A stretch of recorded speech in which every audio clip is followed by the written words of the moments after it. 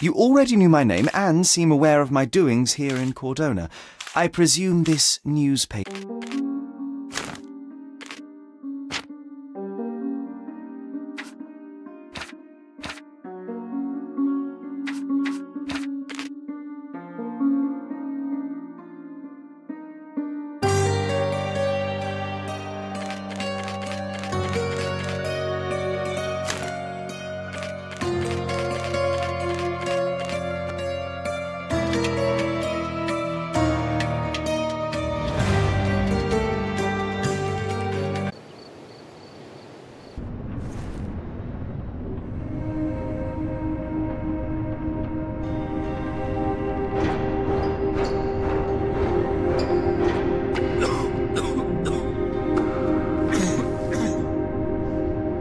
Ginger, that's what you need. A mouthful of the good stuff and you'll see the back of any seasickness.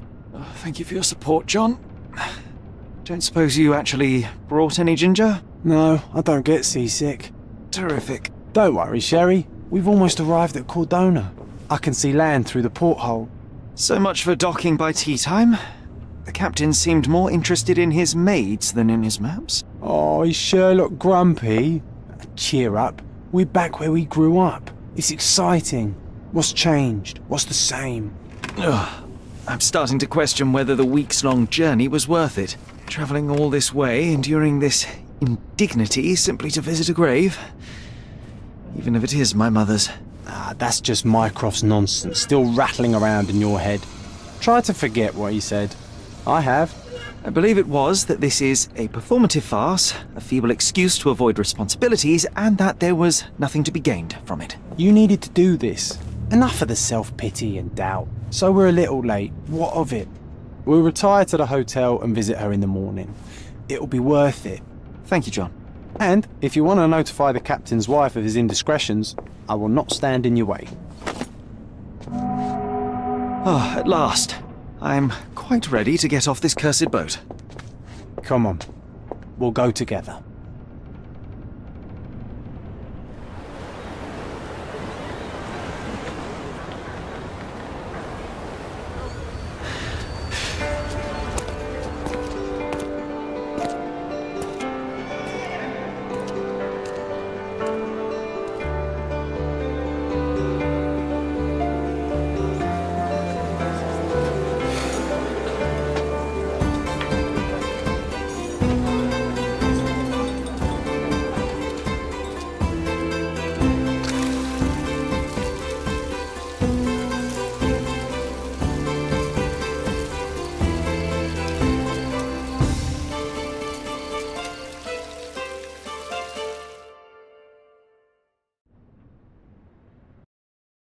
Hey, Sherry, come on, catch up.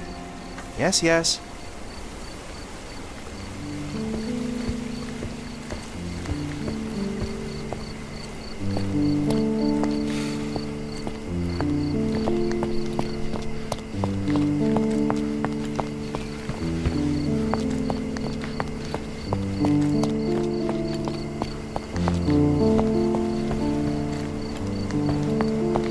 Welcome to Il Palazzo de Lusso, sir.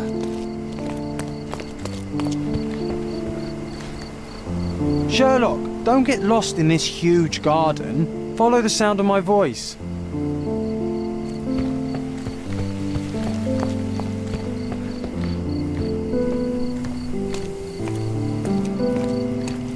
If you need something, sir, please inquire at reception.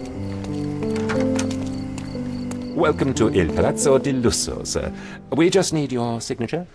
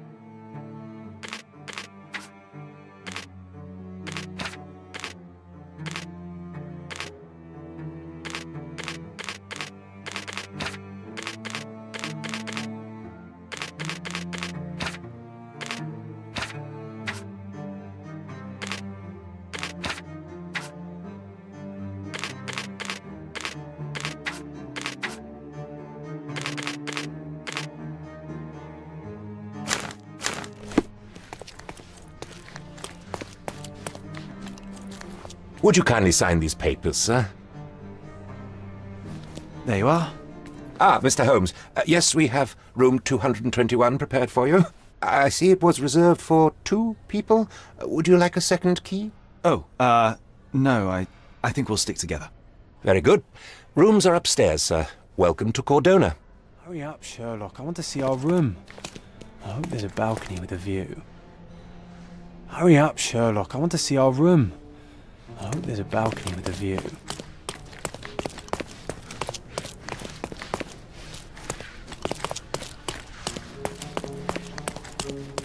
Your room is upstairs, sir. Number 221.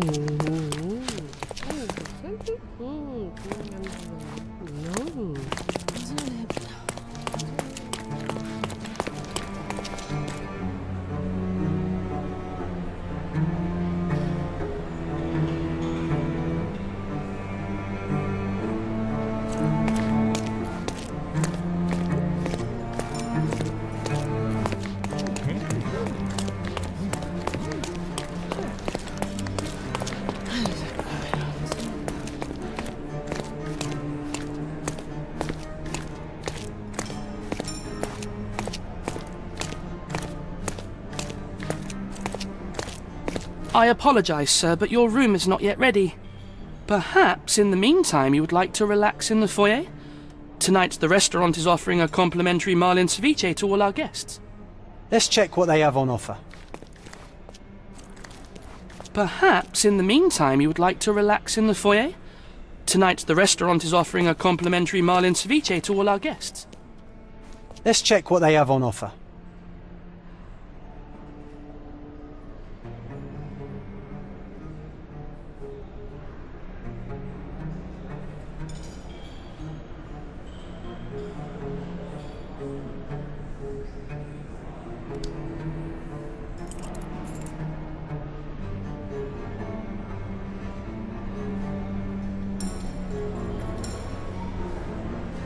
Let's check what they have on offer.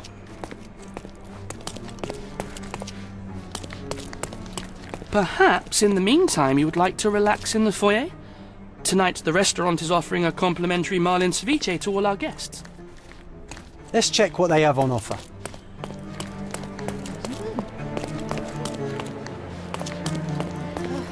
If seafood's not to your taste, everyone loves Benedict's batch. Our poached eggs with hollandaise sauce.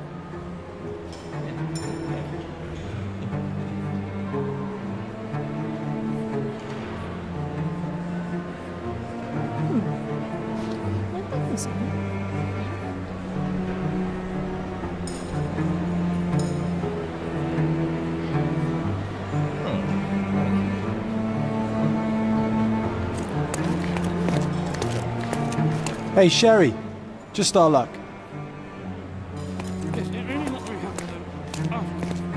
Hey, Sherry, just our luck. A medium, John. Haven't we been through this already?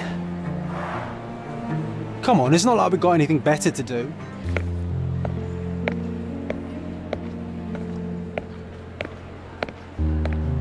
Excuse me, sir, but I believe Mr. Galich is conducting a séance at the moment. Perhaps you'd care to have your portrait drawn while you wait? Why? Pardon me? Why should I sit for a portrait? Sir, it's art. It doesn't need a why. It is its own justification. All things require justification, be they objects, systems, or beliefs. How about art as the lens through which we see the truth of the world? That's backward. Truth is not subjective and not complicated. It's just the truth. It either is or it isn't. You do not need a lens to see it, just an open mind. Ha! That seems rather close-minded. Truth, like beauty, is in the eye of the beholder. So tell me, what do you see? Mediocrity.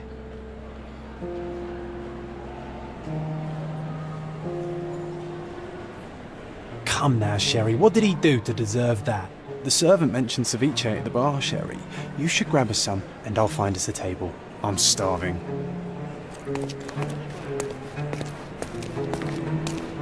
The servant mentioned ceviche at the bar, Sherry. You should grab us some, and I'll find us a table. I'm starving. Okay, time to check if John found us a nice table for the evening. If seafood's not to your taste, everyone loves Benedict's batch. Our poached eggs with hollandaise. Sherry, I'm over here with my new Ursine companion. Cordona's even quieter than I remembered. It's going to be a long evening. Ah, come now, Sherry. What say we amuse ourselves with a little game? What were you thinking? Oh, promise me it isn't nonsense. After being cooped up on that boat, I am itching for activity. No. As you can see, someone left a cane on our table. I simply thought you could identify its owner. Ah, so it is nonsense. It'll take me a minute, John, at most. Well then, you can deliver it to him as well. Deliver it to him? Then what are the staff here for? Aesthetics? Stubborn, Sherry, too stubborn. You wanted something to do. Slapping oneself in the face is also something to do. That doesn't make it worthwhile.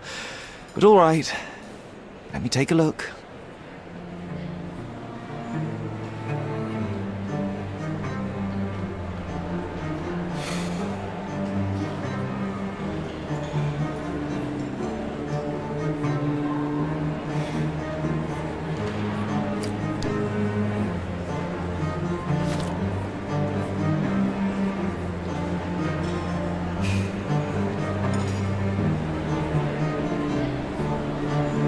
No matter how long you stare at the stick, it's not going to walk itself to its owner.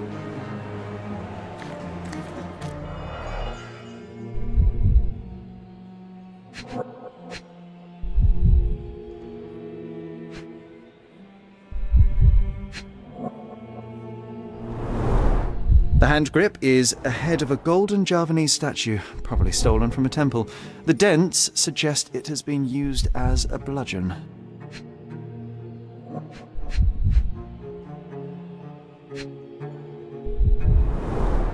A crest depicting a bulb of garlic in a meadow, perhaps the Fielding family or Meadows, or Craven, from the Old English name meaning garlic place. The cane is made of ebony, it's worn uncared for, and bears the scars of numerous hits. This cane is an expensive and ostentatious weapon. Its owner must be vain, volatile, and of noble English blood. Take it with you, Sherry. Let's return it to its owner. Alright, I hope you noted down your observations in your casebook. But how are you going to find this nobleman? The cane itself is not enough. I may have to ask other guests if they saw who was here.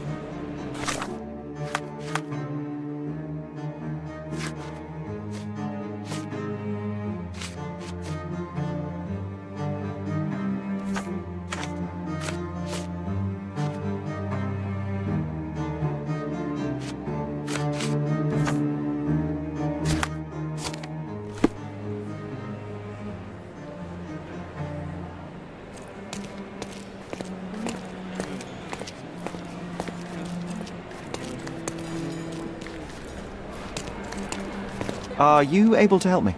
That's a question I can answer.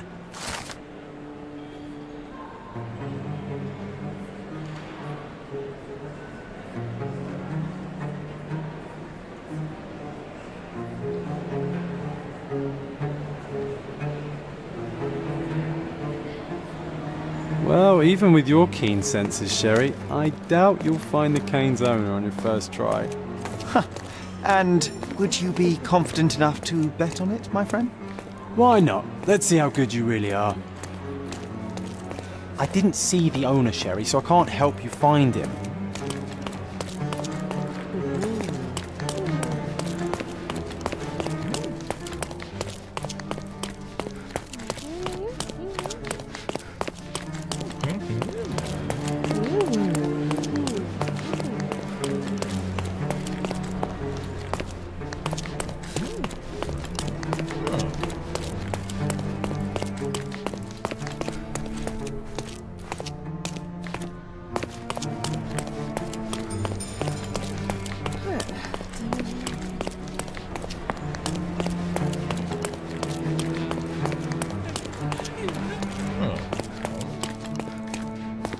Can you satisfy my curiosity? I can't help you with that, sir.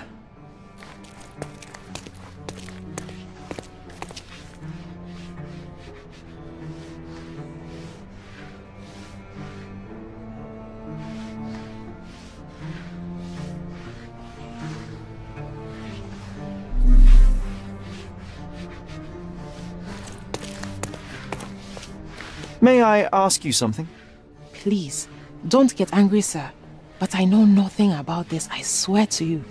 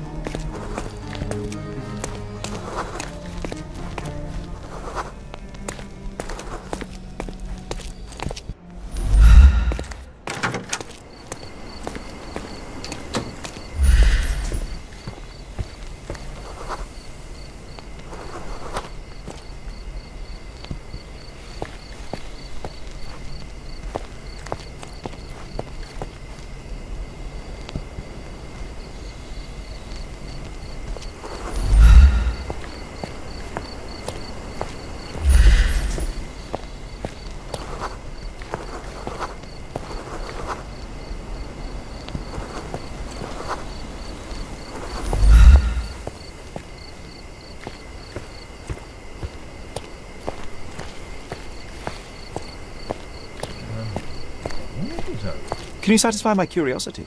My dear fellow, you're talking to the right man.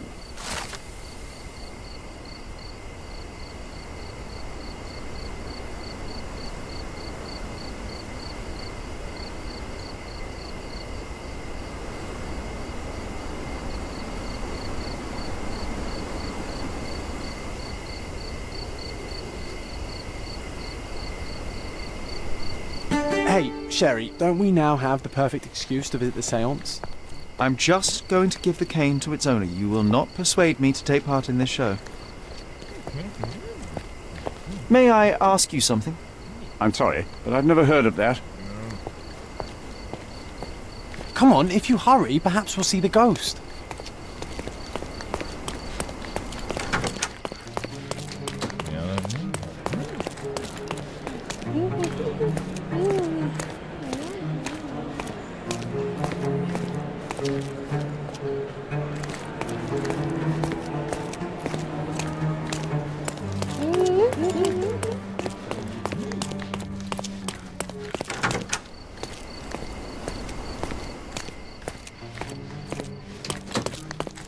Your room is upstairs, sir.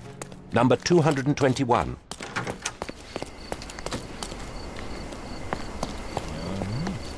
Could you help me? I'm sorry, but I've never heard of that.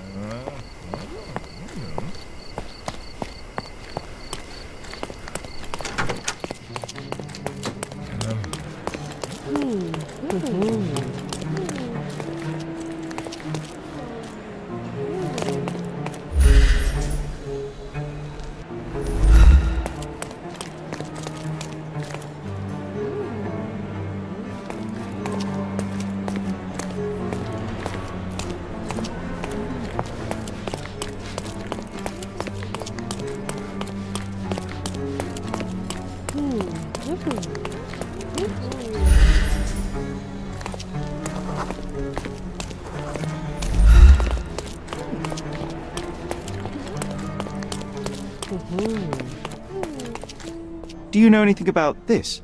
Apologies, sir, but I've never heard of it.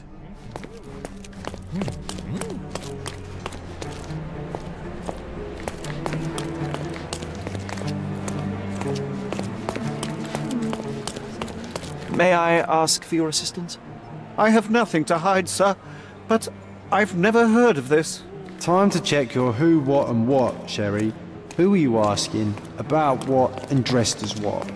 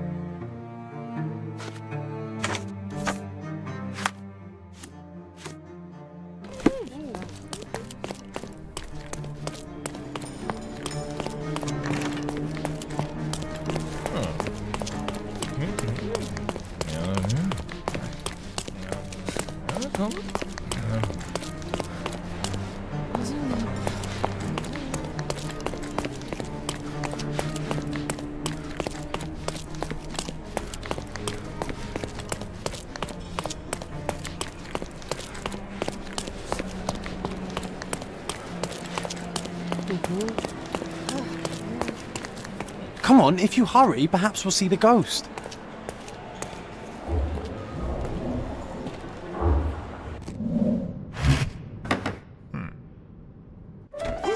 This hotel, this island, it's full of thieves.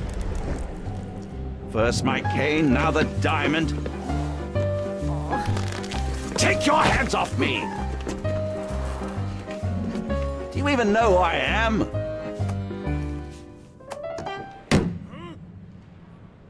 Hey, boy! That's my cane! I get that a lot. It's a very common design. What? No, that's a custom-made... A joke. A joke. It was left at my table in the restaurant. I thought it deserved to be returned. Well, I'll be... It is rare to encounter a straight-fingered true penny these days. What a gentleman. But I must ask, how did you know I was the rightful owner?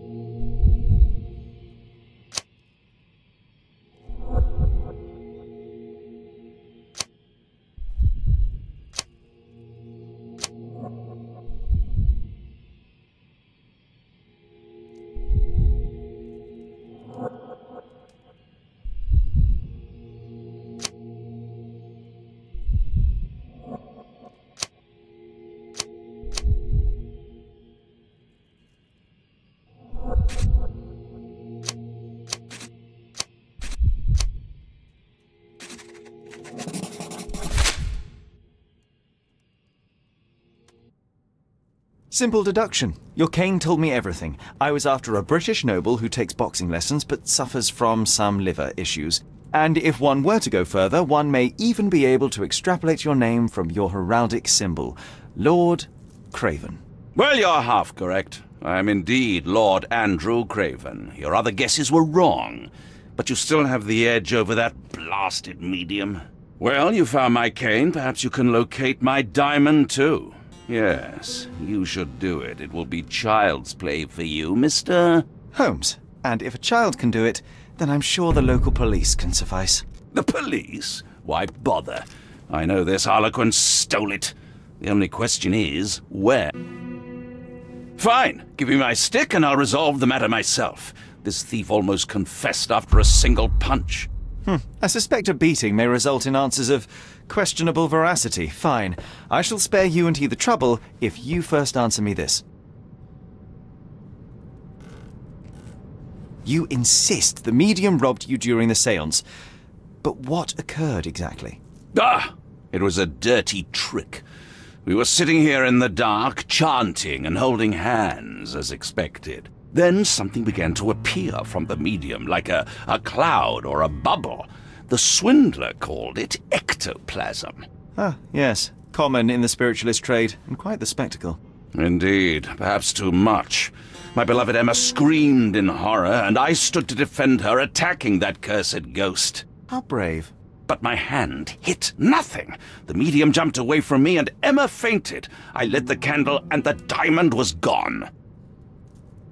How does a priceless diamond become the subject of a séance? It is an unusual accoutrement. Emma wished to speak with its former owners. My grandfather told us it belonged to a Rajah, an Indian king. So you were summoning long-dead Indian royalty, and, pray tell, you were expecting him to converse in English? To be frank, Mr. Holmes, I don't believe in ghosts. But Emma was fascinated by the idea of meeting a real king, even a dead one. Well, a crown is a crown. Can you describe the stone itself? A yellow diamond, not less than 100 carats, and perfectly egg-shaped. There is not another like it. Stay here, and don't touch anything. I'm going to investigate further. Don't fret, I'll be keeping a close eye on this thief.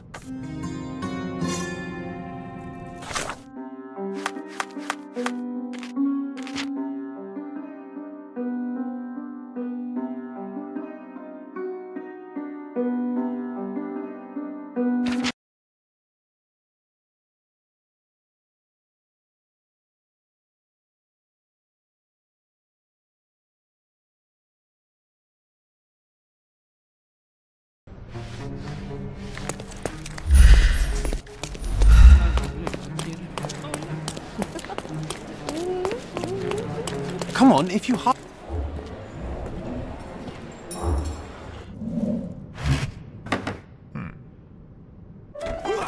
This hotel first.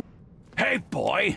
That's my cane! I get that. What? A joke. Well, but I'm...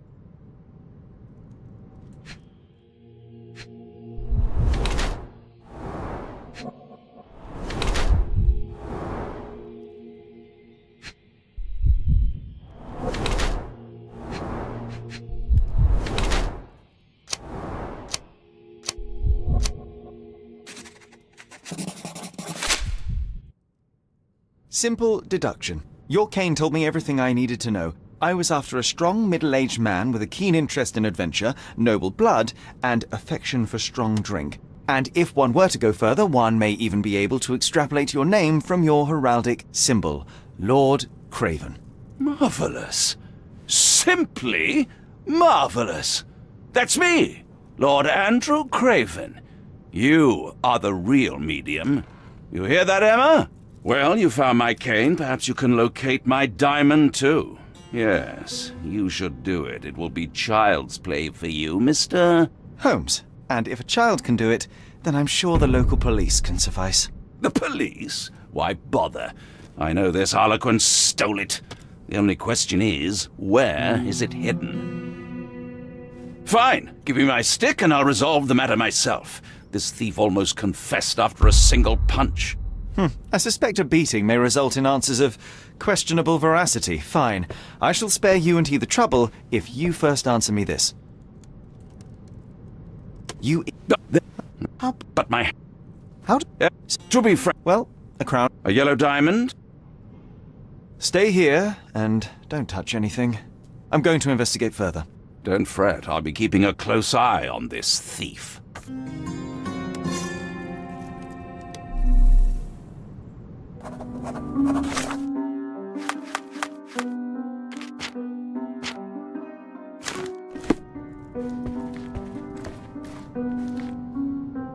Find the stone, Mr. Holmes, and quickly.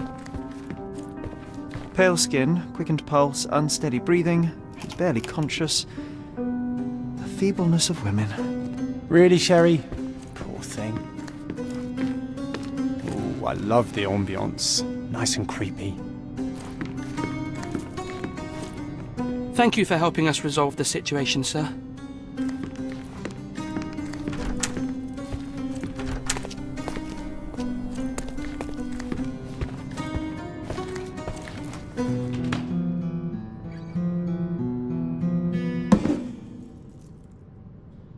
What happened here? I don't know. The ghost. I summoned it as usual, but then it all went wrong. The lady screamed and pointed at Lord Craven. And there was a shadow. Such a mystical force. It terrified the lady. And it must have taken the diamond. Who else could have? Do you feel the presence of any supernatural entities at the moment? Are you joking, sir?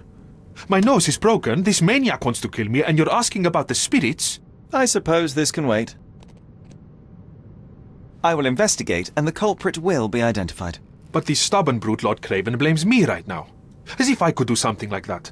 Perhaps you can reason with him? Please?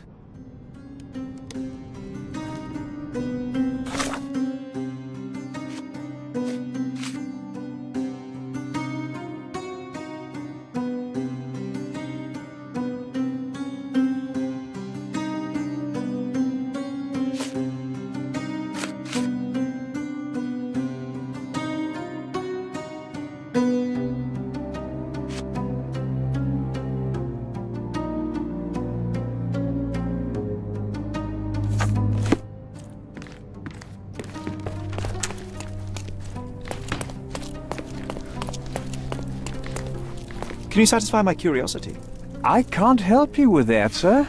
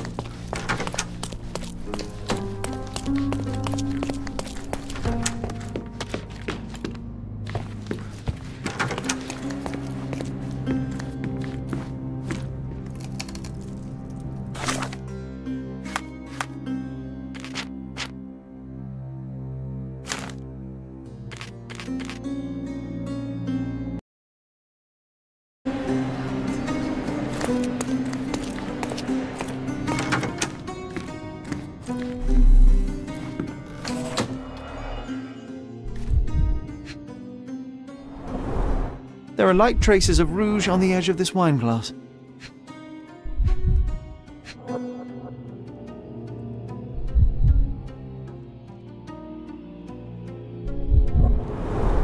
This must be the ectoplasm. Too bad there's not enough for a proper chemical analysis. Ectoplasm. Half a glass of foul Blair Scotch and the remains of a poor Laranaga cigar. What else does a gentleman need? Half a glass of Foul Blair Scotch and the remains of a poor Laranaga cigar. What else does a gentleman need?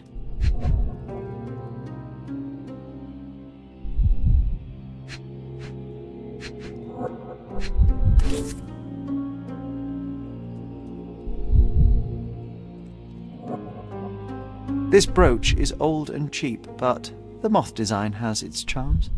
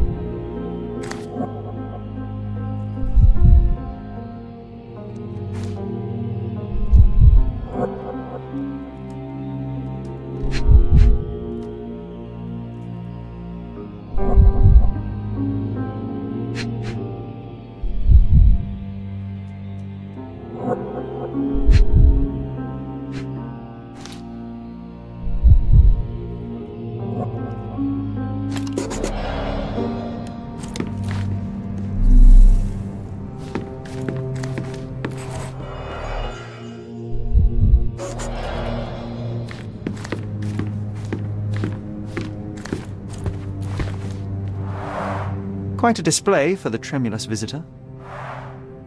How can you not love this stuff, Sherry? It adds so much atmosphere to the room.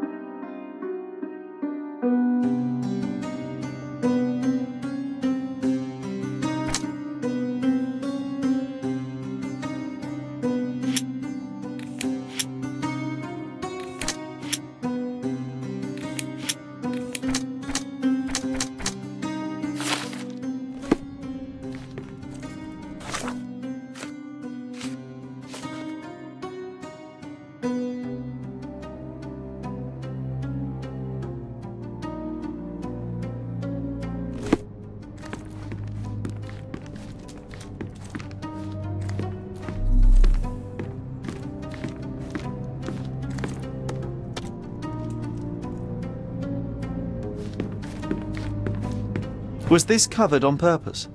Of course. It is very dangerous to leave a mirror exposed during a séance. The spirits may become enraged. Or someone may notice the trick they should not see. I wonder what this mirror could have witnessed. I wonder what this mirror could have witnessed. I didn't take the diamond, I swear. This hefty chair has nearly broken after hitting the wall. Could one man even lift it? At Cambridge, I was captain of the rugby team. It was no place for weaklings. Thank you for helping us resolve the situation, sir.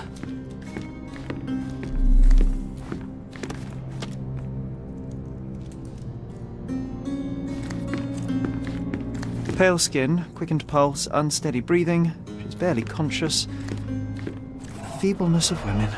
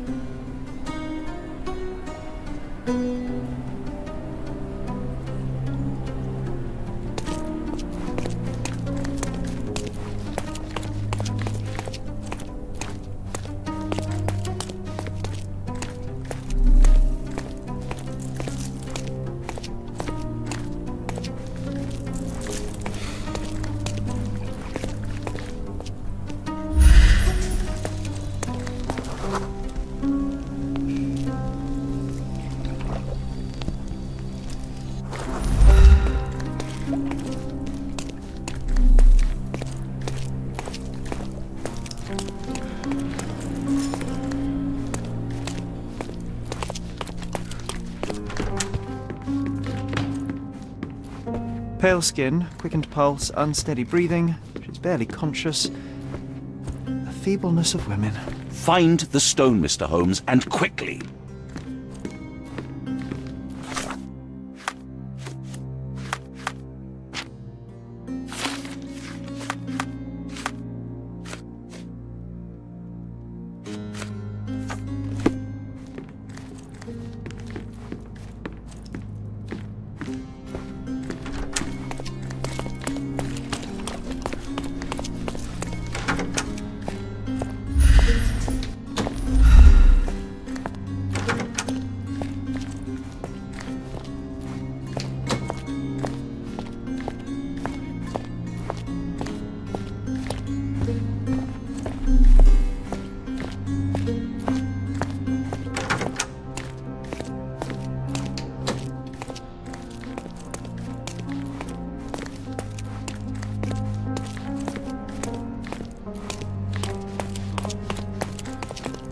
Are you able to help me?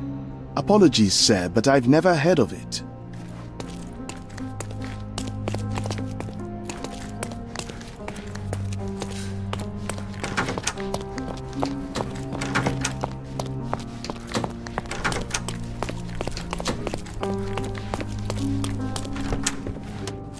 I didn't take the diamond, I swear.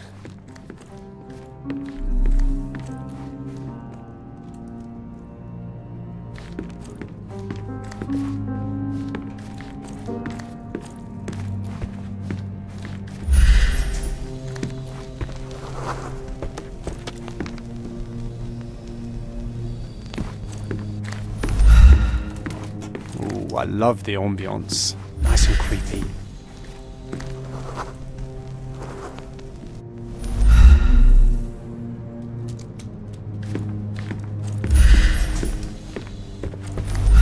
I wonder what this mirror could have witnessed.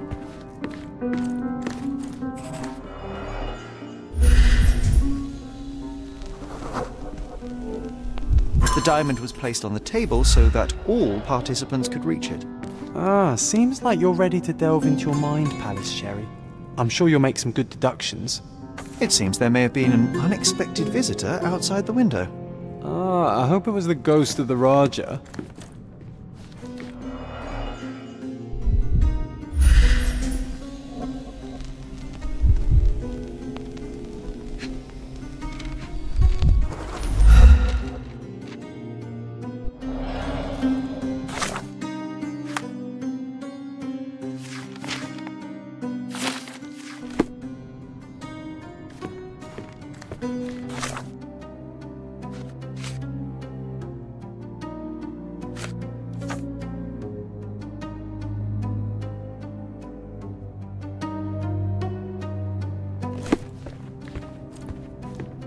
I didn't take the diamond, I swear.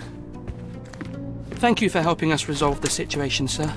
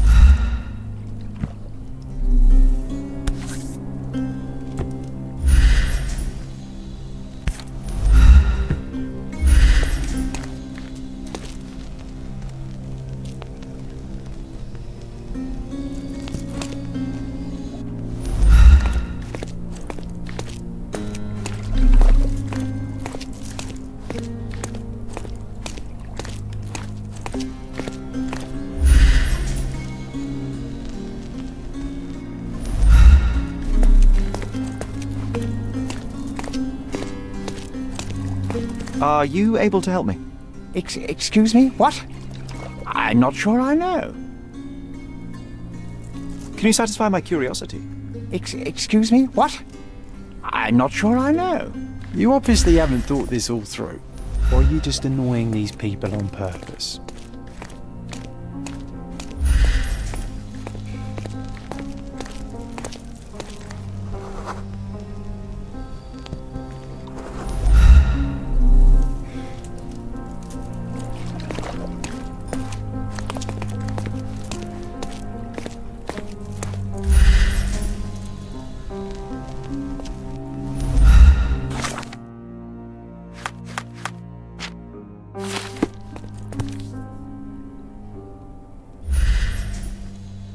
This looks recent.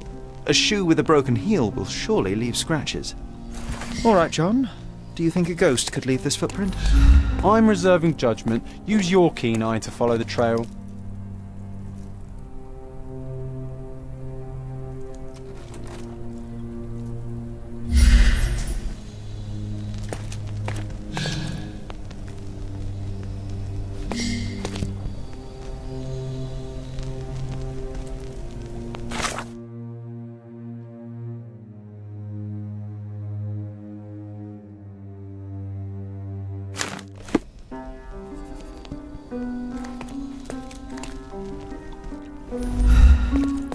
Ghost hunting?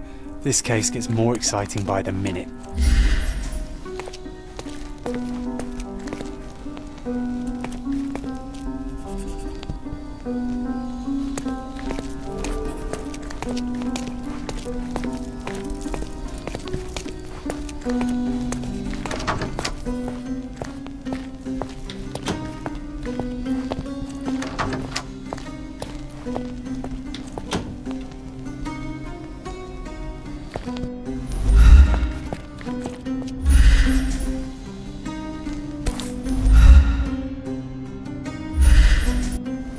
Size 4 with a broken heel.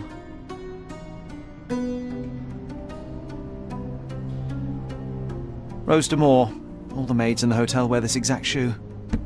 So, definitely not the ghost of a Raja? Unless... No, what a shame. Our witness was a nosy maid. Searching the entire hotel could be difficult. Perhaps the other maids can help us find her. This reminds me of the fairy tale, Sherry. Will you find your princess?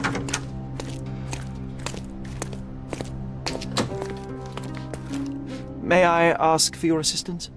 Apologies, sir, but I've never heard of it.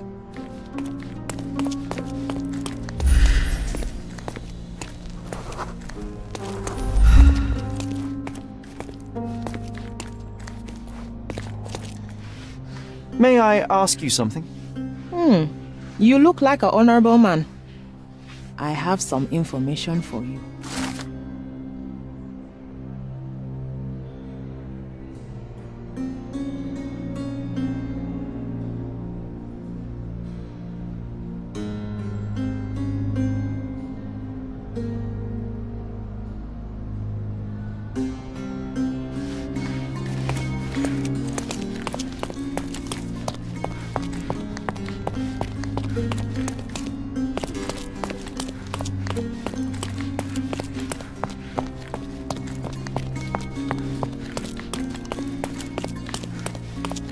Such a shame that Inspector Placido vanished.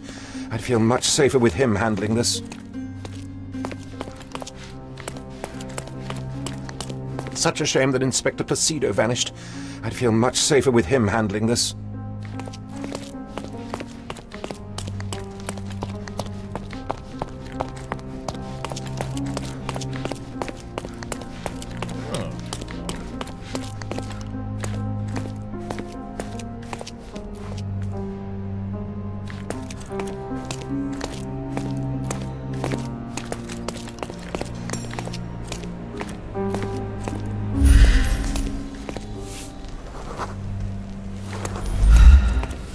Finally, there you are.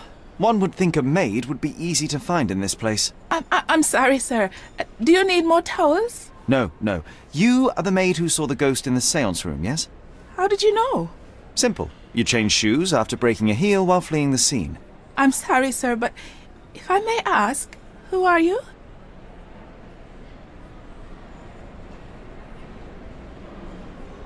I'm a novelist documenting the supernatural and those who witness it. Now, should you take a starring role in the tale, I will need your name.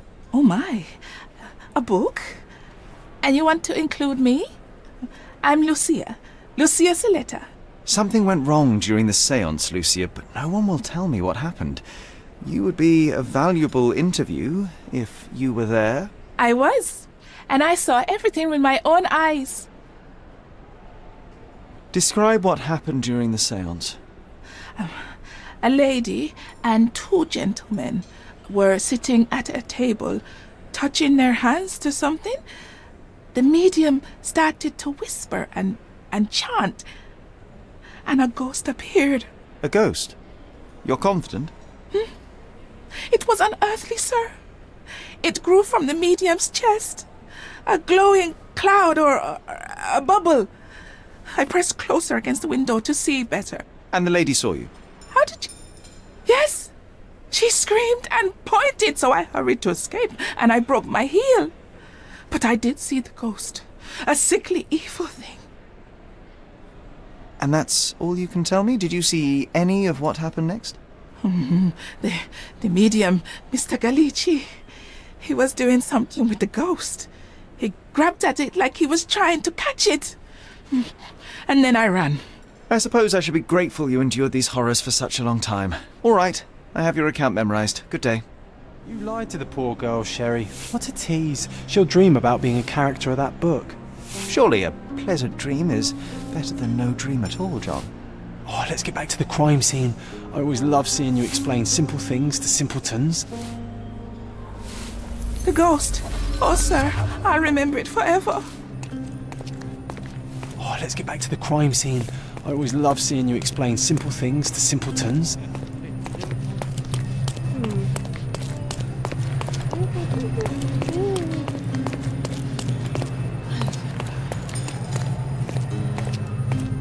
Lady Craven retired to her room to rest. Lord Craven remained here until the staff reported that the medium was locked in his room.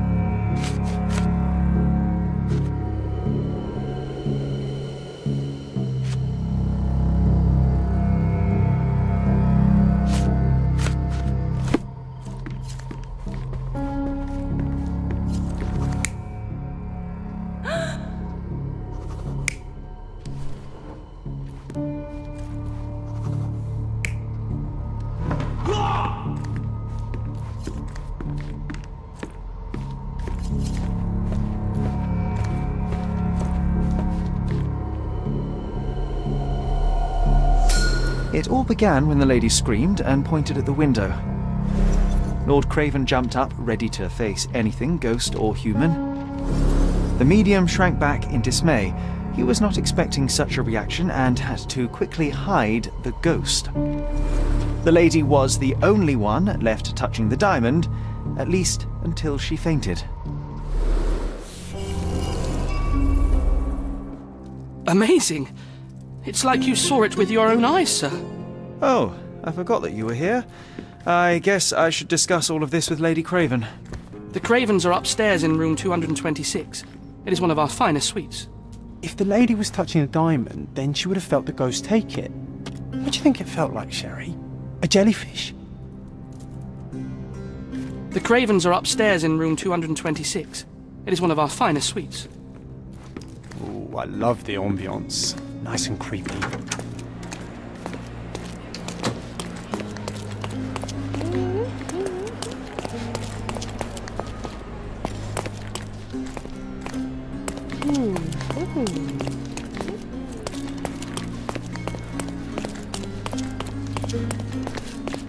This painting looks authentic, but it's just a talented imitation.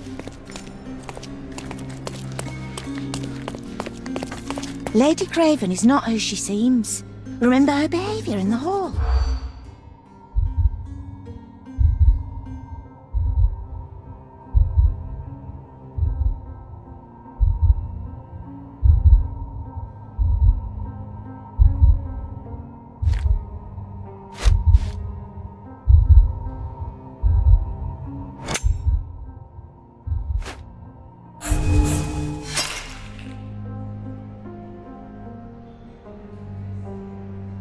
Lady Craven is not who she seems.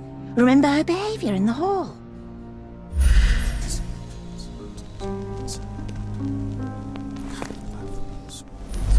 Lady Craven is not who she seems. Remember her behaviour in the hall.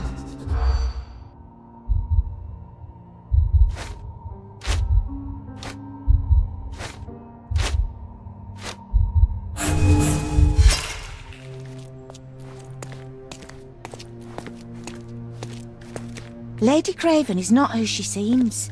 Remember her behaviour in the hall.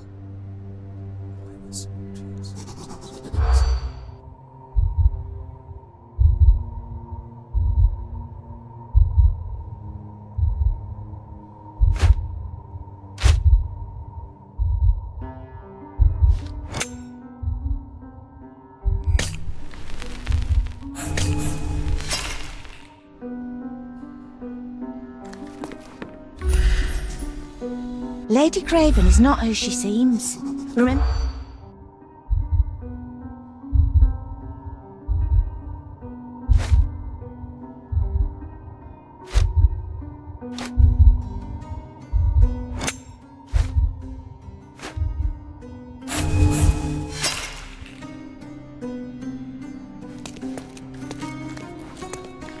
Lady Craven is not who...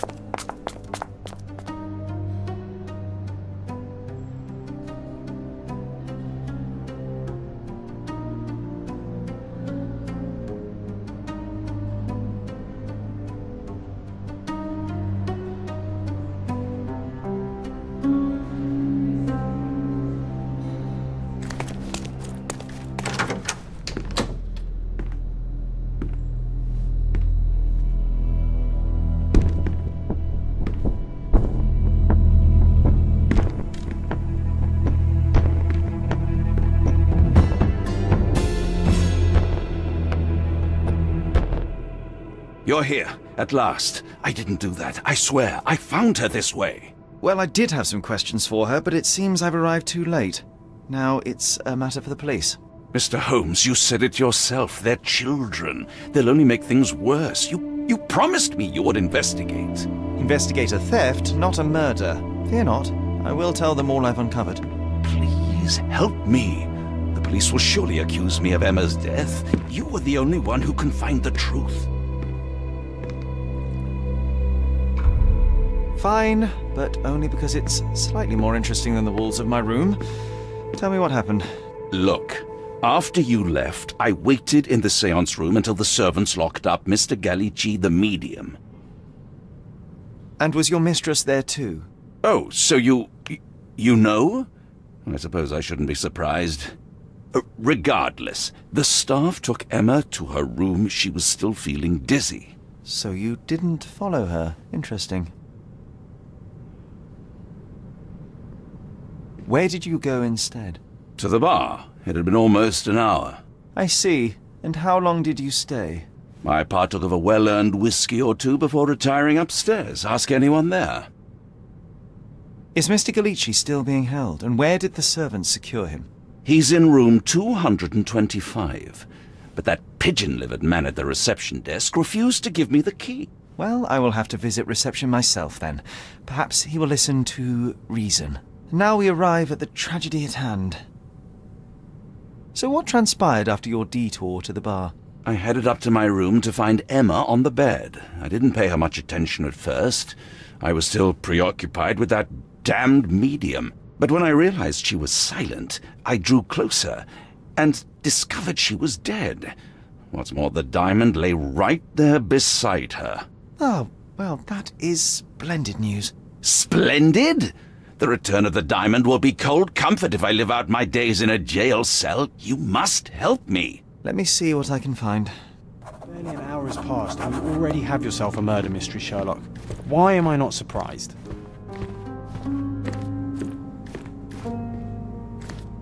Do something about it, Holmes. I did not do it. You know that. So young and so dead.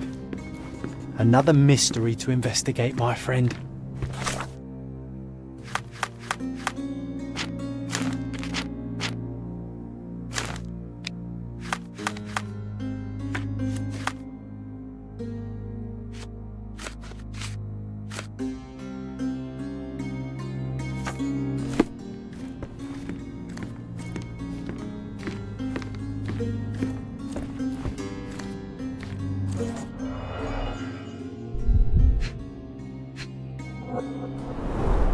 Strangled with bare hands, judging by the bruises.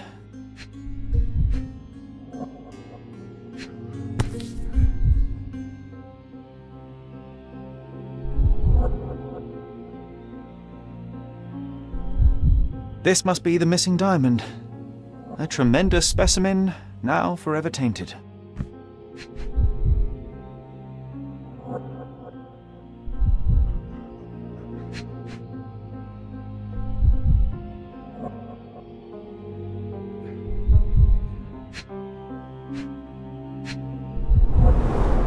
Strangled with bare hands, judging by the bruises.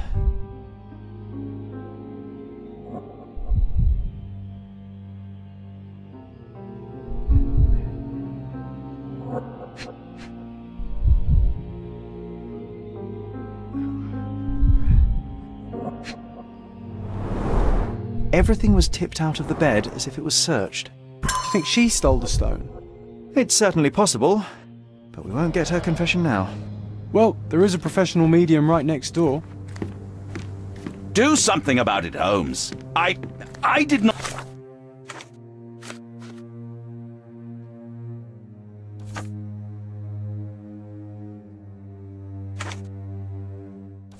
do it. You know that.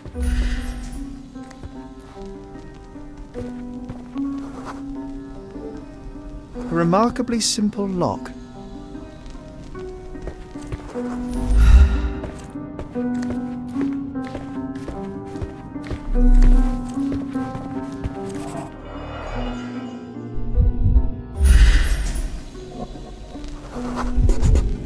Aha! A neat hiding place. Why would she conceal all of this?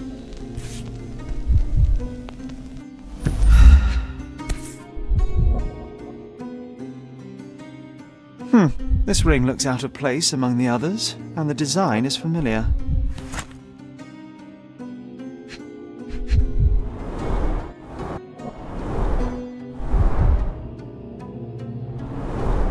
Several £1,000, that's quite a fortune.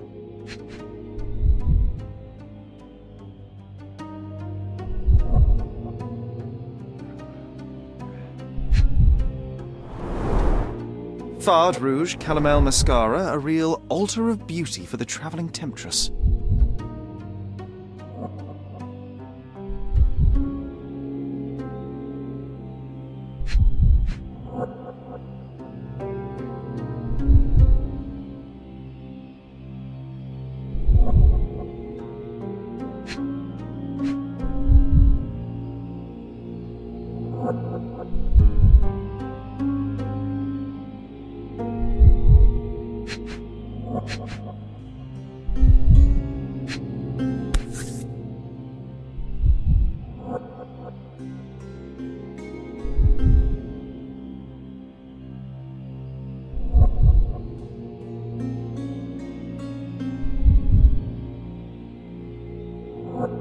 Virtus Audacta Sapit. Courage tastes bold. A unique family motto. The mystery deepens. A victim with a checkered past and poor taste.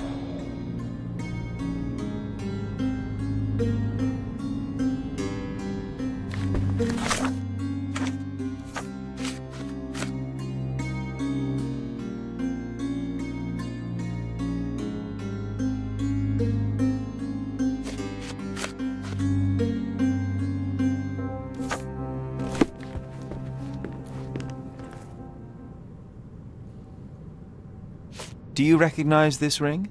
Should I? It's a third-rate piece if ever I've seen one. I'd never buy something like this. Did you ever see Miss Emma wearing it? No. And why should she? I gave her enough jewelry that she could wear a superior ring every day of the week.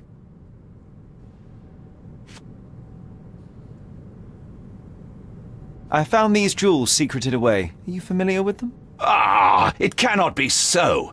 That deceptive wagtail. How could she do this? That sounds like a yes. These items were supposedly stolen from us during our trip. I must have spent hours reporting it all to the police. And it turns out she had them all along. The trollop. I'd kill her myself, was she not dead already? Do something about it, Holmes. I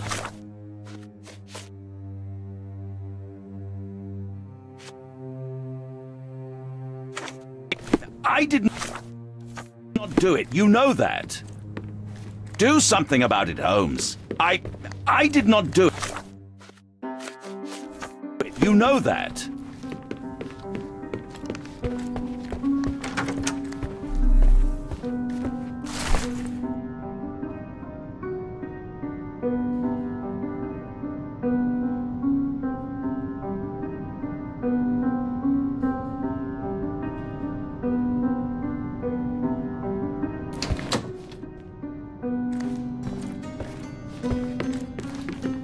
Someone was not happy with his post.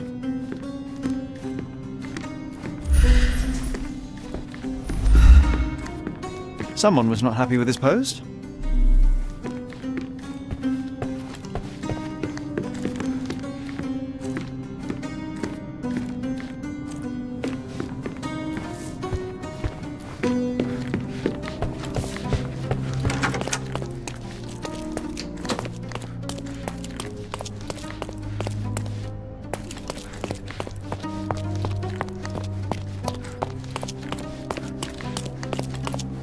Give me the key to Luca Galici's room. I need to talk to him about the events of the séance. I suppose you are an impartial outsider. All right, but please do not give it to Lord Craven. We do not want to see our reputation damaged further. Awkward. They still don't know what a nasty surprise awaits upstairs. Hush. No need to cause another ruckus. The last thing we want is the police to come meddling. Now you're in your element, Sherry.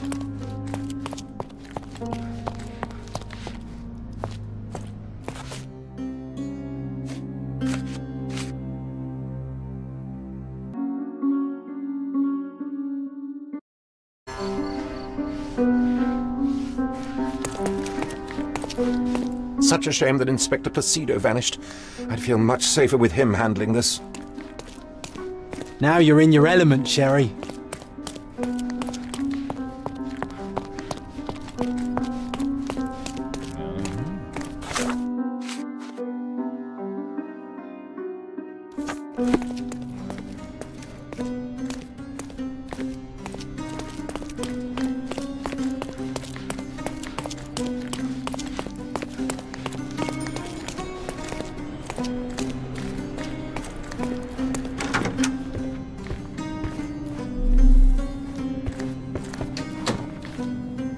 You always take me to the best of places, Sherry.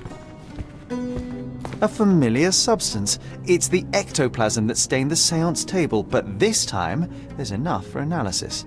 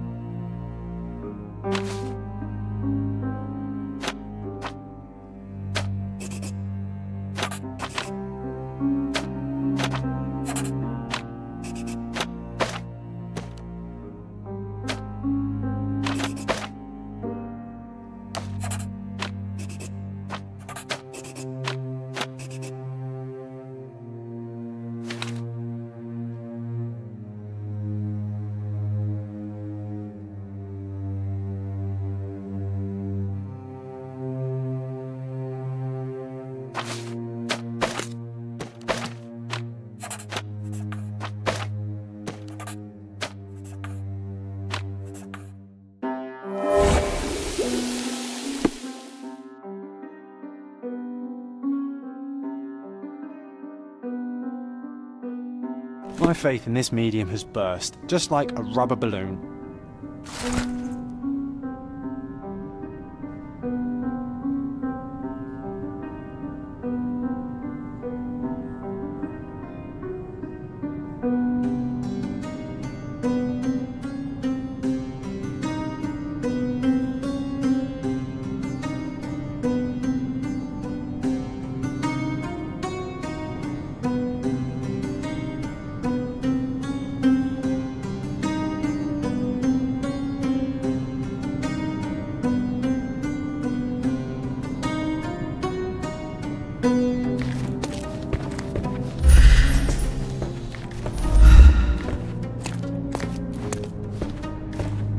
Do you always travel with your books, Mr. Galici?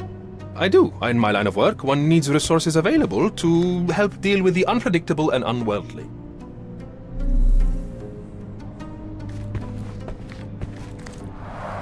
Tools and accessories for masterful prestidigitation. Or weapons and defences against visitors from the great beyond. Someone is making the most of his stay. Can you blame the man? I'd say he's not ordering enough.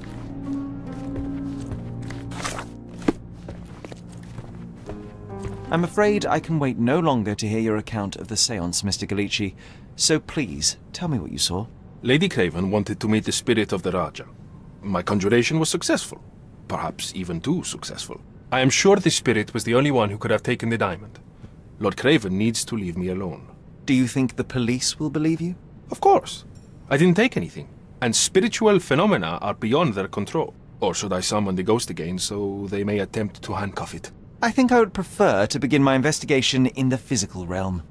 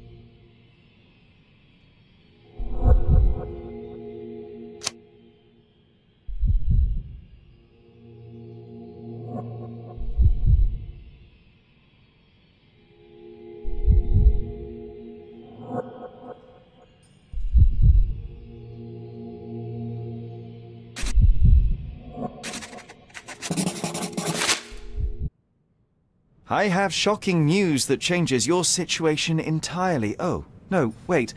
What am I thinking? The spirits will have told you this already. I'm not in the necessary state for summoning. The spirits preferred clarity of mind and soul. Please, tell me. Lady Craven died in the very next room while you were in here. Did you not hear anything? What? How? In fact, I did hear noises. That Craven is a very loud man, but I never thought he would do that to his wife. Well, you claim to be a medium. Perhaps you could ask her spirit why. What? No, it's too dangerous. Oh well, at least I can make the dead talk. Those scratches on your hands look rather painful. What happened to you? It was those savage servants. They were so rough bringing me here as if I was trying to escape. When I'm free, I'll demand compensation.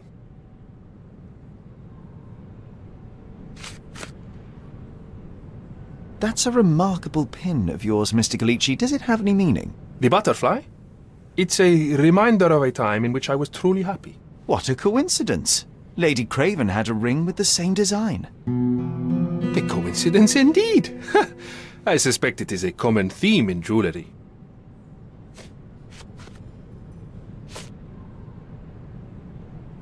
The spirits are silent, and so am I. Do you realize just how dangerous it is to hold phosphorus in the mouth? I beg your pardon? I'll bet it makes your rubber balloons glow impressively in the dark, but you'll regret it when the hypertension and vomiting sets in. You mock my talents, sir. You shouldn't be so flippant about things beyond your earthly understanding. How ignorant one must be to compare a spirit's ectoplasm with balloons. It was merely a word of caution. We both know how match factory workers look after several years on the job.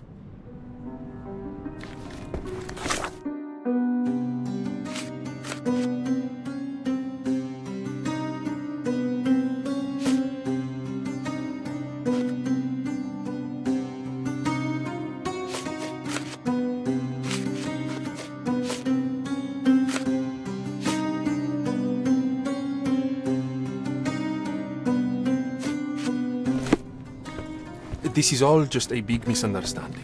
The spirits confirm it.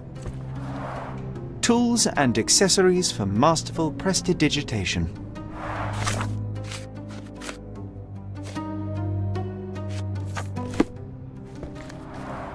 Tools and accessories for masterful prestidigitation.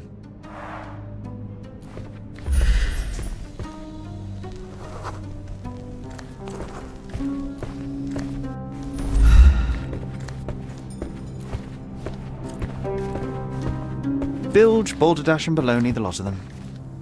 You always take me to the best of places, Sherry.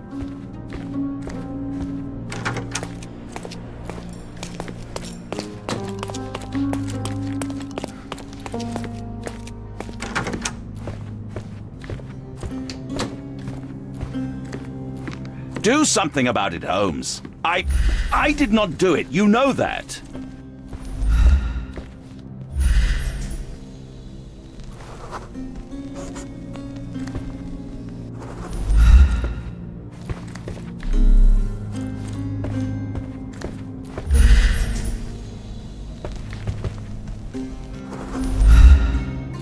So young and so dead.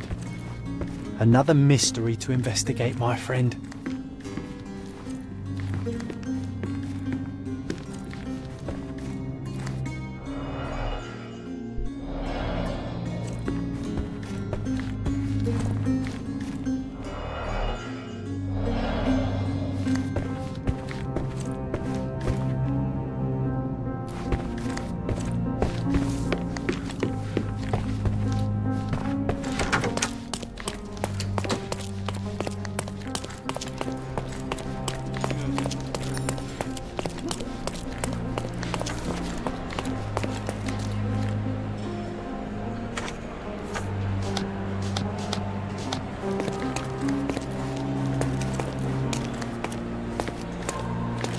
Sorry.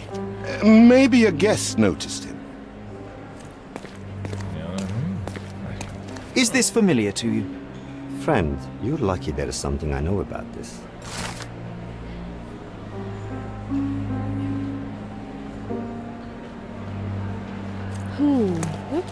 May I ask for your assistance? I would help you if I knew, sir.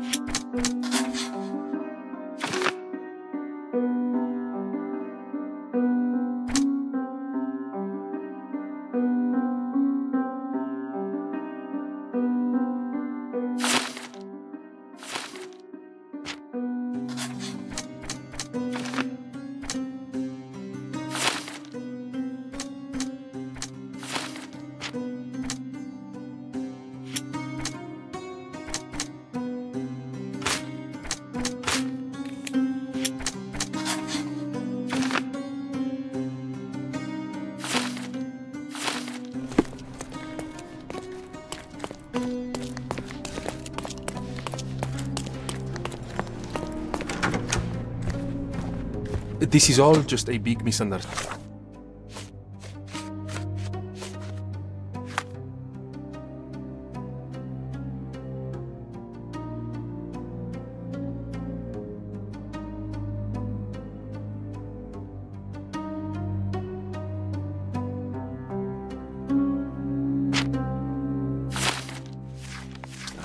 The spirits confirm it.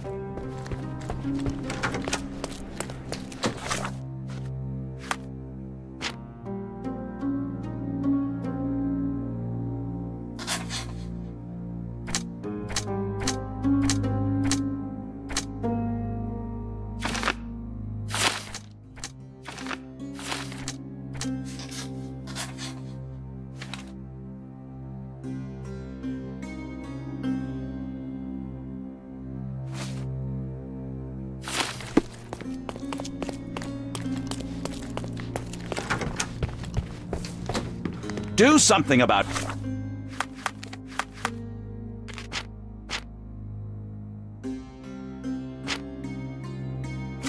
it, Holmes. I did not do it. You know that.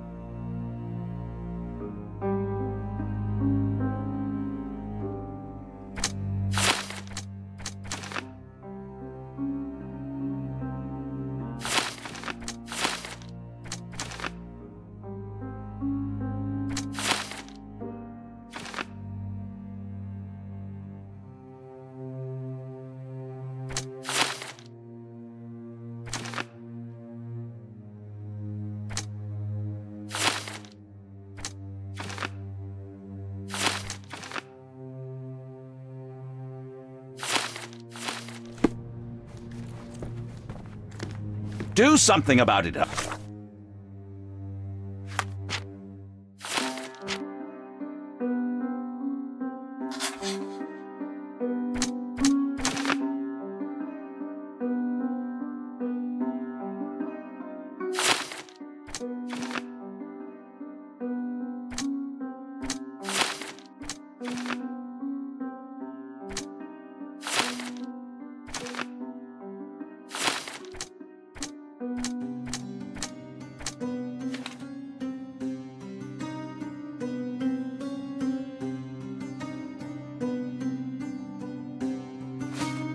Holmes, I did not do it. You know that.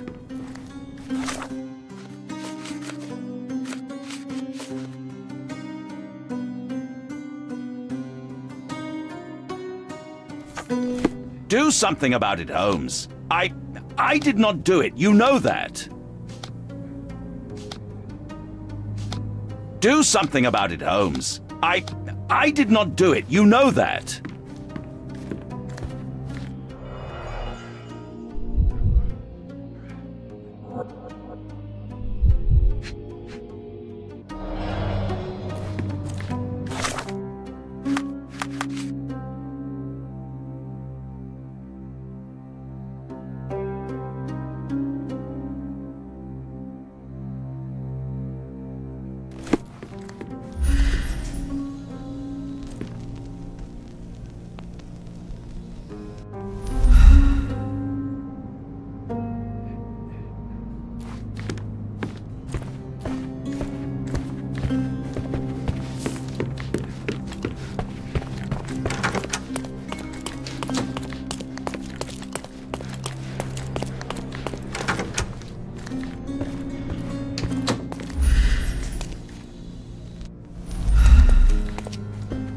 Bilge, balderdash and baloney, the lot of them. This is all just a big misunderstanding. The spirits confirm it. Tools and accessories for masterful prestidigitation.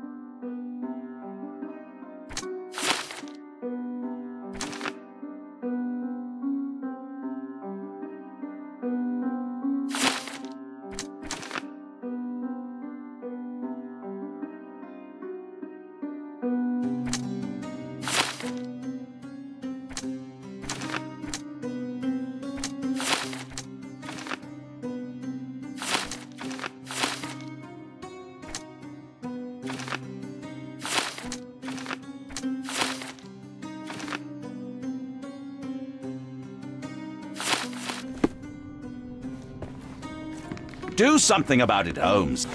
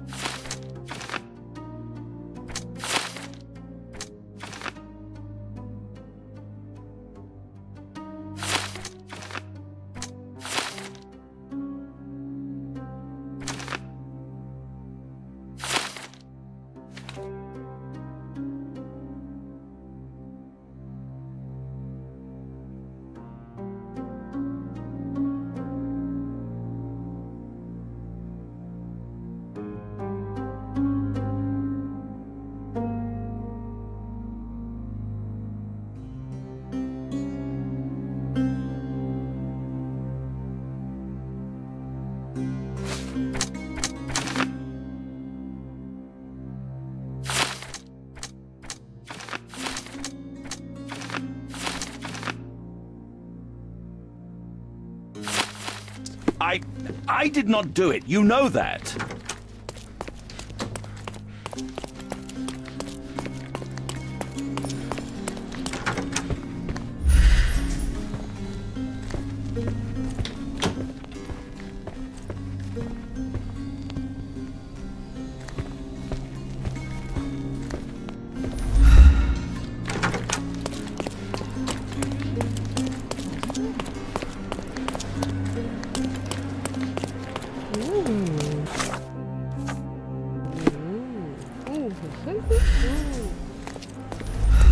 Help me, please. Sorry, but I never heard of this.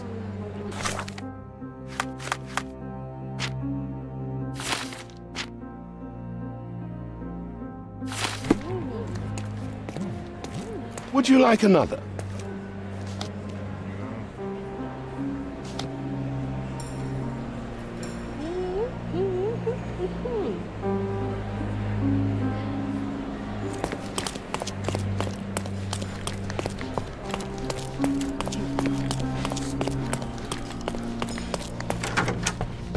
This is all just a...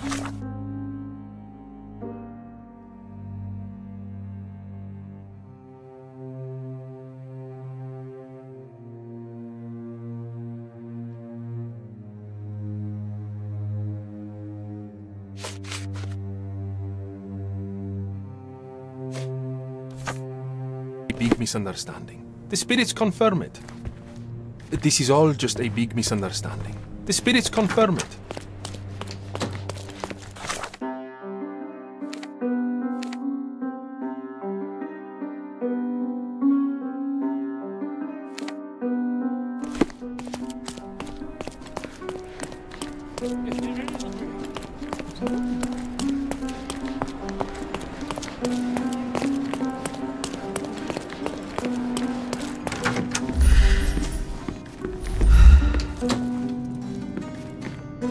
The Cravens are upstairs in room 226. It is one of our finest suites.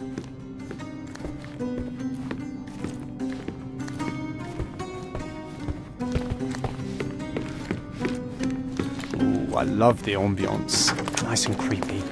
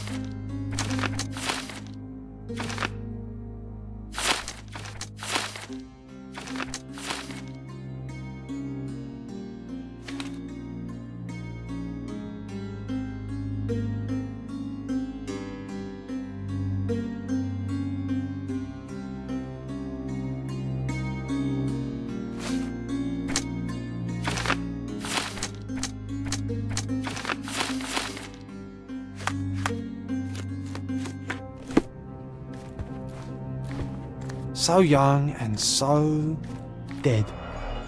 Another mystery to investigate, my friend.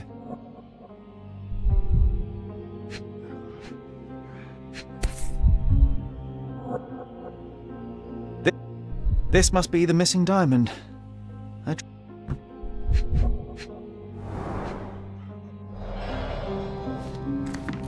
Do something about it, Holmes. I did not do it. You know that.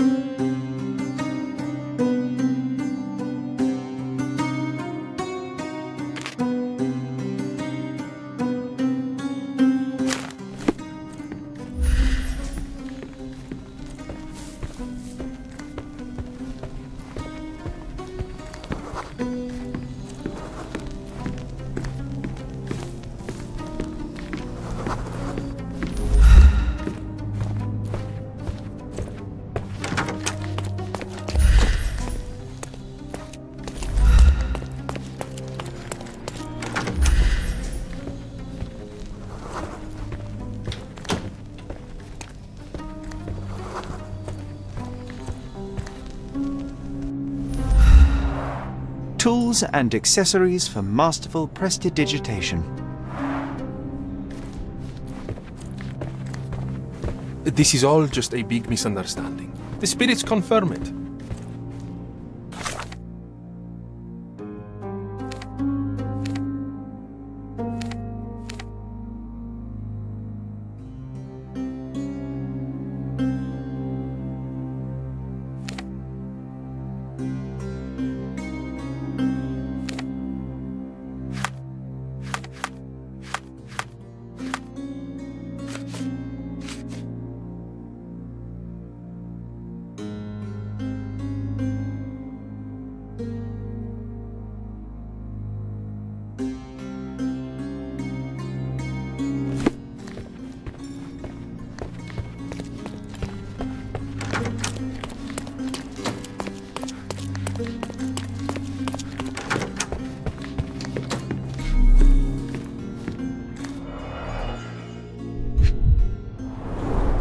Everything was tipped out of the bed as if it was searched.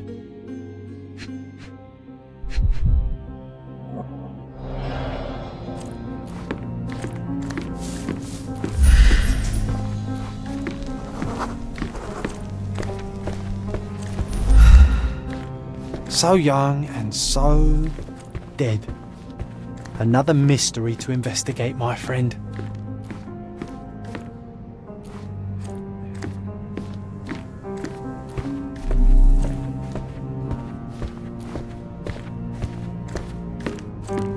Someone was not happy with his post.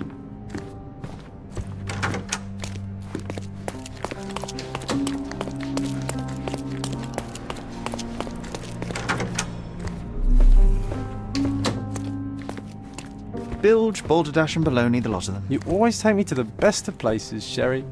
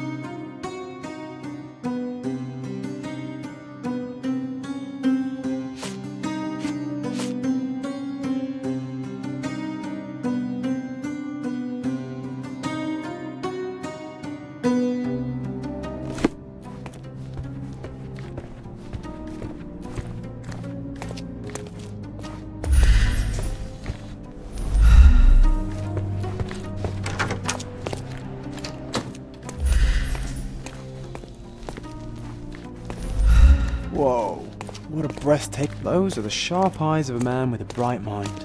Almost like mine.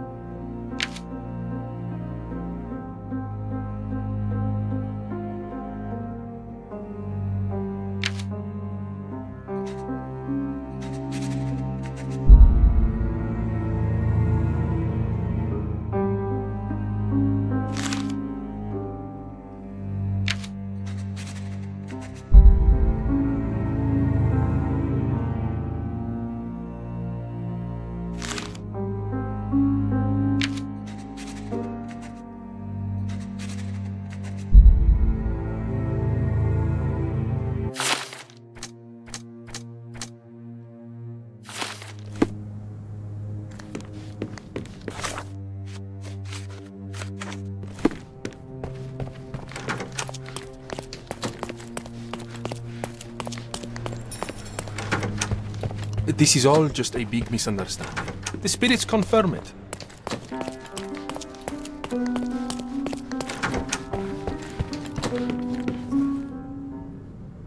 I cannot cover for you, Lord Craven. The facts are conclusive. You murdered your mistress. It wasn't me. You have no proof, not a whit.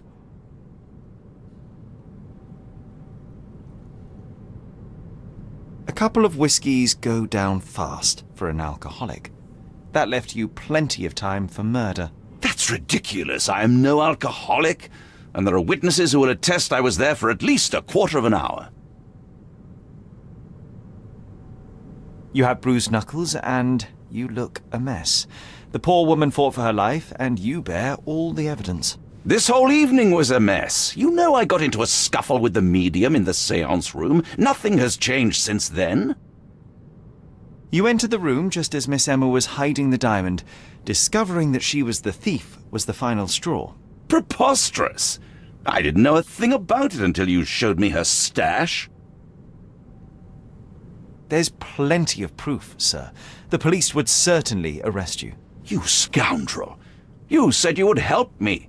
I had nothing to do with it, as you will soon see. There is a more charitable interpretation. Miss Emma was a thief of unsavory character. Perhaps she threatened you, forced you to fight for your life. Are you... You suggest I lied to the police? Escape blind justice? Your lover was a corrupting influence. She stole from you, lied to you, and drove you to violence. You deserve a second chance. If you apply yourself and some of your wealth, you could do a great deal of good outside of jail. I will tell the police what I learned about Miss Emma, and no more. Well, even if you don't believe I'm innocent, you've given me a chance to prove it. Thank you for staying on my side. Gentlemen, when this matter is resolved, I'll see to it you are sacked. This treatment is unbecoming for a man of my status. Mr. Holmes, you are my witness. Look at him, the murderer playing the indignant victim. He should be a politician. He certainly has the means. I hope he also possesses the character to do better and do good.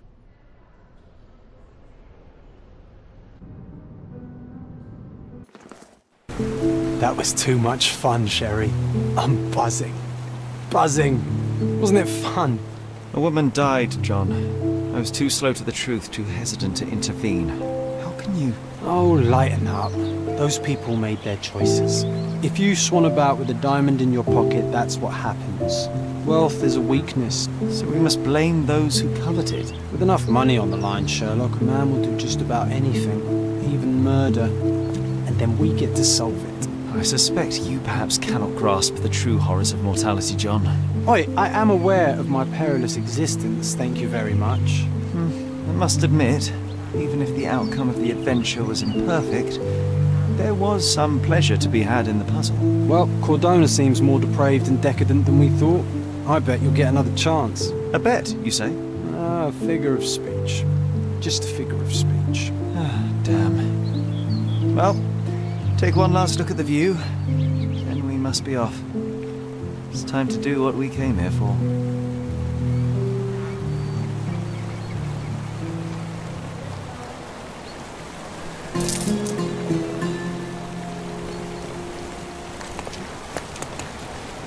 Sherry, I forbid you to spend another night here. The hotel's reputation won't survive a second investigation.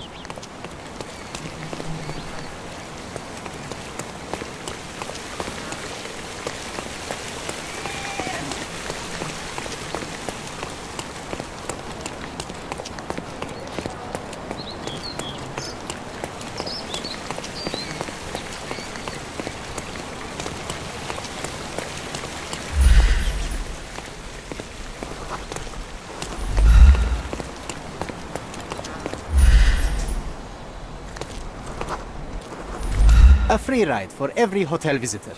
Just tell me where to go.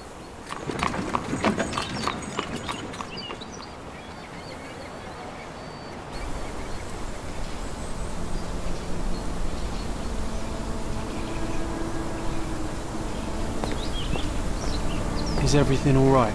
If you don't feel up to it, I won't tell anyone. It's just a goodbye, John. It won't be difficult. I've already come to terms with my mother's passing. So you really don't remember? To what do you refer? Funeral. Sherlock, you were distraught. At first, I thought this visit would dredge up those feelings, but you've been remarkably level. John, I think I was too young to understand. I couldn't fathom why she would leave me. Perhaps that pain is best left forgotten. On the contrary, it's why I'm visiting her grave. To remember her. I thought you want...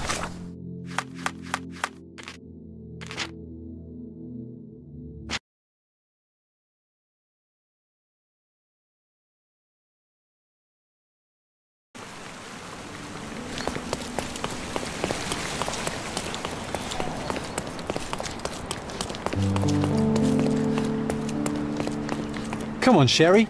Why walk? Come on, Sherry. Why walk when we can ride? A free ride for every hotel visitor. Just tell me where to go.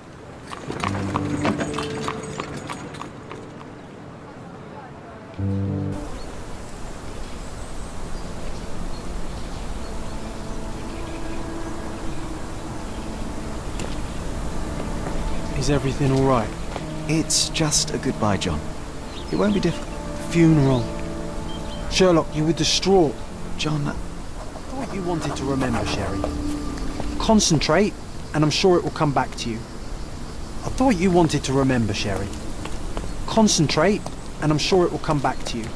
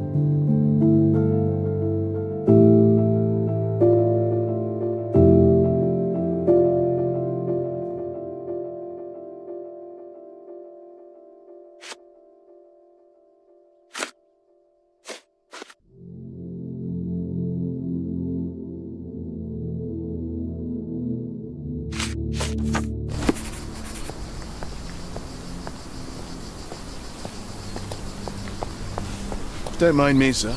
I'm just a loyal servant of my craft. Can I ask you a question? Doesn't remind me of anything. Someone else can help better, sir. Help me, please. His Majesty came out of his palace. I know nothing. You obviously haven't thought this all through. Or are you just annoying these people on purpose?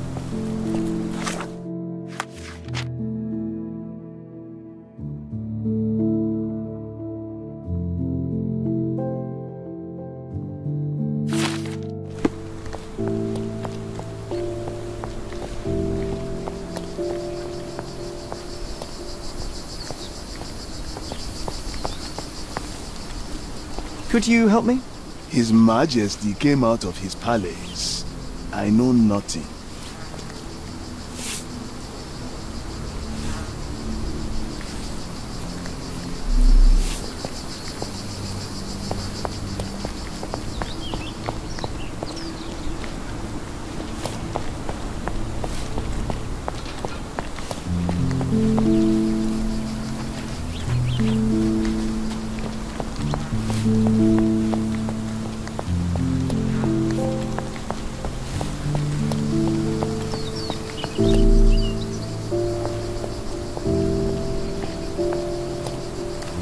I thought you wanted to remember, Sherry.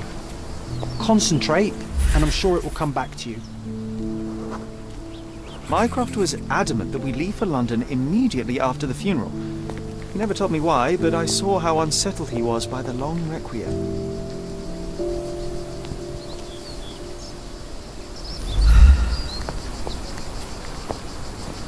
I thought you wanted to remember, Sherry. Concentrate, and I'm sure it will come back to you.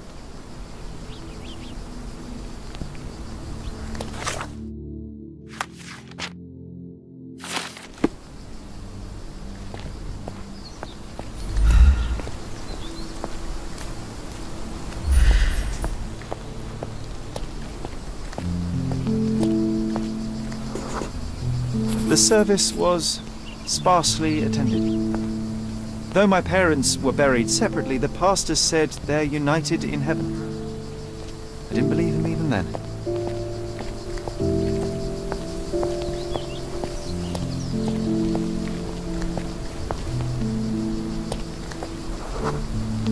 I wanted to see her one last time before the coffin was interred and say how I loved her.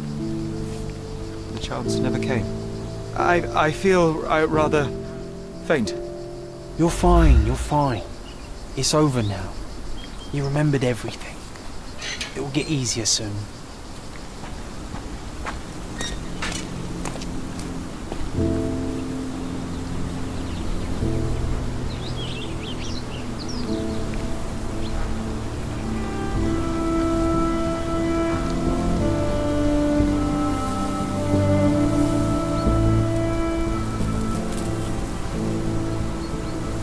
Pocket watch?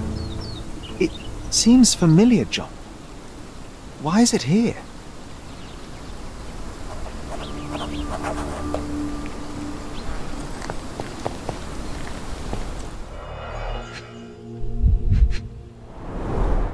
Rest in peace, Violet Holmes. Goodbye, Mother.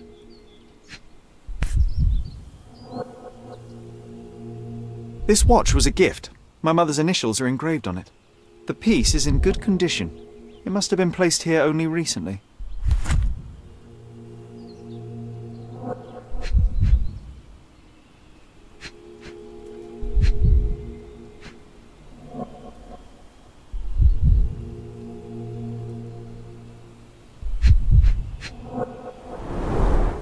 A candle in a small puddle of wax.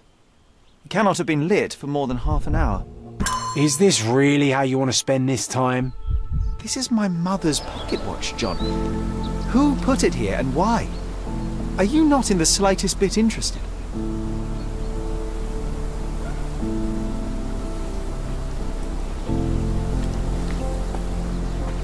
This is excessive, Sherlock.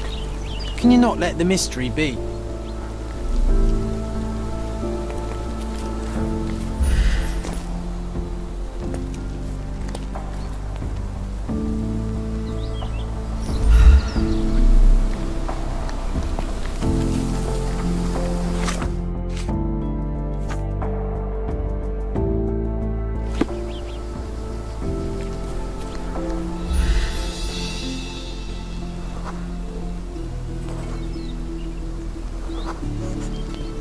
A man in fashionable shoes stood near the tomb.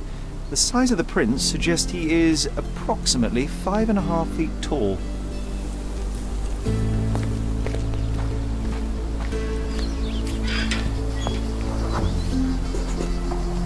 You were about to tell me the make and model of tyre, but let me assure you, I do not care. Well, it was going to be very impressive. Come on then, the trail continues ahead.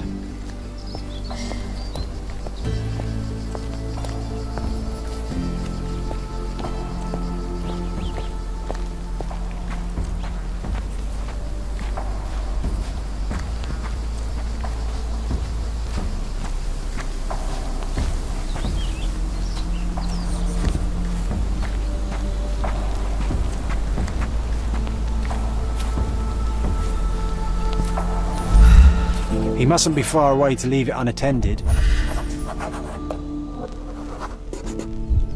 A portable easel was kept there.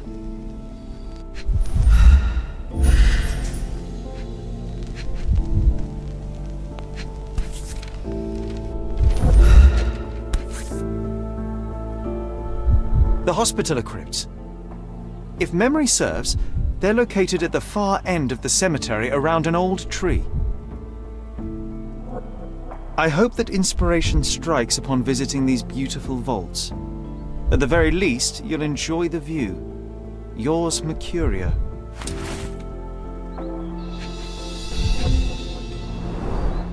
It's stained with oil paint. An artist working in a cemetery? Do you think he'd paint my portrait?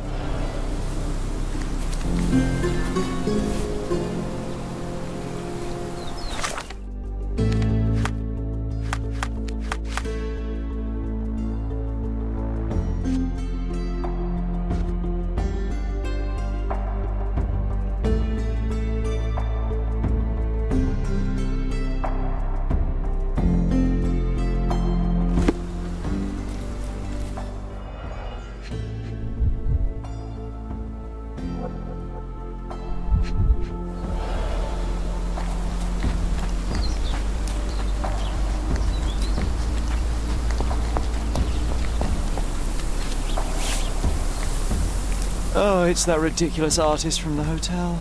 Be nice, Sherry. Mr. Make Holmes, friends. did you come for another portrait? No, I jest. You gave quite the performance last night. The hotel was abuzz with your name. I must say I was rather absorbed in it all. The fallibility of men. Such scandal. It was a welcome distraction. Oh, my manners. I am Werner Vogel, art enthusiast and gallery proprietor. Mr. Vogel, I was perhaps too curt when last we spoke. Speak no more of it. Travel takes it out of any man, never mind when this is your destination. Once I learned who you were, the pieces fell into place. Your mother was well liked on Codona in her time here. I was sorry to hear of her passing. How did you come to possess my mother's pocket watch? Oh my! It is quite something to witness those powers of deduction firsthand. Yes, I left you her timepiece. After her death, there was an estate sale. All of Cordona's elite picking of her remains. I couldn't let such a lovely thing go to those vultures. When I learned your name, I could no longer keep the watch in good conscience. It is yours by right, and I knew you'd find it here. Thank you. I'd forgotten all about it, but the moment I saw it, I knew it was hers. Amazing what the young mind forgets and the older can recall. Rather odd, loitering in a cemetery. I suspect you'll win, but I'm here for my art. There's beauty everywhere if you look, even in decay. A little darkness brings out the light. Now, a diligent observer might note that you too are loitering in a cemetery. What brings you here? Closure answers penance? Closure, I suppose. And what is closure? Mere proximity? Understanding. Acceptance. You didn't understand from afar. You had to come here to accept the truth of her death? Of course I understand. She died of consumption, drowning in her own blood. Your mother? Yes, my mother. I must have been misinformed. I'd heard otherwise. Otherwise than consumption? No, you'd know better than I. I'd heard talk of a police investigation, but Cordona is a notorious gossip. And what does it matter? She's passed on either way. She has. Well, I shall intrude no longer. I'll leave you to your closure. Do stop by the gallery if your travels permit. Farewell.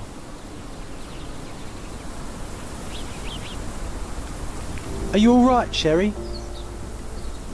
Take as long as you need. Whatever I need, it isn't here. We should explore Cordona. Perhaps there are archives that may shed further light.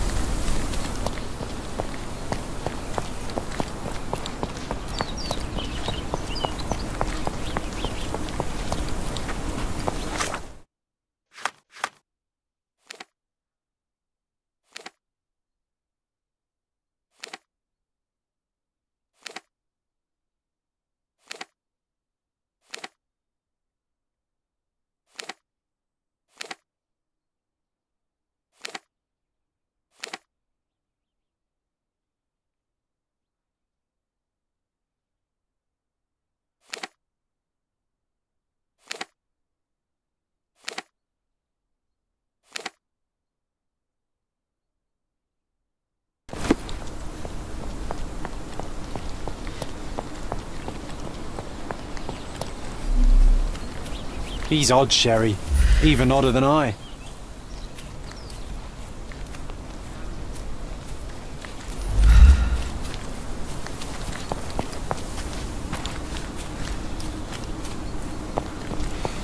Could you help me? Will you cry if I don't answer your questions?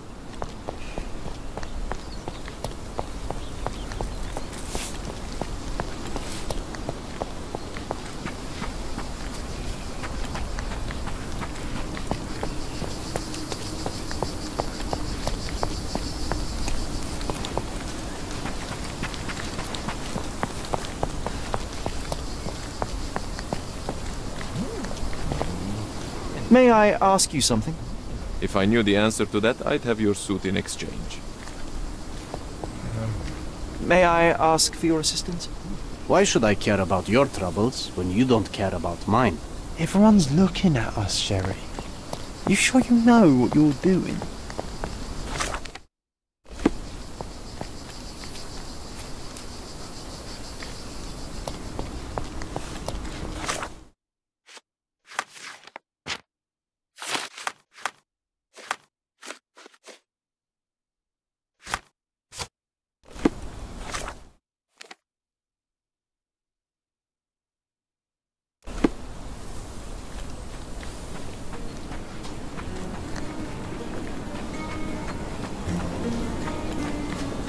Can you satisfy my curiosity?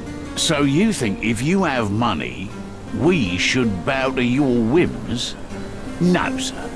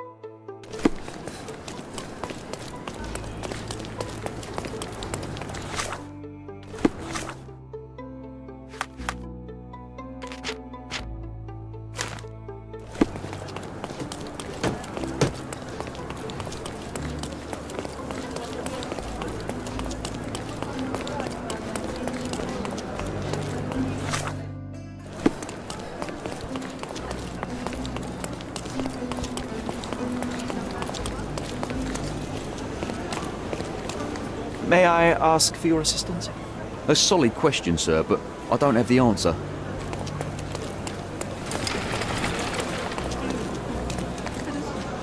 Are you able to help me? Nothing I can tell you, sir, but others might know more. You obviously haven't thought this all through. Or are you just annoying these people on purpose?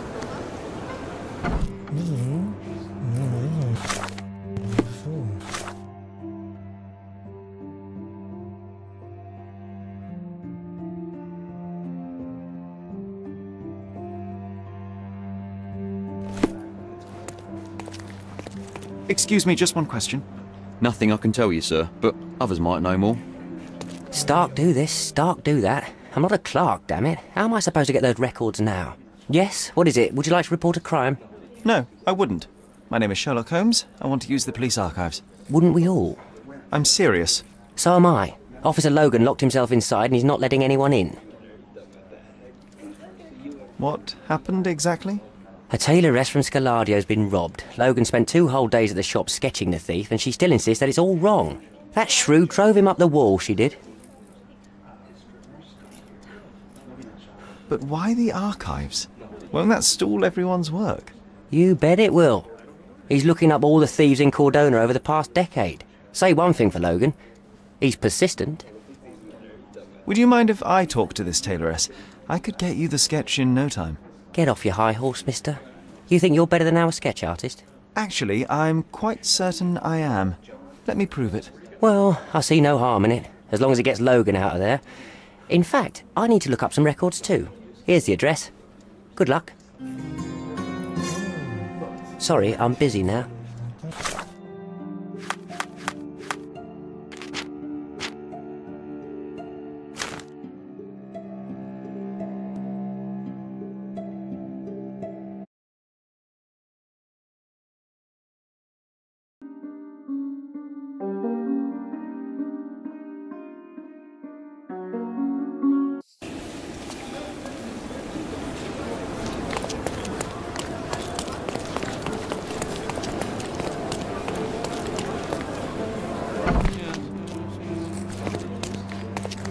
Sorry, I'm busy now.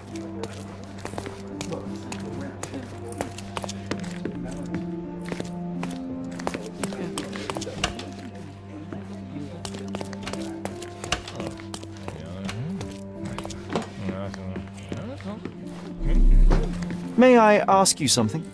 Will you cry if I don't answer your questions?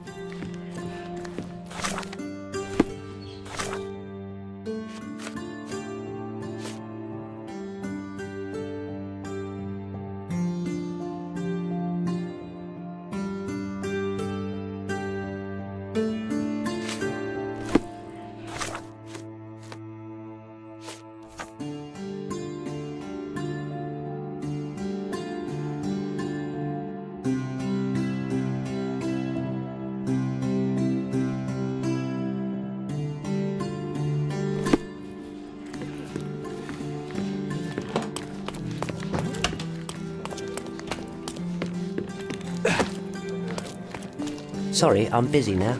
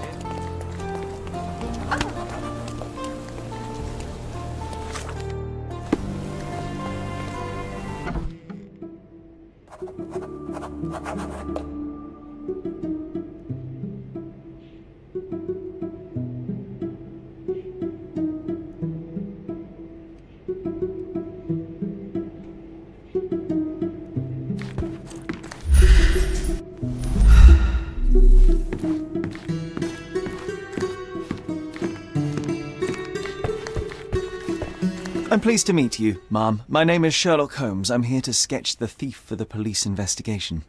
Oh, another one. I hope you'll be more patient than the previous sketches, signore.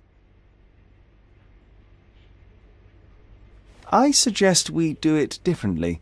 You have a great many clothes here, haven't you? Why, of course, but they're not for sale. I only do tailoring and mending. No matter. I'll attempt to disguise myself as the thief, and you'll tell me if I get it right. As you wish, Signor Holmes. Can you describe the thief for me? He was all ugly and beat up looking. An utter rascal if ever I'd seen one. He gave me a nasty look from behind his glasses and then made himself scarce. And that's it? Could you be more specific? He was a total villain, I told you. How much more specific do you want me to be? All right, never mind. Where can I find the clothes? They're in my workshop at the back. Be careful, won't you? Oh no, he's all wrong. You look nothing like him. What is wrong exactly? Why, everything. He had glasses and bruises and... Were you listening to me at all?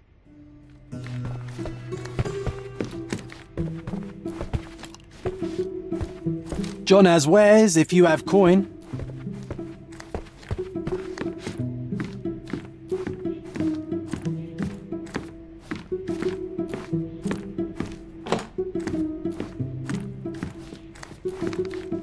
Oh, look at this old chap putting on airs like some Italian doge. Why don't you disguise yourself as him instead? We have a job to do, John. Oh, come on, at least do him first.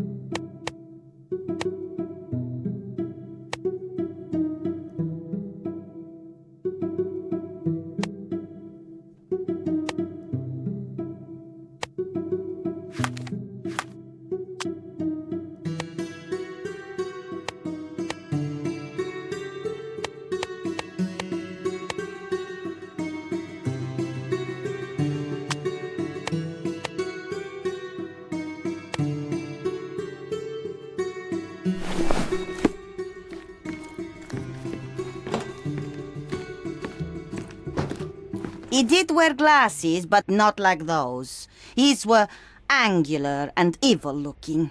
All right, I'll try another pair.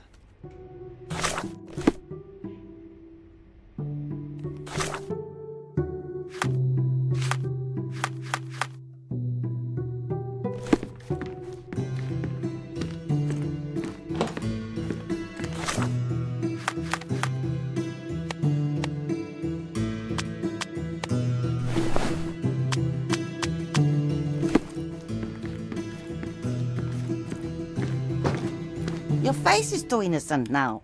What do you mean, too innocent? There was something evil about his face.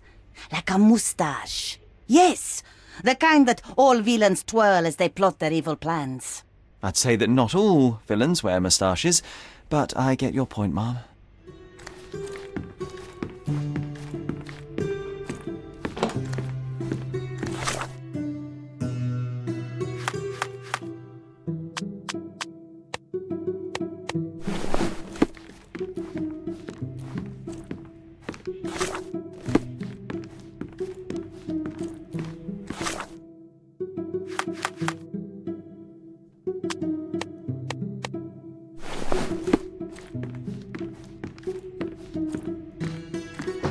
No, those clothes are wrong. He was dressed in a very fancy beige suit. Must have stolen it from someone. No doubt about it. All right, I've got it.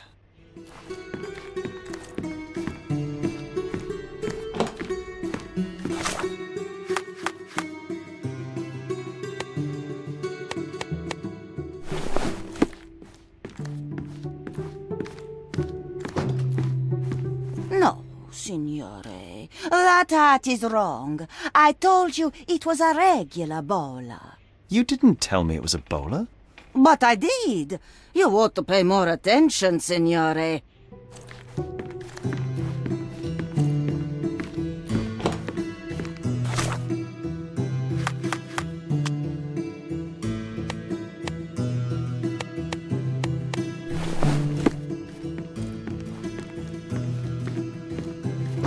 Ah, it's you. I mean, it's him. It's him. Excellent. Now I can make a sketch and take it to the police. Yes, please do. That rascal is still on the loose. I hope they are better at catching than sketching. Before I go, Mum, are you quite certain that you don't have any clothes to sell? Well, I suppose you can take the police uniform. An officer forgot it here years ago, and I don't have any use for it. If you want to buy clothes, visit the outfitters. You can find them all over Codorna. I hear they even do free rentals now. Let me show you where the nearest one is. Thank you very much.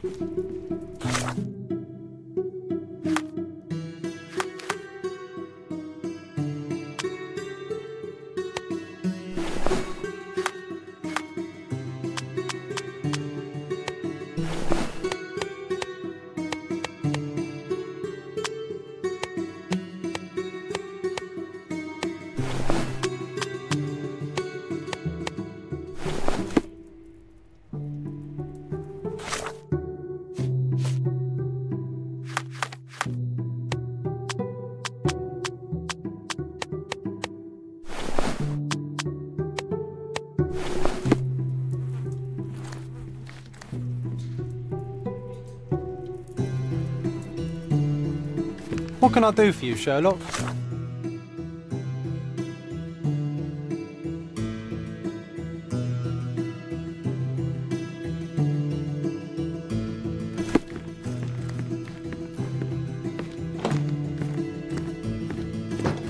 Uncle Giovanni? Oh, signore, you look exactly like my uncle.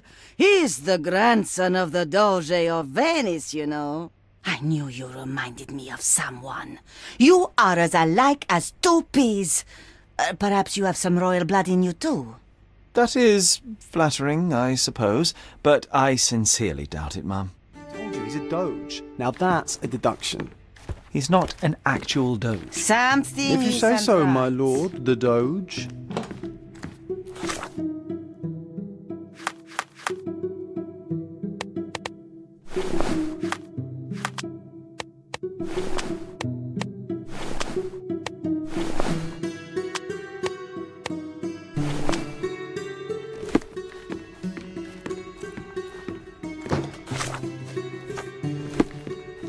Ah, it's you.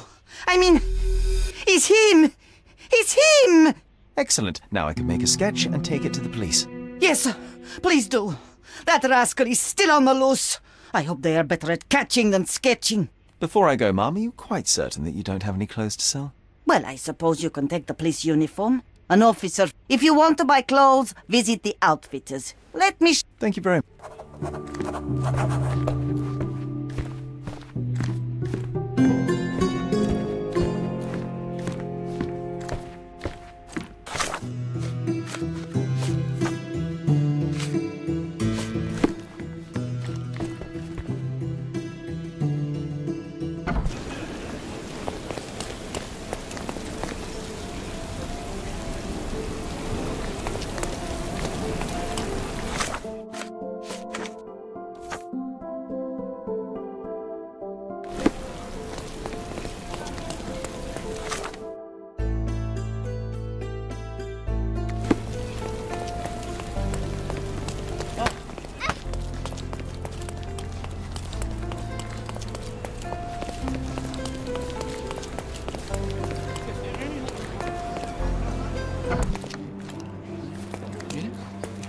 Hello again, officer. I've spoken to the tailoress and made a sketch of the thief. It was child's play. No, really? And she didn't give you any trouble? No, no trouble at all. She was quite tolerable. Huh. Who would have thought? Hey, Logan, we've got the sketch. Come on out. Can I use the archives now? Well, they're generally not accessible to the public. But you really helped us out, so I'll just turn a blind eye. I appreciate it, officer. What did you say your name was? Holmes? Come and see me after you're done. I may have a proposition for you, Mr. Holmes. Sorry, I'm busy now.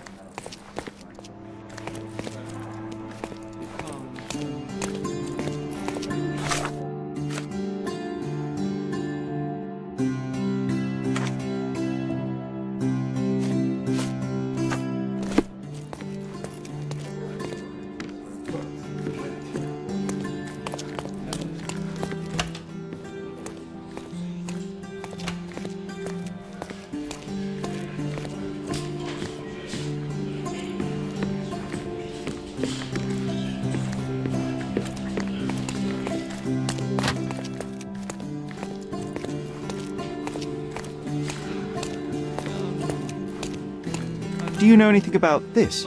A solid question, sir, but I don't have the answer.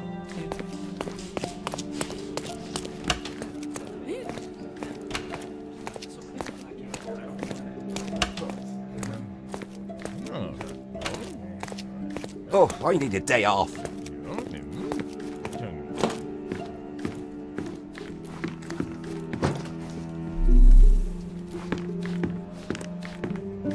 May I ask you something? I usually have an answer for everything, but not for this.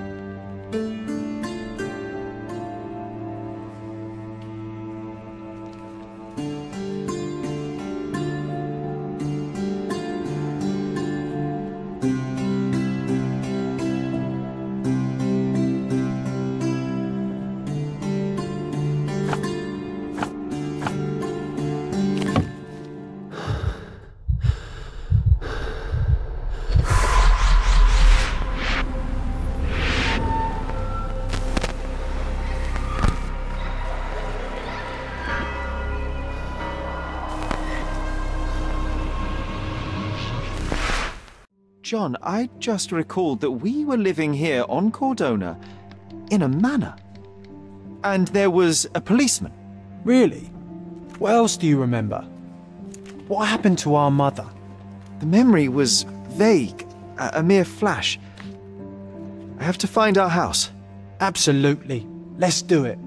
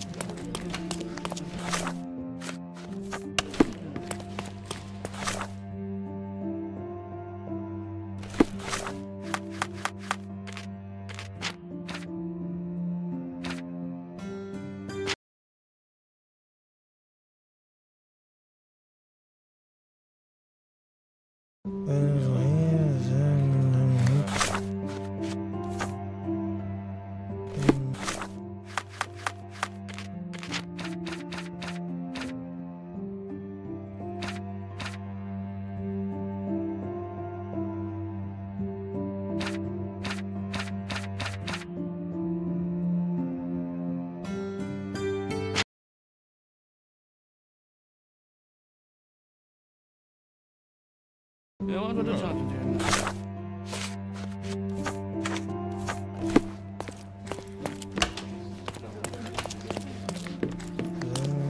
I'm done with the archives for now. Can I help you with anything else?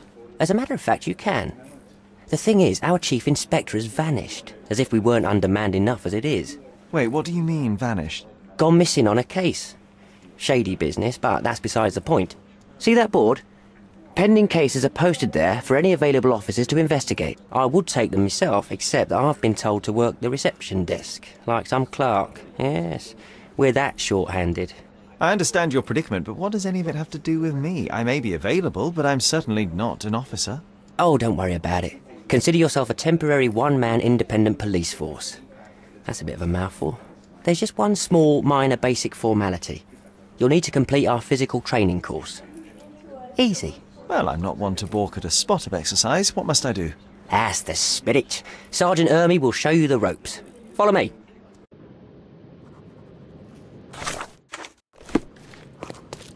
So, you're a newcomer. We must be desperate to ask untrained civilians for help. You're lucky to have a well-trained civilian with a brand new auto pistol in his arsenal. An automatic? A bit of a braggart, aren't you?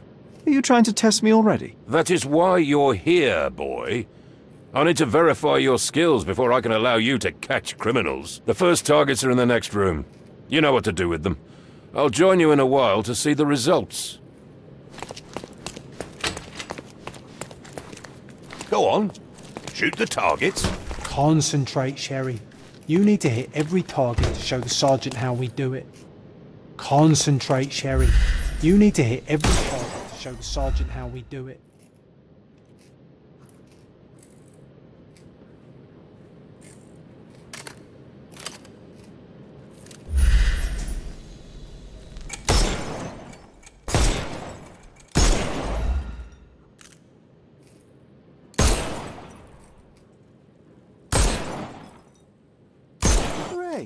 Proceed to the next room. Meanwhile, I'll fill out the paperwork. Move on to the next room, new boy. Come on, That's Sherry. It's just like in childhood. Come on, Sherry. It's just like in childhood.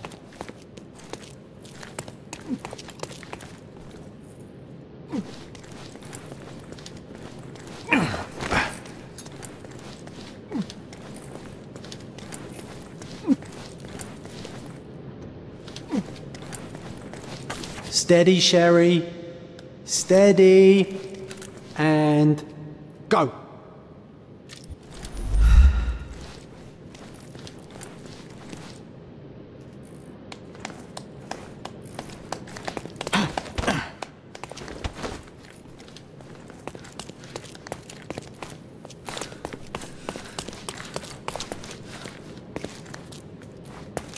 My favourite mannequins for attack.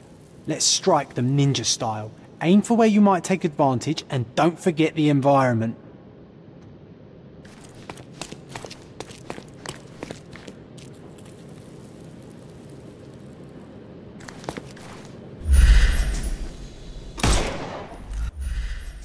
I could do this all day. Please don't, Sherry. We don't have that much time. Let's move on. Alright, let's move on, Sherry. Our enemies might be stronger than us, but we rely on our wits. Shoot off their armour. The snuff's ready. Our enemies might be stronger than us, but we rely on our wits. Shoot off their armour.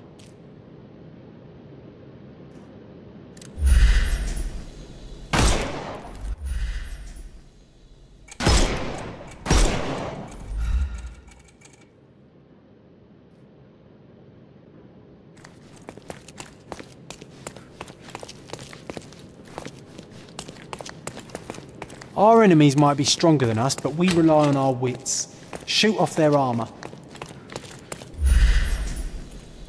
Hooray! Alright, let's move on, Sherry. If you stand here and use your snuff box on them, you can definitely overcome them, Sherry. It's all calculated. I'm trying to estimate the range for your snuff box.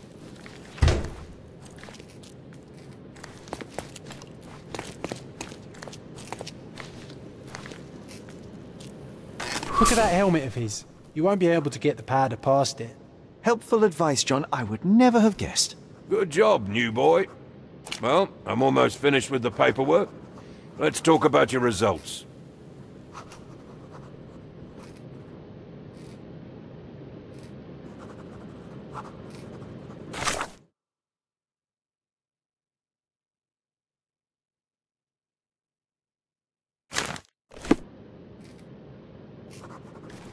But true combat is quite different from shooting stationary targets. I'll handle it just as easily. Well, that's what we're going to find out. Now, we'll test you against our men. Your task is to detain them, not to kill them. So don't go shooting anyone in the eye. That goes for in the field as well. Even though you'll be working with the police department, that doesn't mean you have a license to kill. Here, take these. They are blank rounds. So, are you ready? Always ready. Then let's get cracking. Worried? Not at all. I can hit them all with one shot. Good luck, Sherry, and remember, the surroundings are your playground.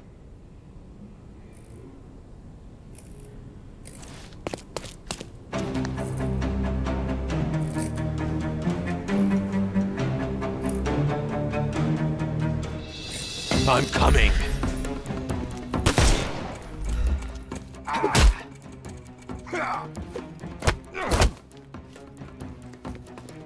I'm coming for you.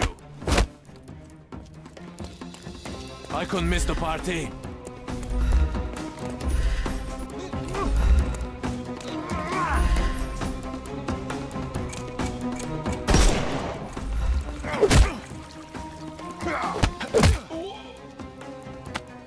Too simple.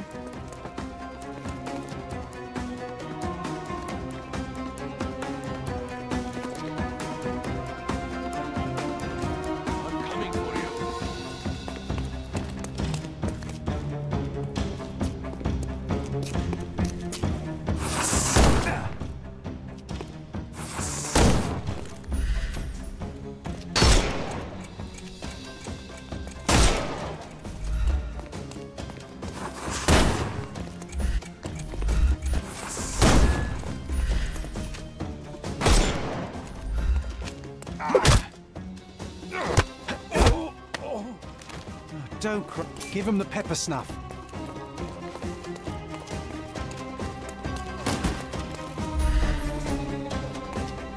Time to knock this guy out.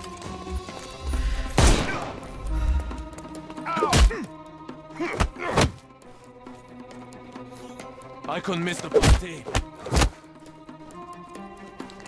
I'm coming.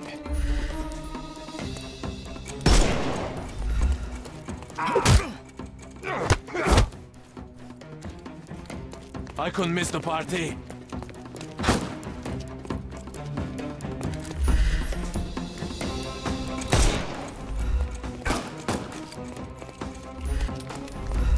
Weaken him first. I'm coming.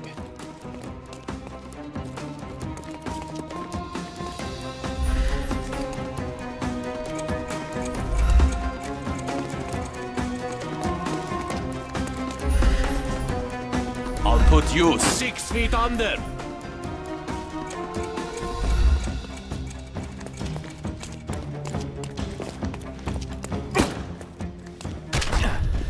It won't work this one.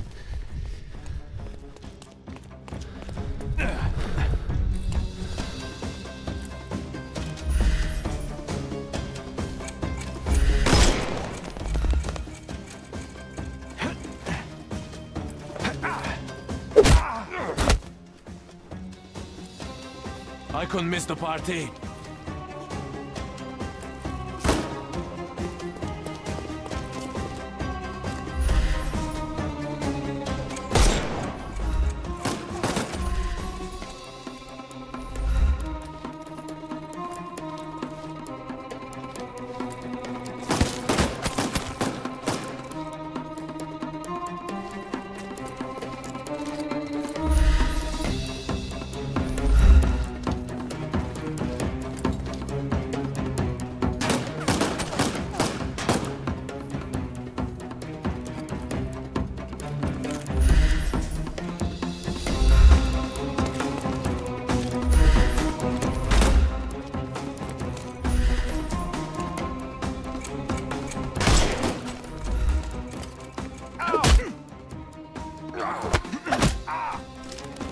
a rest, my...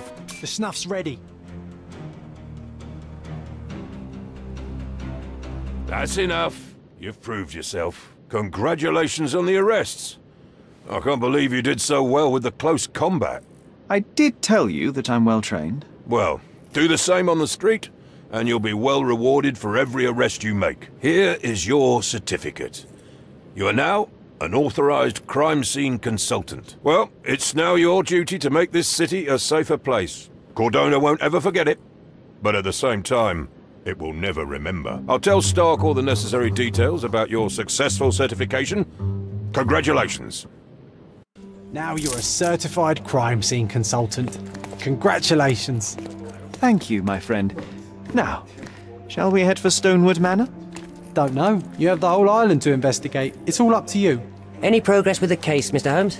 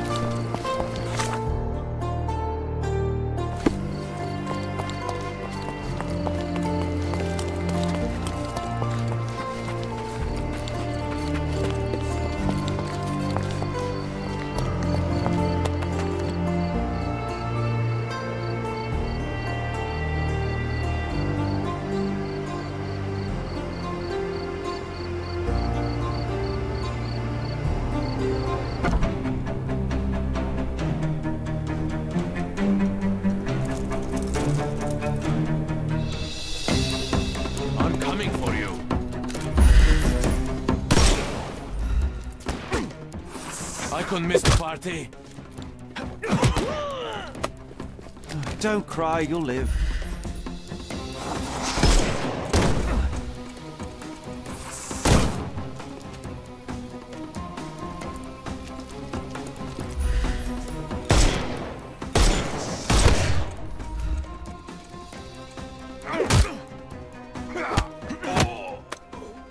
Don't bother moving. You've lost. No more crime for you, and give him the pepper snuff.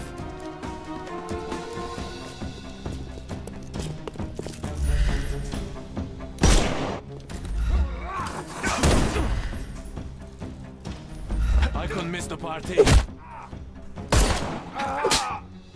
Too simple. The snuff's ready.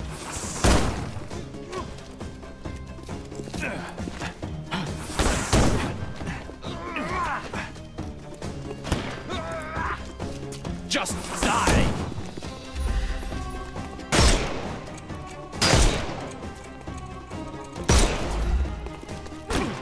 Just die!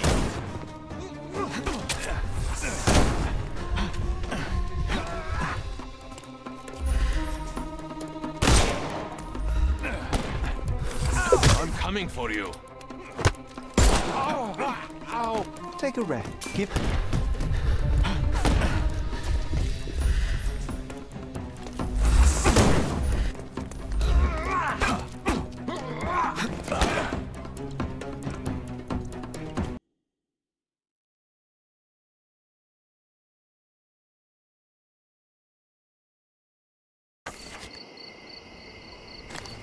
I'm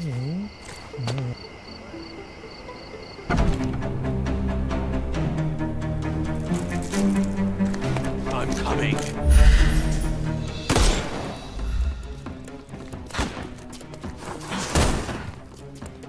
I couldn't miss the party. Don't bother moving. You've lost.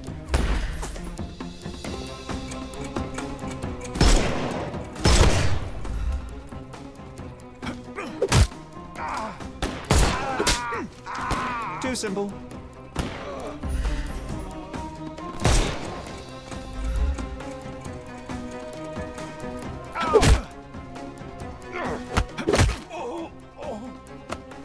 Don't bother moving. The snuff's ready.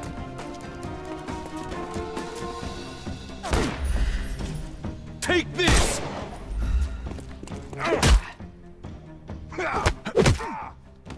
I'm coming for you. Give him the pepper snuff.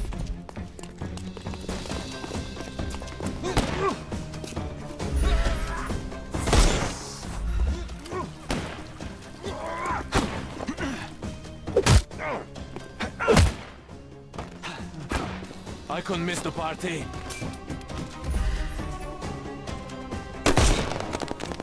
I'm coming. Too simple. Give him the pepper snuff.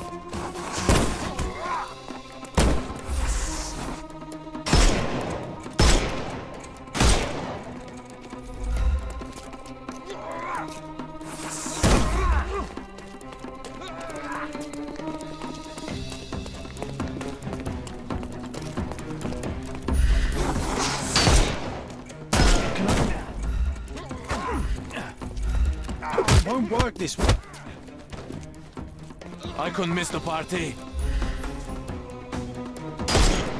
Time to knock this guy out.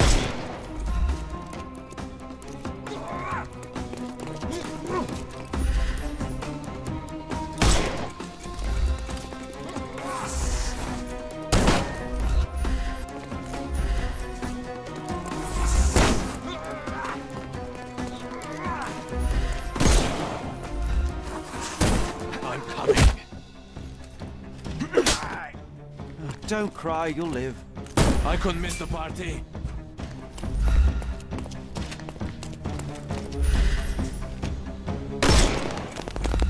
May I?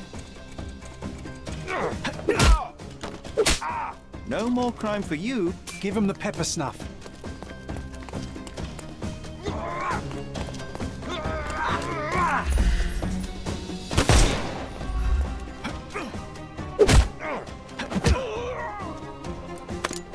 Take a rest, my The snuff's ready.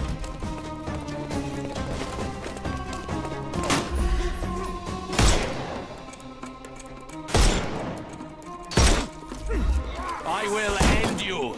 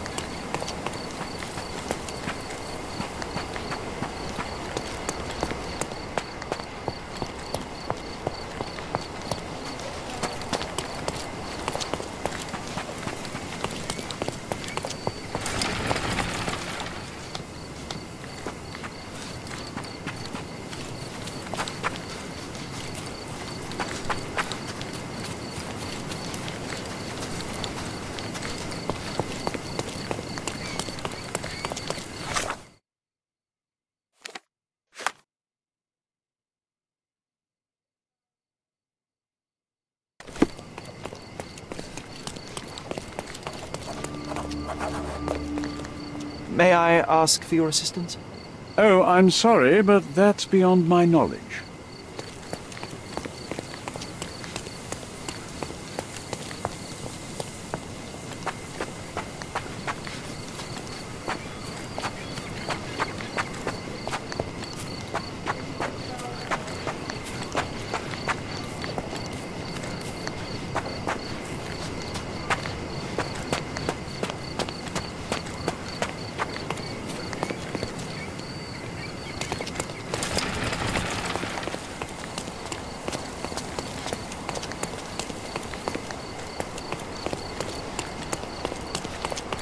Hello.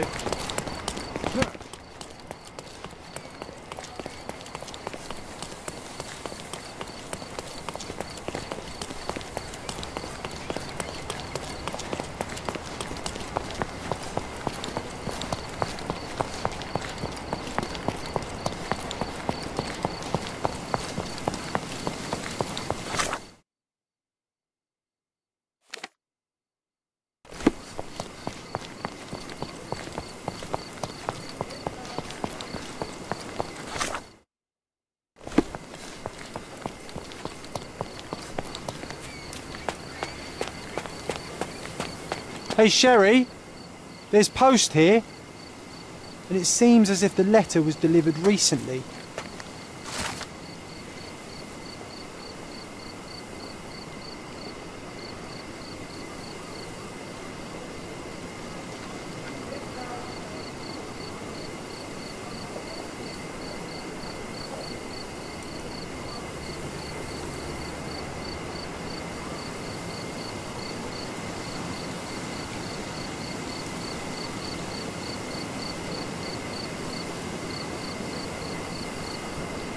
After reading that, I am even less eager to return home than before. Let's investigate our manor. That's the Mycroft I know. Predictable. That's the Mycroft I know. Predictable.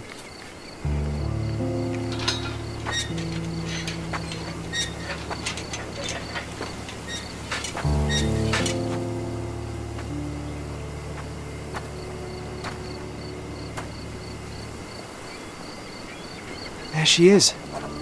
Our old manor. It's smaller than I remember. You were a couple of feet shorter back then, Sherry. Or maybe it's bigger on the inside.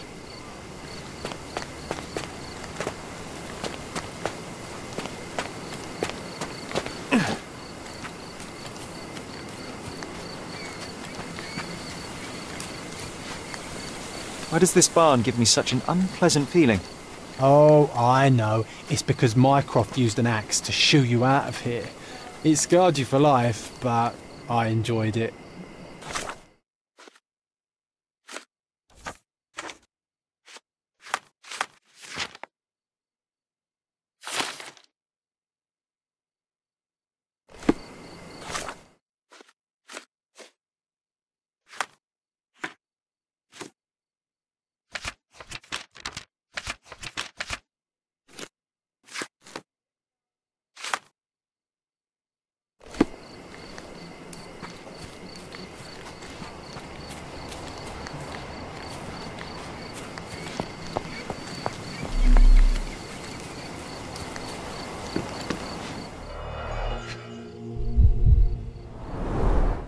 I did not expect these to still be here. It was enjoyable to practice using real handcuffs to make an arrest. Hey, that's Wooden Joe. He was always the best at playing criminals. And this must be the reason our suspect was apprehended. Wood and glass, oh, very precious. An irreplaceable tool for catching a thief.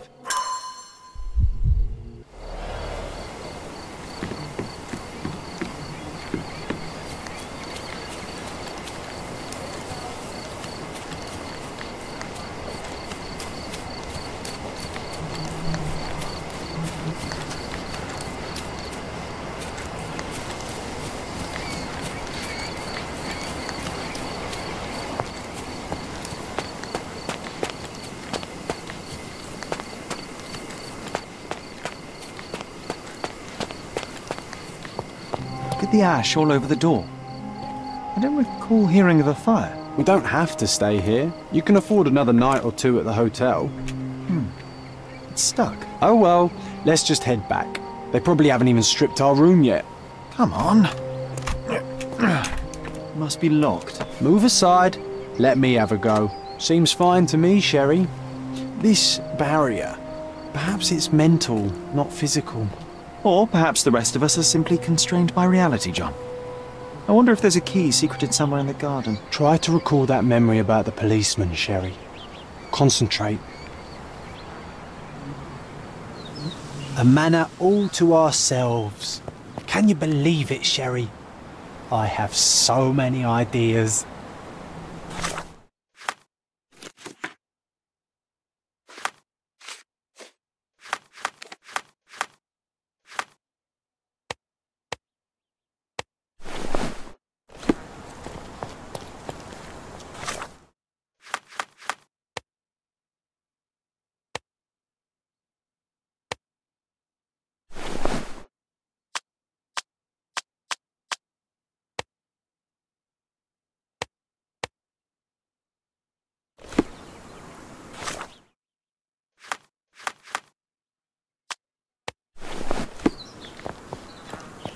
A manor all to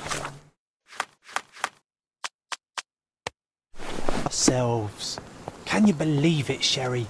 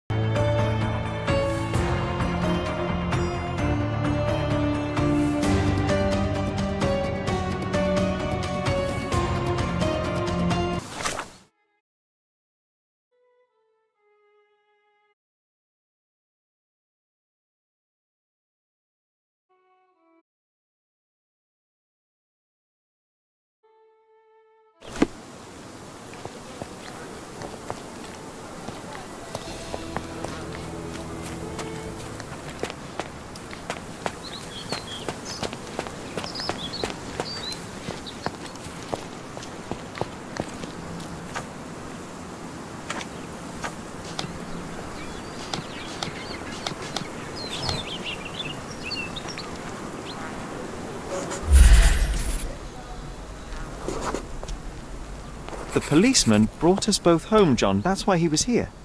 I'm pretty sure he brought something else with him too. Do you remember what it was?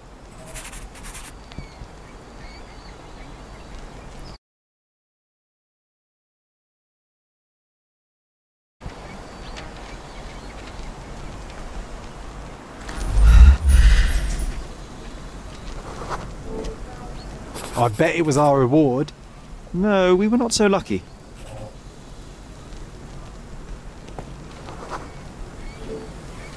It was a set of lockpicks that we had used to sneak into someone's house. That's why we were arrested.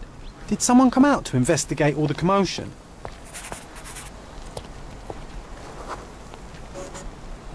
It was Mycroft. He smoothed things over and convinced the policeman not to press charges. The officer left and never returned. But we had to endure a serious talking to from my brother.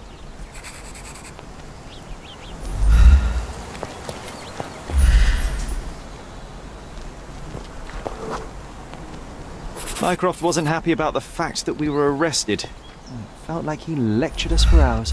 Did we give him something afterwards, Sherry? Oh, yes. Yes, now I remember. It was a letter. That's why we snuck into the house. Mycroft asked us to. He wasn't angry we stole, but that we got caught. Ah, that's right. It must have been only a couple of months after we moved to Cordona. Ugh, the good old days. Whoa. How very odd. It appears that memory stood between me and the manor. It's as if my mind palace had seeped into the real world. This deserves further investigation. Perhaps there's more to discover inside. As long as there is a comfortable place to put my feet up, I'll be happy. Maybe a chaise longue. Aha! In we go.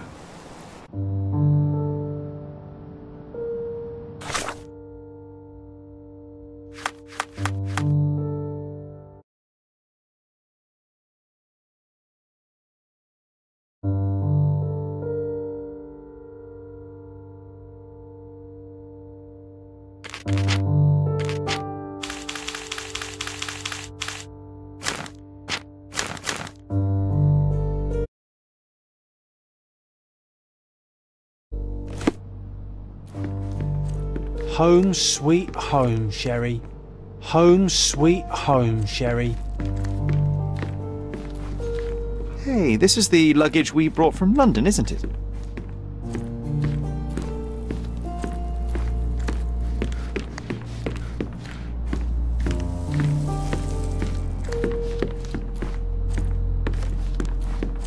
Another one. There must be something important behind it. I can feel it.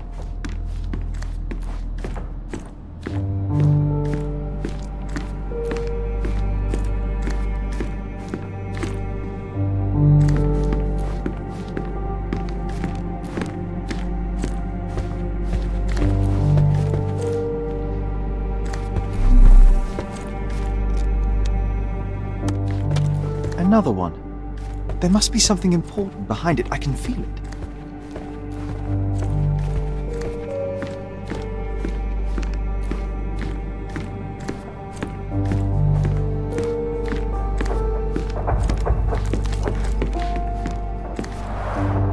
Mycroft's umbrella. The only outgoing thing in his wardrobe.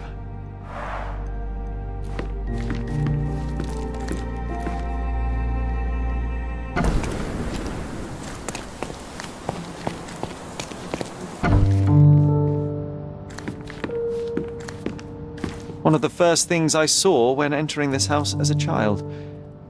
It's like déjà vu.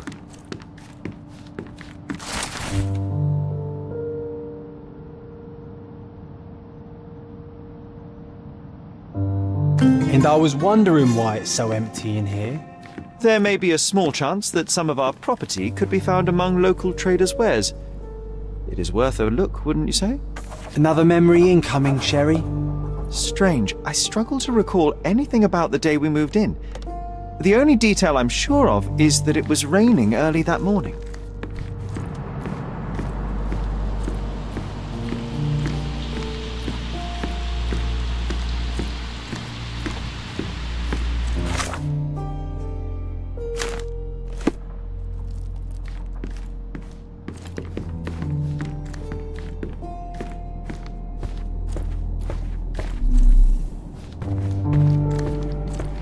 I heard footsteps upstairs a second ago. Wait, do we have an attic here?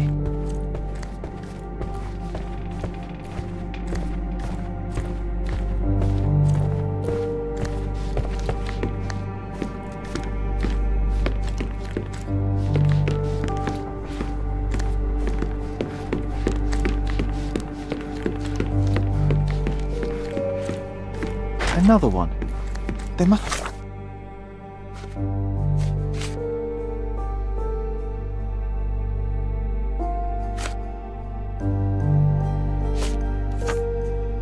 be something important.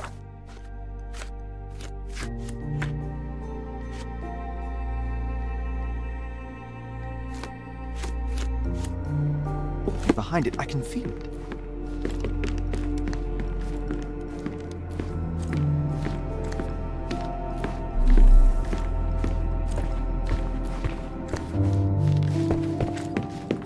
Another one. There must be something important behind it. I can feel it.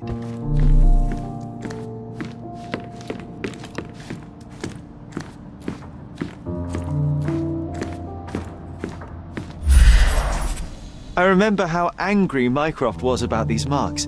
He called it a frivolous, childish endeavour.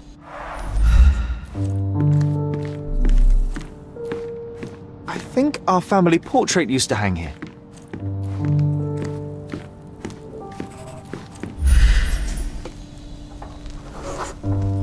This trip was a challenge for our mother. I tried to help her.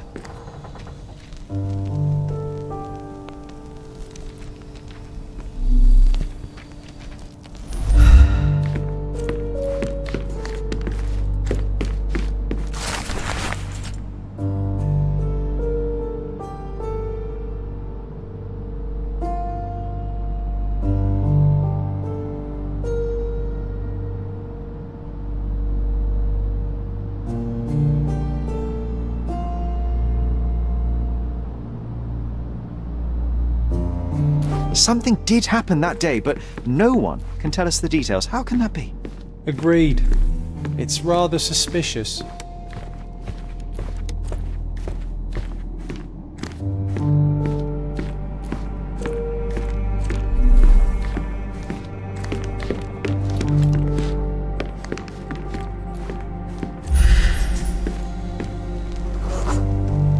was always a hat on our stand, but I'm sure it did not belong to Mycroft.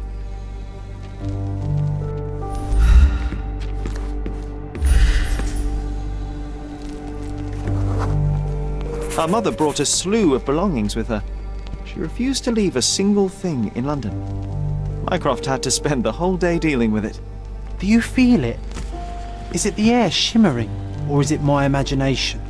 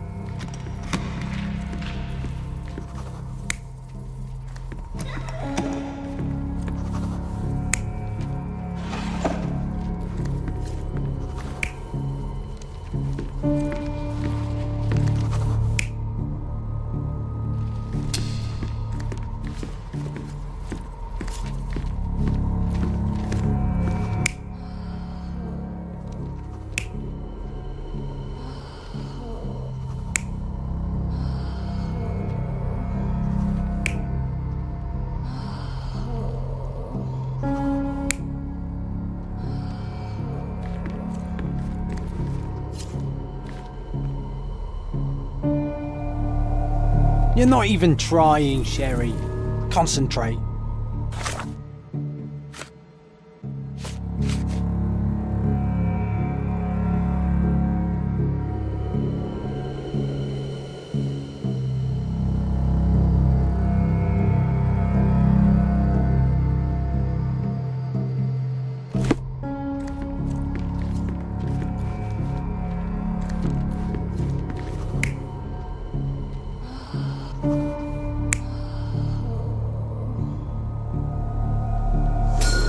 Your neighbors will be told that Mrs. Holmes is suffering from tuberculosis. It is common to move closer to the sea in such cases. Thank you, Dr. Richter. No, Sherlock, step away from her. Upstairs, go to your room. Lean on me, Mother. Take your time. Actually, I never heard her coughing. I remember now.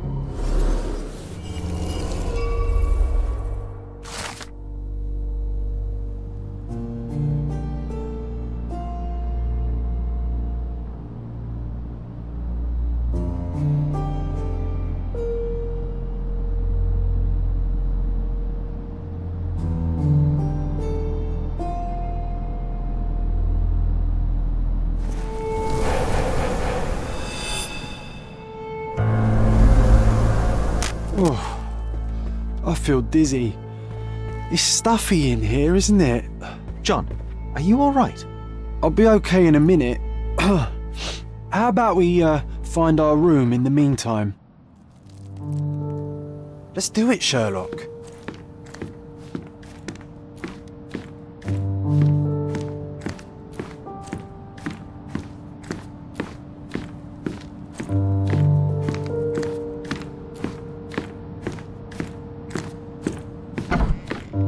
Look at this. It's like travelling 10 years into the past with a single step. Oddly satisfying.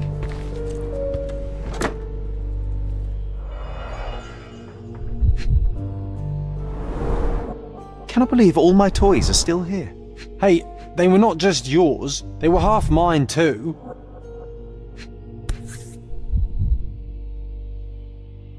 An artifact from Palau carved out of bone and claimed to be 300 years old.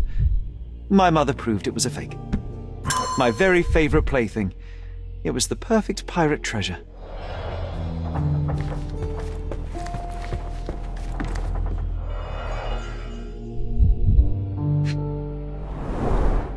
So many pleasant evenings were spent here with the Encyclopedia Americana. The only fiction book on my table. I can still hear my mother reading it to me. Interesting. What's that over there?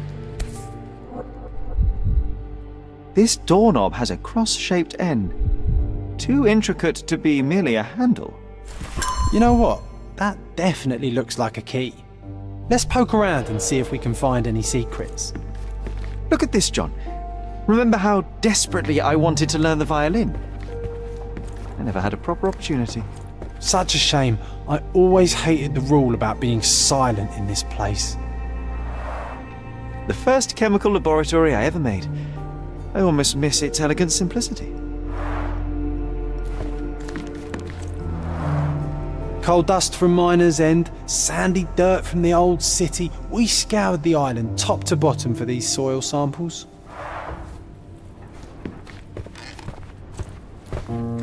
A magnificent tool made for a spurious purpose, staring into the sky. I've definitely found a better use for it. You mean for spying on people? This time I was first to pick beds. This one's mine now. Oh, these must be the notes of my earliest observations. We wanted to locate a particular dog we'd spotted, and we met it, didn't we? I'll never forget how challenging it was to obtain this simple sketch. Need to repeat this one day, but with bullets.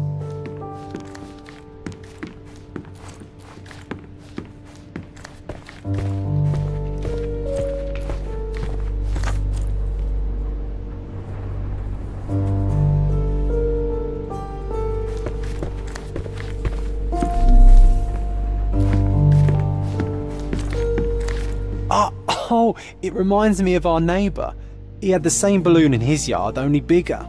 Do you remember? Yes. We visited him several times while living here.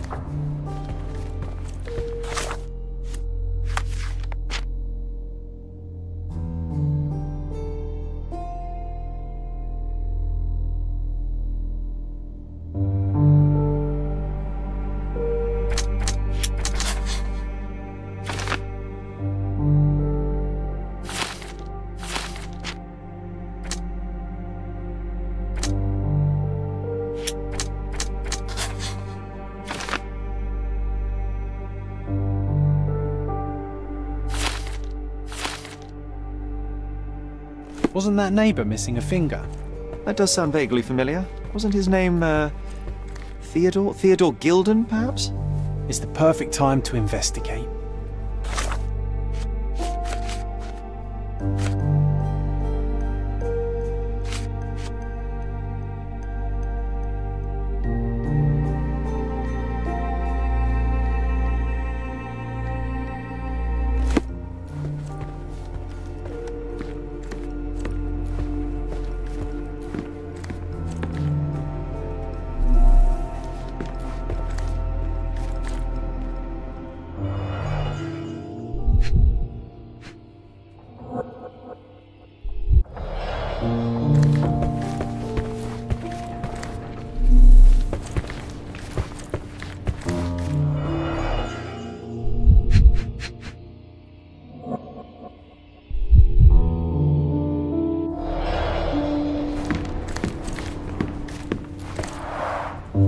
first chemical laboratory I ever made.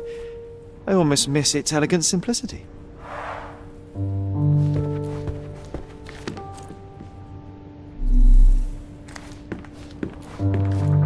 Need to repeat this one day, but with bullets.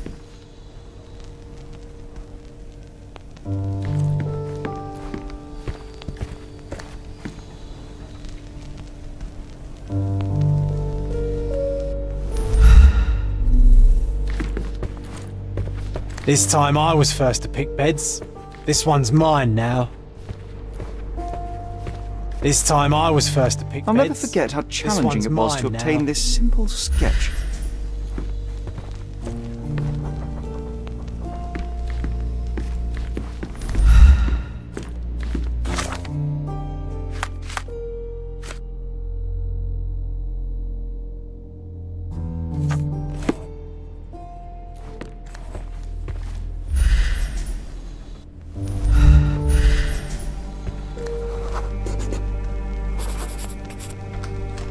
Nah, doesn't fit here.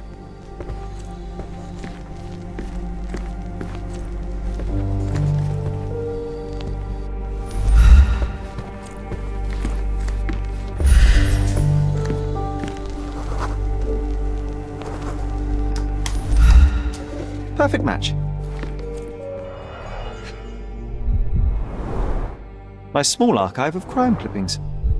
Maybe I should pick up this habit again. Made of cherry wood, Father's favourite.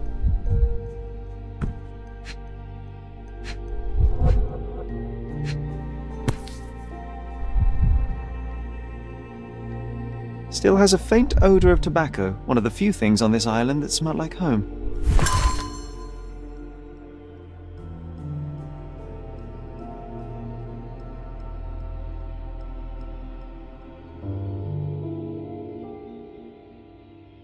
I knew you'd find it in no time.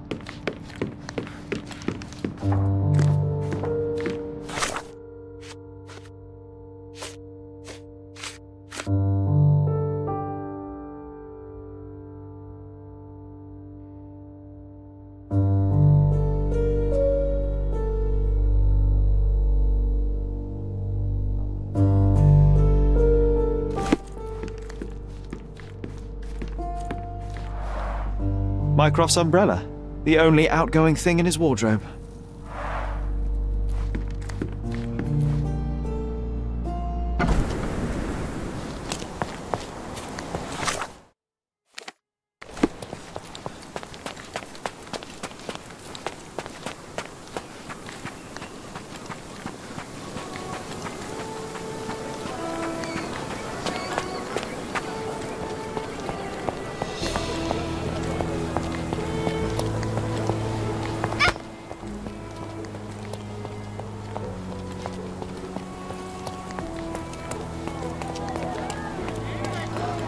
That wretch Goliath would murder us all.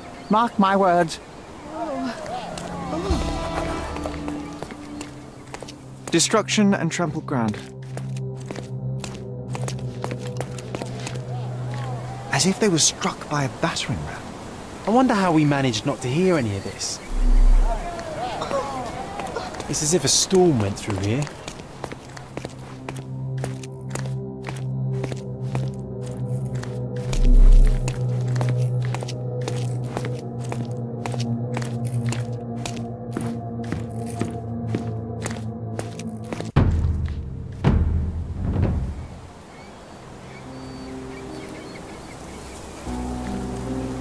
He was certainly under pressure.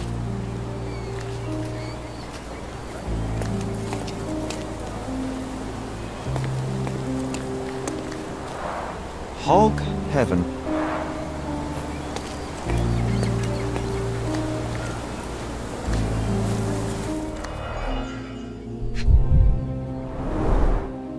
whole gas tank. Enough to pump up an airship.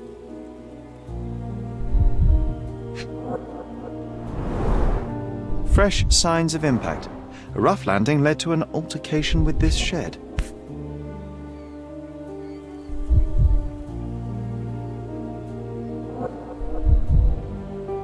A sailor's knife useful for cutting wet and thick ropes.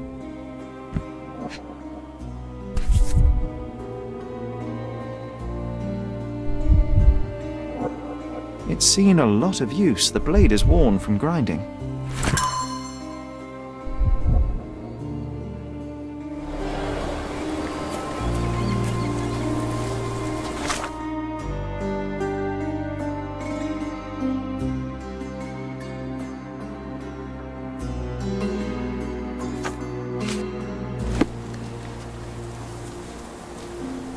Oof, a contortionist you were not.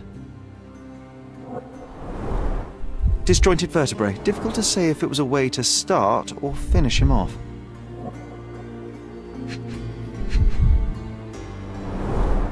A belt from a dressing gown. Curious.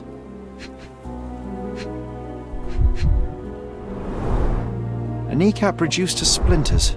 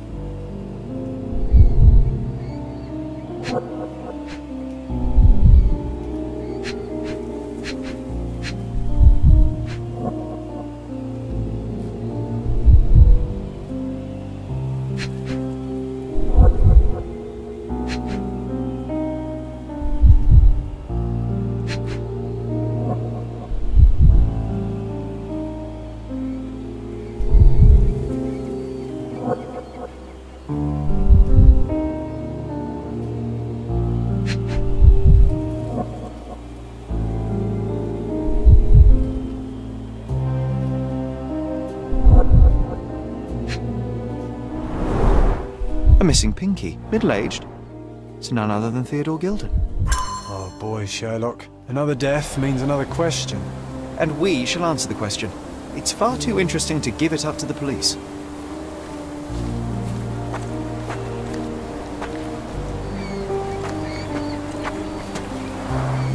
Didn't we get to fly in it as children? I doubt it could hold my weight today.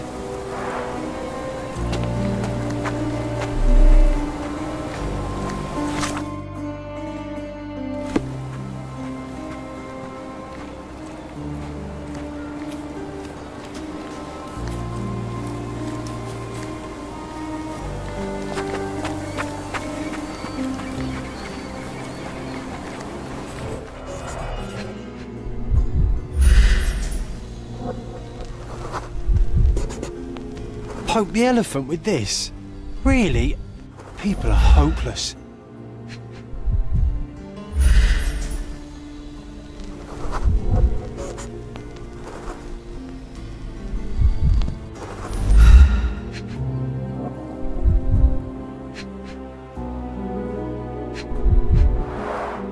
A strong pull broke this leash.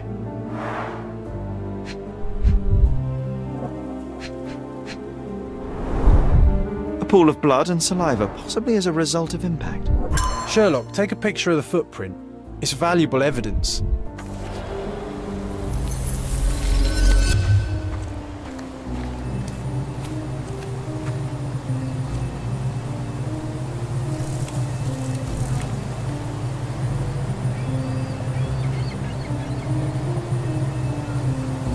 This photograph can help us find the old article about the elephants. The front page was fascinating. It was hard to believe as a child. True. We may need it in our investigation. A royal suite for a favourite pet. Plenty of food to satisfy even the most fastidious.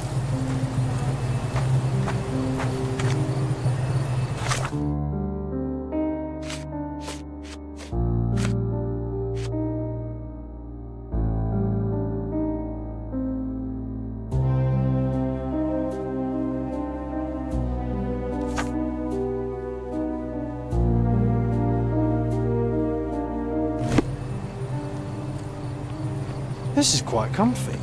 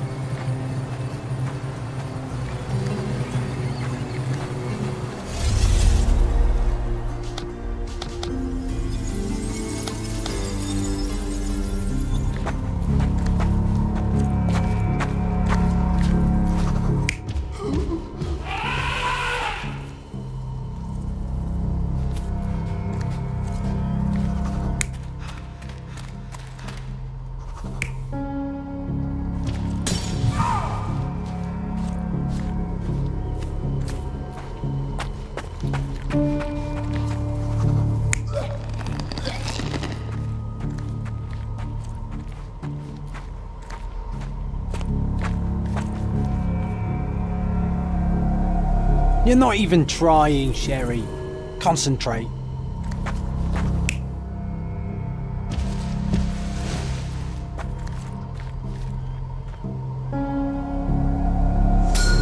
In a fit of rage, the elephant broke the chain and threw its victim on the ground with a fierce power. Escaping the scene, it pulled the body with it, but dropped it at the gate. At least some of this was witnessed by a third party who was hurled against the shed. The elephant can't have gone too far. I can still track it. I suppose you find it. Then what? Push it all the way back to the manor?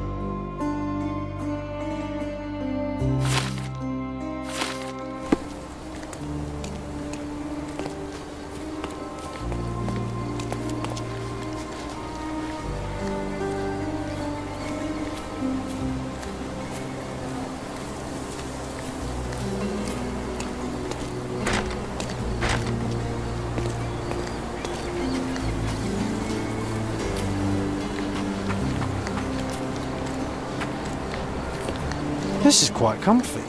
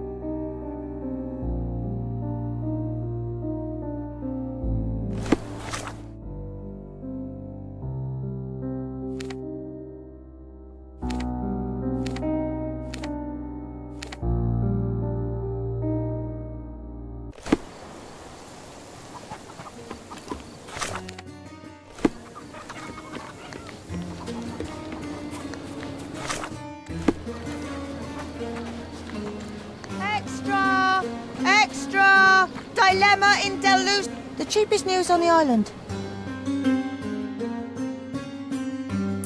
Thank you.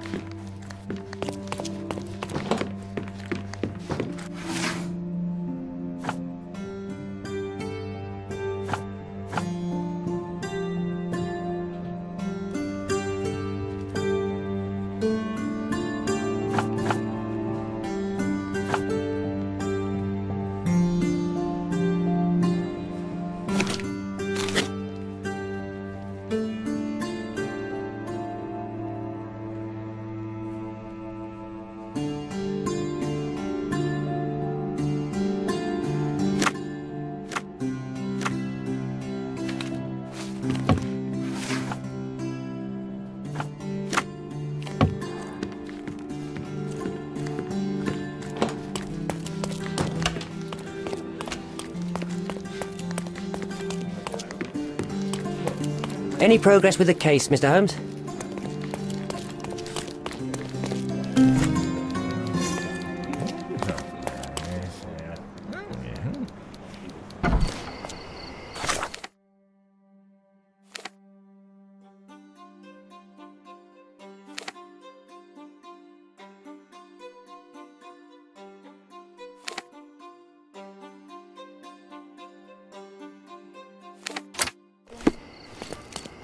He's even putting up posters.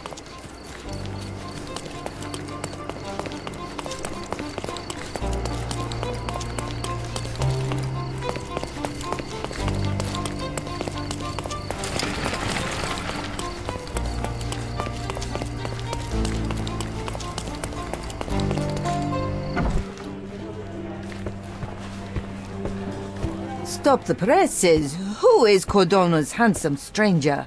Or nosebagger spurns local life? Wait, no. Foppish foreigner hides dark past. Oh, you've made quite the impression already, Mr. Holmes. You care to tell your side of the story? I'm quite certain I have no idea as to what you refer, and I am further certain I have no interest in indulging your gossip. Gossip? The truth will come out, but will only be heard if told well. Scandal, daring-do, romance. These are the tools of every good journalist. Nothing travels faster or lasts longer than a great story. Young man, your tale will be told with or without you. My readers demand it. You already knew my name and seem aware of my doings here in Cordona. I presume this newspaper is your little endeavor? Yasmin Sertel, editor-in-chief of the Cordona Chronicle. Advocate of the free press, voice of the people, scourge of the silk stocking. Charmed, I'm sure. As an advocate of the free press, I trust you'll permit me to consult your archives? There are gaps in my knowledge of Cordona. Oh, so my work does have merit. Well, I think we can strike a bargain. I shall provide you access, and you let me keep writing about your exploits. So be it. Brooding bachelor builds bridges. Now that's character development. I guess I owe you my gratitude. What can I say? I've always enjoyed working with the Holmes. They whisper such interesting things. I'm watching you closely, Mr. Holmes.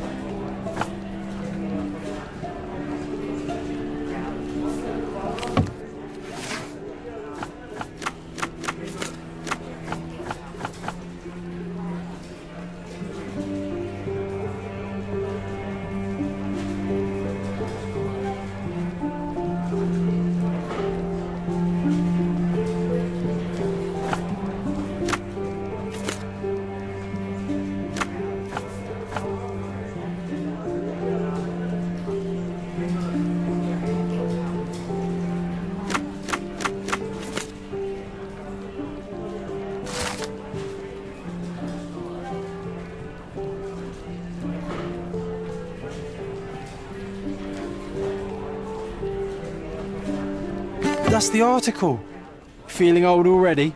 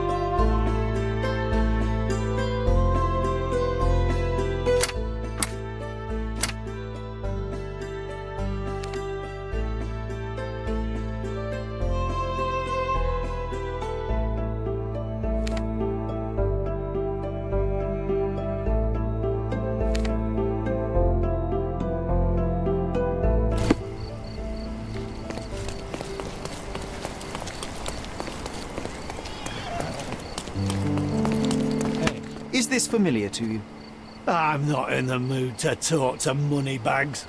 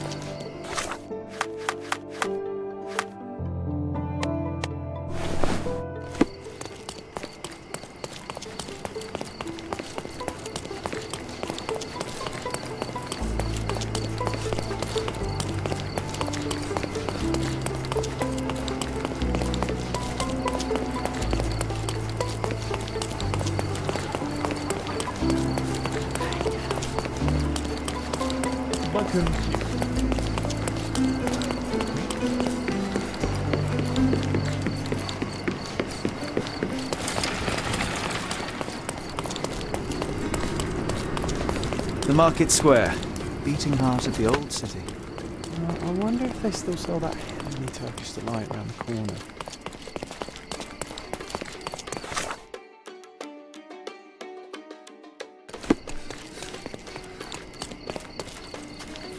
Selam.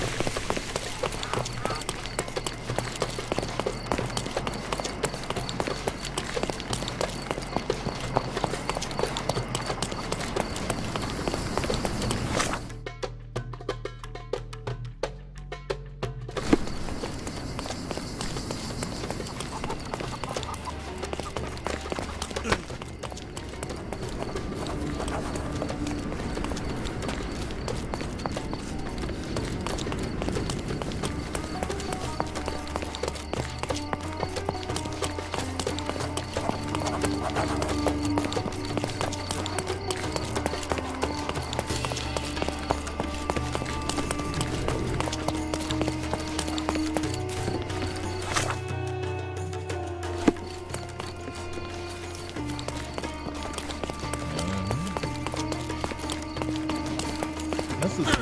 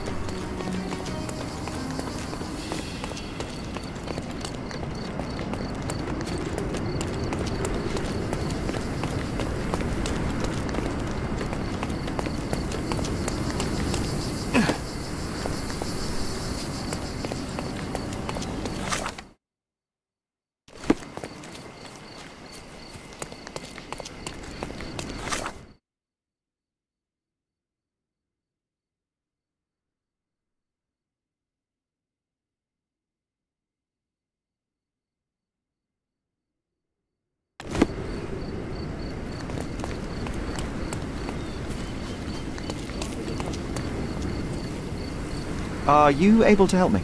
Nothing I can tell you, sir, but others might know more.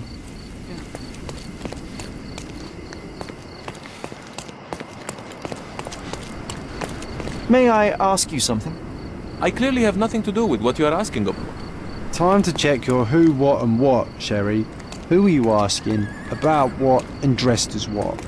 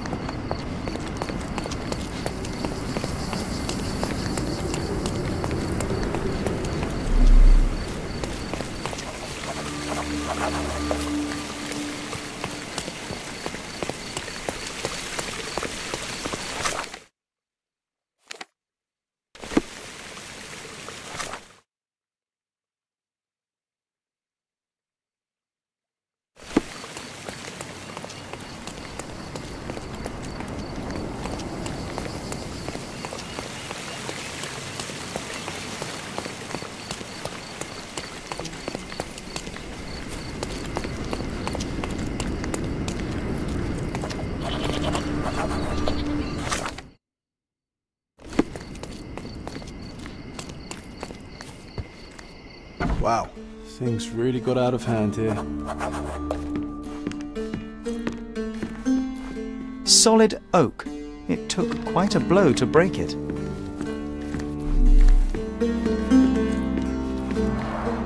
Shards of a broken bottle with blood on them.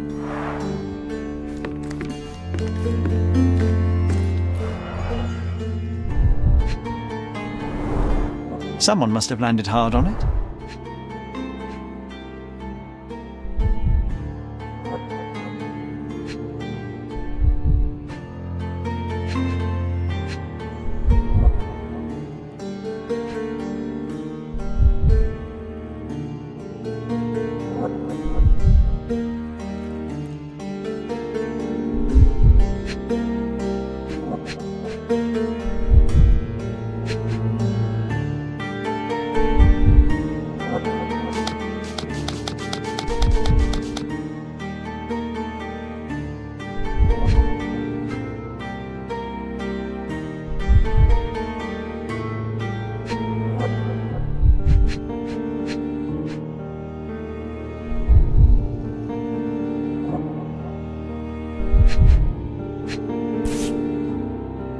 The lenses are very thick. The owner of these glasses is very nearsighted.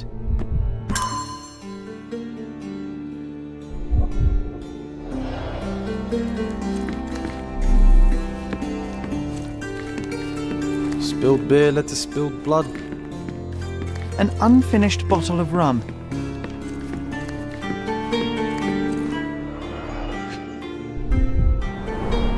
That's a lot of blood. The victim was stabbed several times. Sharp enough to gut a fish or a man. An ordinary kitchen knife.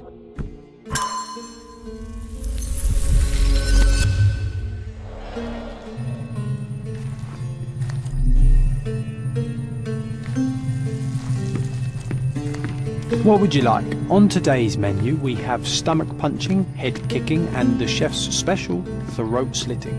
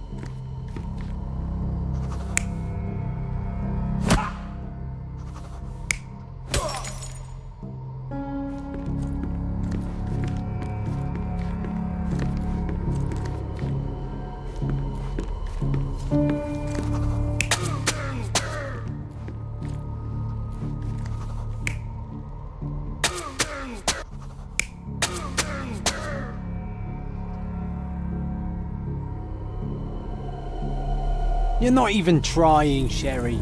Concentrate.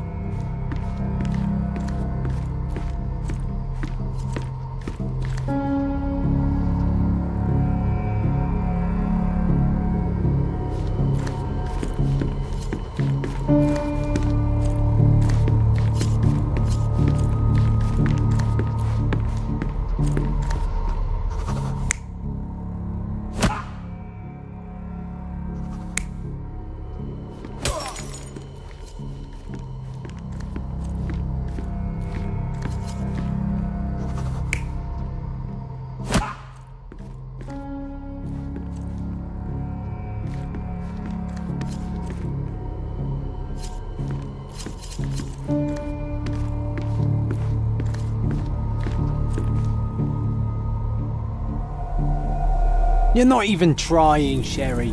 Concentrate.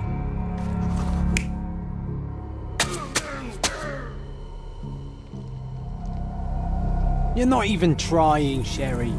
Concentrate.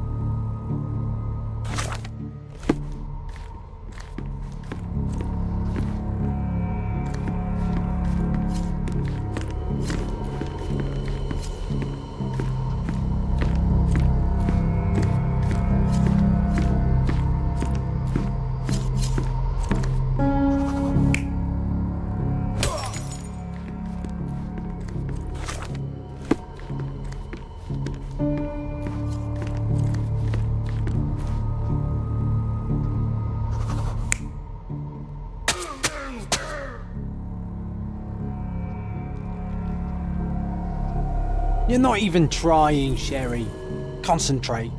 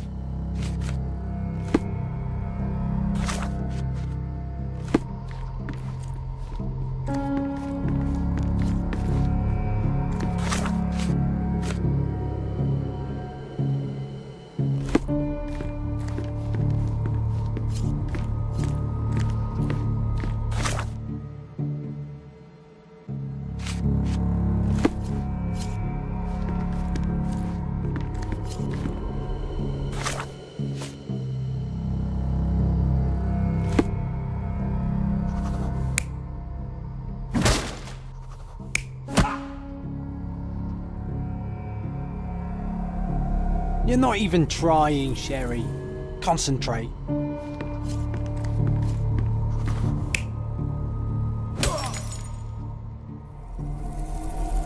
You're not even trying, Sherry. Concentrate.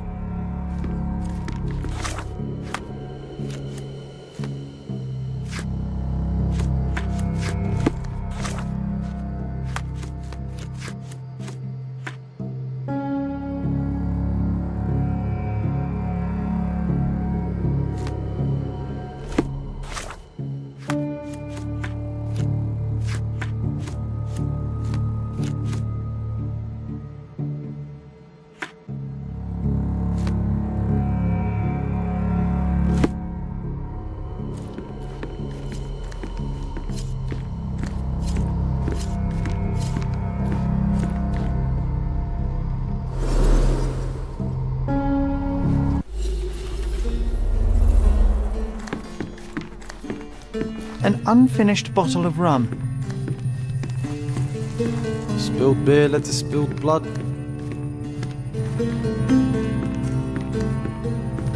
Solid oak. It took quite a blow to break it.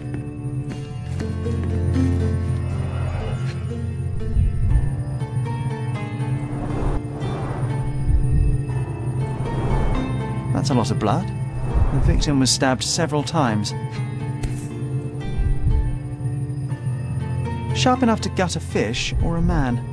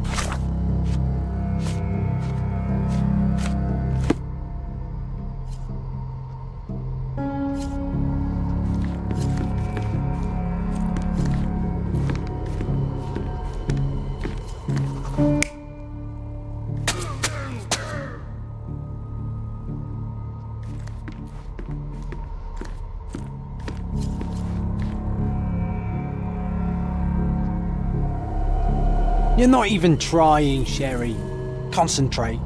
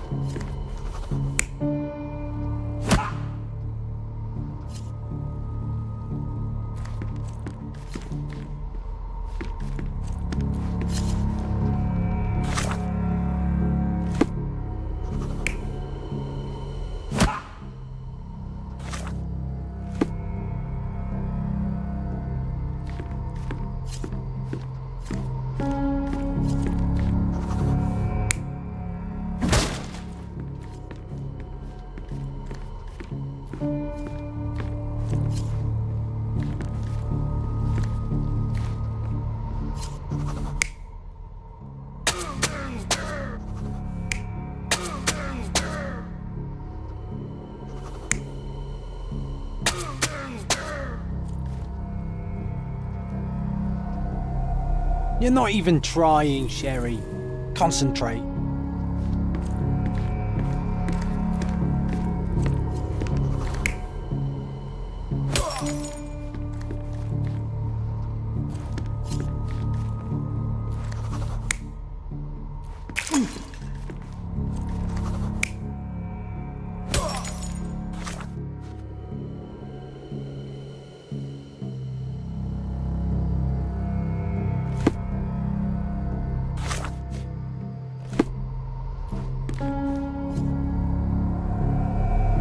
You're not even trying, Sherry.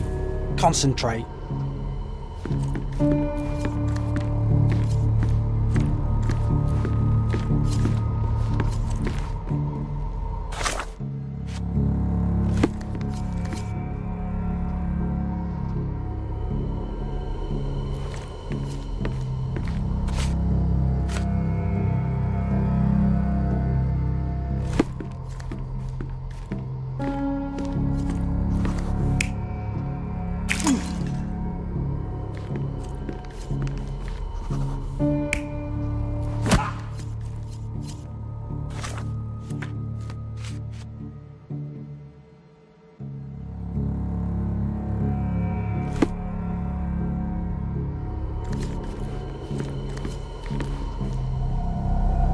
You're not even trying, Sherry.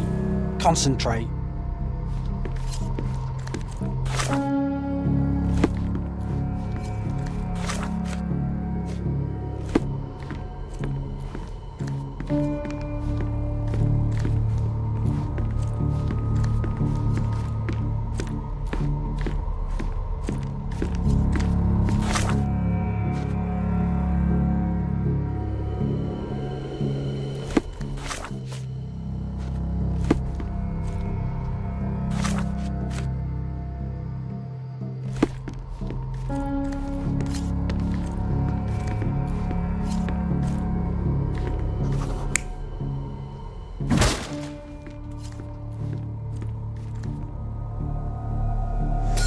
It all started when the trader accidentally spilled his beer over the sailor. The trader punched the soldier who came crashing down on a table. The worker smashed a bottle over the trader's head, then the sailor knocked the worker out with a chair. The soldier is the real killer. He wanted to knife the trader but killed the sailor due to his poor eyesight.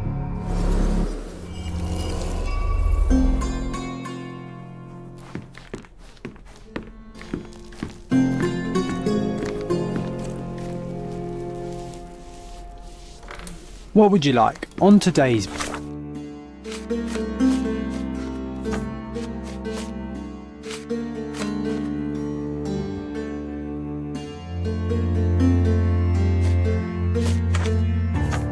menu? We have stomach punching, head kicking, and the chef's special, throat slitting.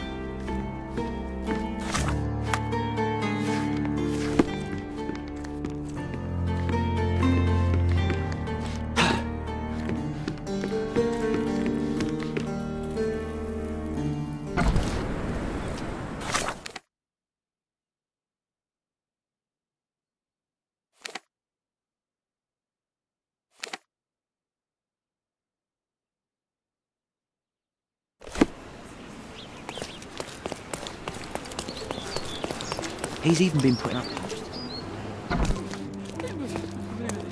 You have 3 people detained on suspicion of murdering a sailor in a bar fight. All evidence indicates that the soldier among them is the true killer. He was the last man standing. Very well. Soldier or not, he'll get what he deserves. I'll see to it personally. Nice work. Try solving another case. It seemed you have a knack for it.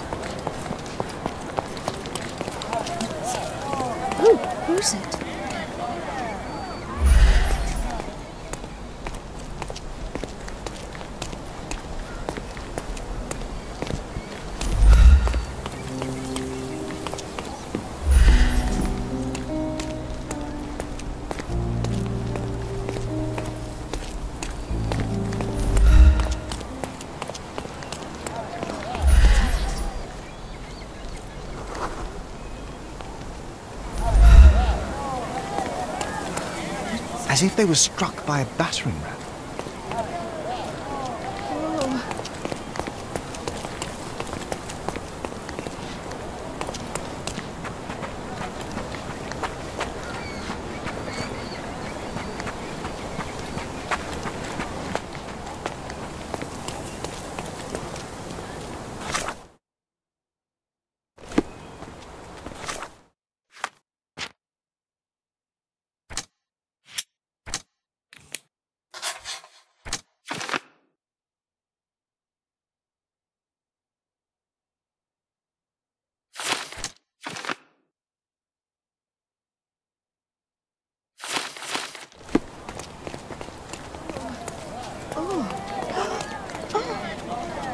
Can I ask you a question?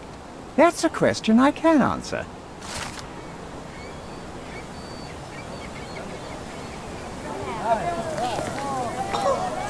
Do you know anything about this? I can't help you with that, sir. Who's it?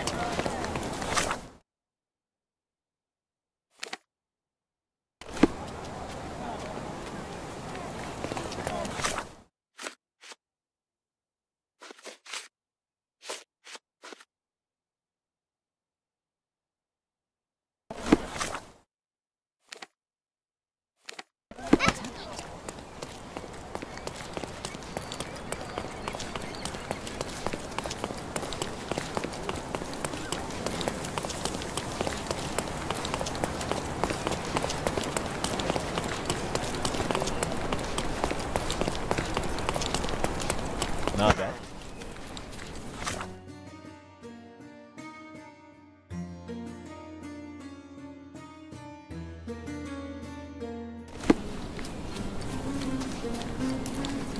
Can you satisfy my curiosity? We cry for help, you do nothing. So when you ask for help, why should we speak?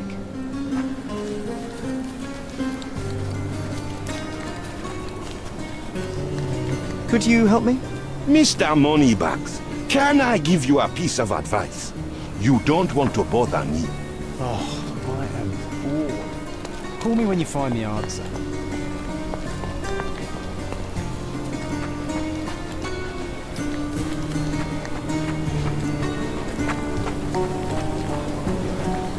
May I ask you something? No one listens to us, so why should I listen to you, oofbird?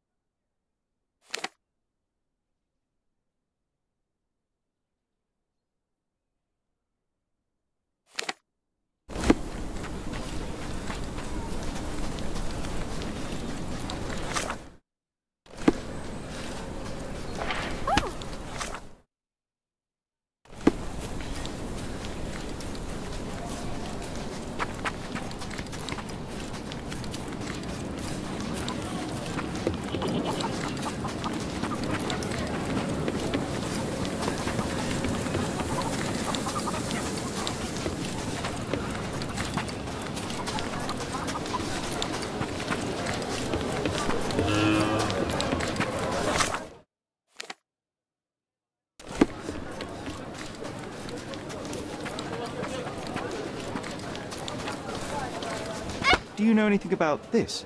I don't want to talk to you, mister.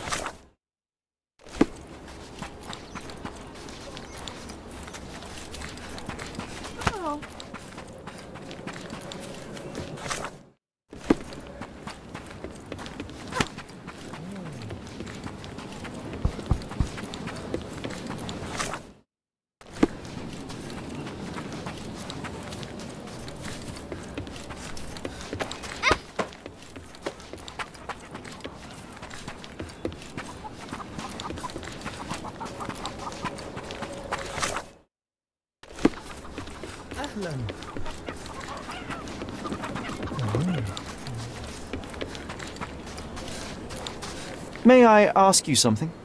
Your money doesn't impress me.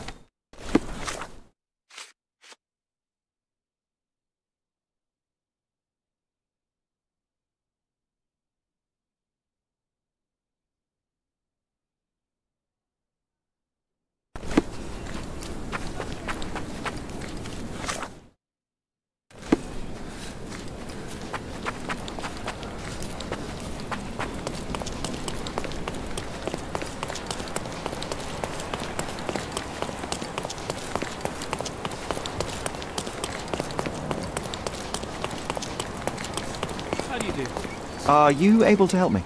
So you think if we have money, we should bow to your whims? No, sir.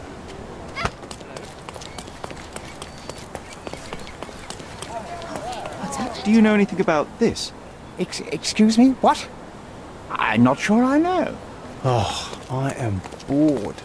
Call me when you find the answer. Destruction and trampled ground.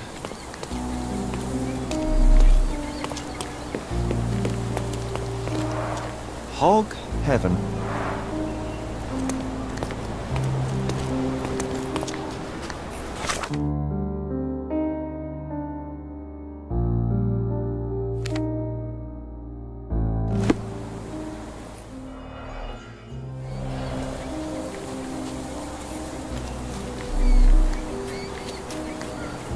An amount of attention that most can only dream of.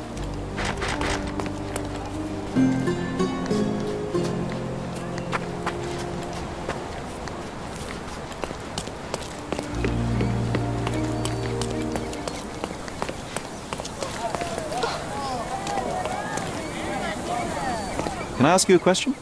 Oh, sir, I'm afraid I don't know about that. May I ask for your assistance? Oh, sir, I'm afraid I don't know about that. You obviously haven't thought this all through. Or are you just annoying these people on purpose?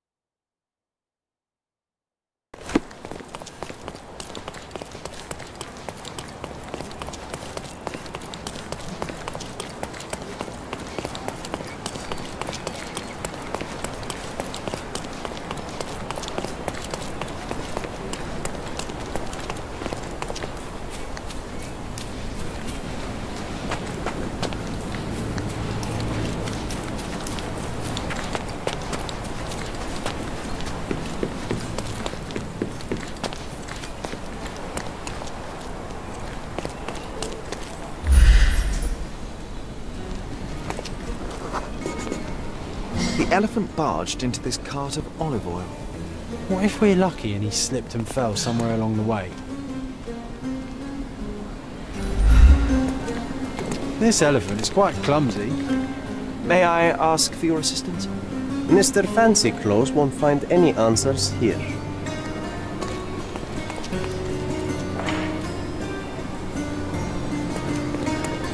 This elephant is quite clumsy.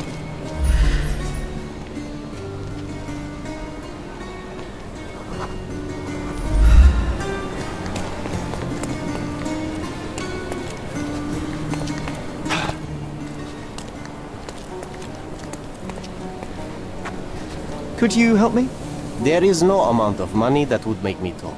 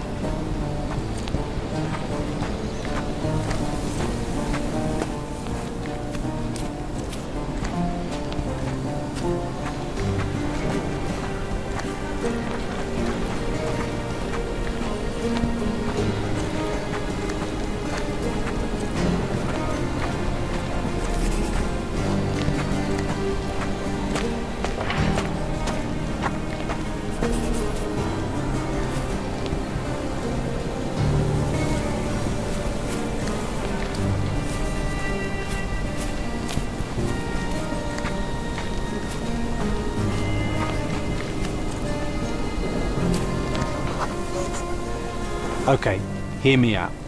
If an elephant falls in the forest and there's no one around to... John, no. Oh, you're such a killjoy.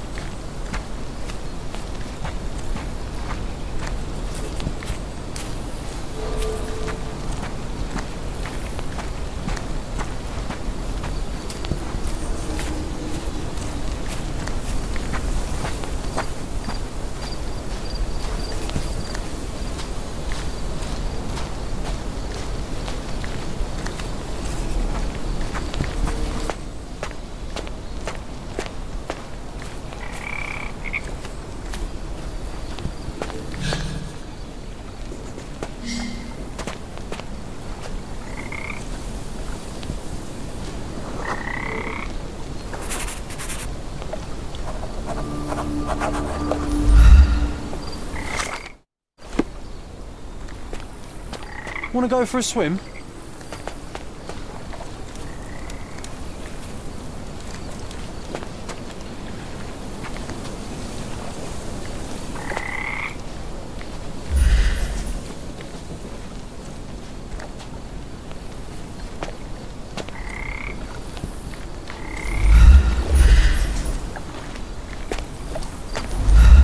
Strange.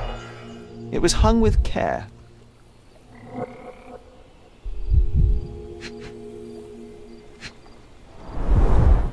The game has escaped us, for now. We'll find a solution to the elephant problem later.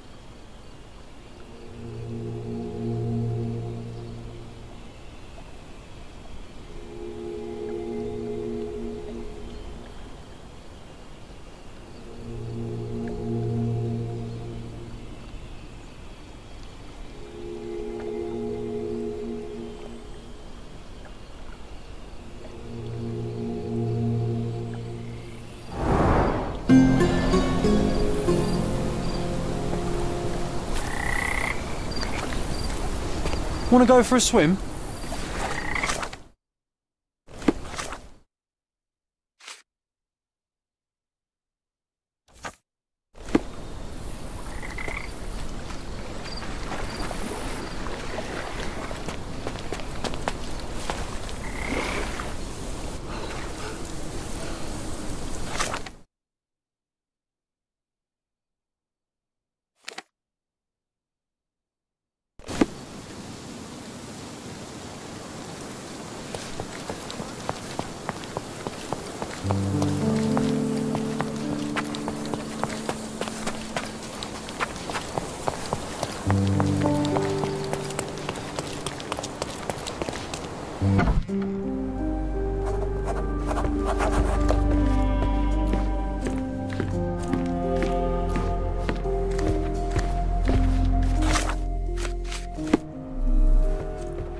Gosh, what a mansion. This young lady has a childish interest for her age.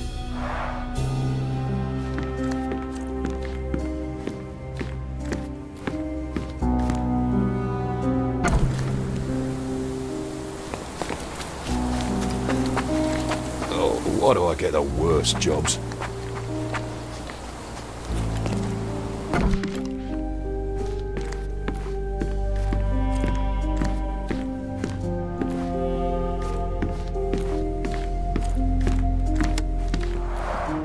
I can always recognize the spirit of a true artist.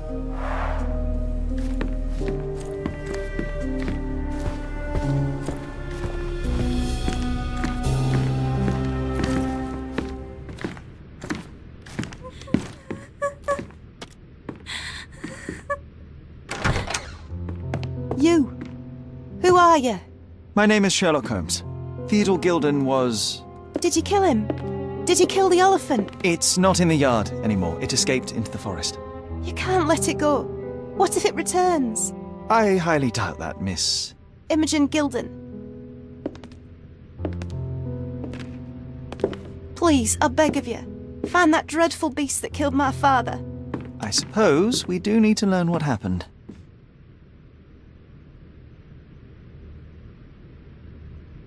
Focus. Be clear and concise. What happened? Just the facts. I was here, packing my bags. My father was with the elephant. Then I heard the noise. Goliath made such a horrifying scream. Through my window, I saw how it lifted my father by his neck. So I ran downstairs. The elephant was dragging my father's lifeless body. I threw stones at the monster, so it dropped him. Then Goliath ran screaming, and I came back here and hid. Well, it was the most probable outcome, living with a giant wild animal such as that. How can you be so cold? Goliath murdered my father, Mr. Holmes. He mustn't be allowed to get away with it. Well, thank you for the information, Miss Gilden. I did have some questions for your father. Perhaps you might help me with them? I wasn't privy to much of my father's life, and it's very hard to think of anything at all with Goliath still loose. Please, Mr. Holmes. Very well. Do you mind if I ask you more questions if I find anything that might help? Anything to catch that monster. Miss Gilden, I was on this island 10 years ago, and your father knew my mother. I believe I even had the opportunity to ride that balloon outside, but I do not recall seeing you. I lived at my late mother's in Sheffield at the time. I'm in no spirit to reminisce right now. The elephant is out there. You've never heard the name Violet Holmes before? Perhaps your father... Please, Mr. Holmes. With that beast roaming free, I can't think of anything. Very well.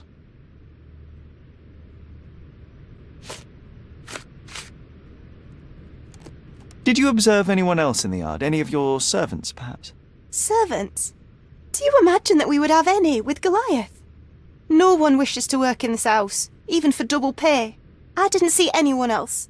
Only my father and that diabolical beast.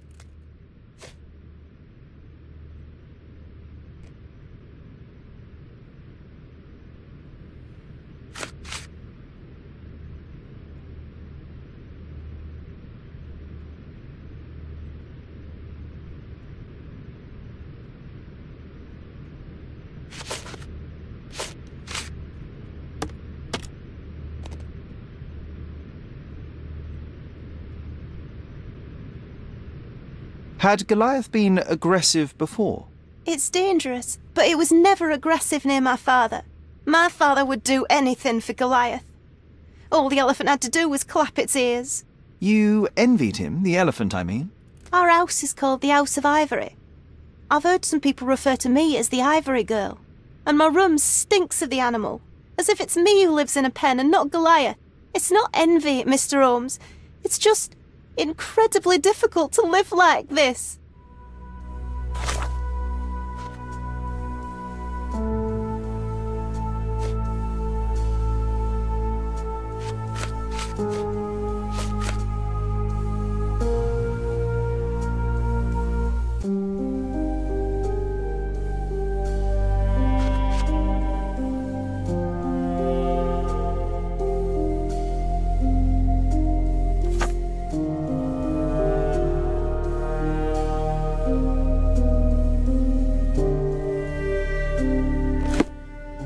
I can't think of anything else right now.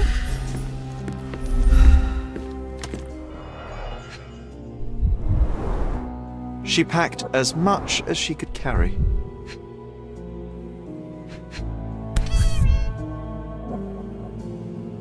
The same dull poses on all romantic photographs.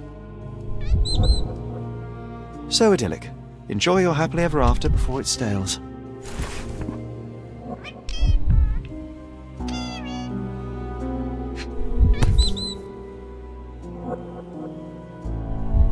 False idols? Oh, sounds utterly dreary. Hey, Sherry, we need to talk. You found false idols. We need to find the remaining two. What does bazooka even mean? Would this paper be good for anything but blowing one's nose on? They're not rubbish, Sherry. There's something more. I'm serious. Very well. I doubt it'll be worth it, but I will find them for you, John. You'll thank me later. They're some of the most imaginative books I've ever read. What did you say? Speaking aloud helps me think. Who's a cute bird?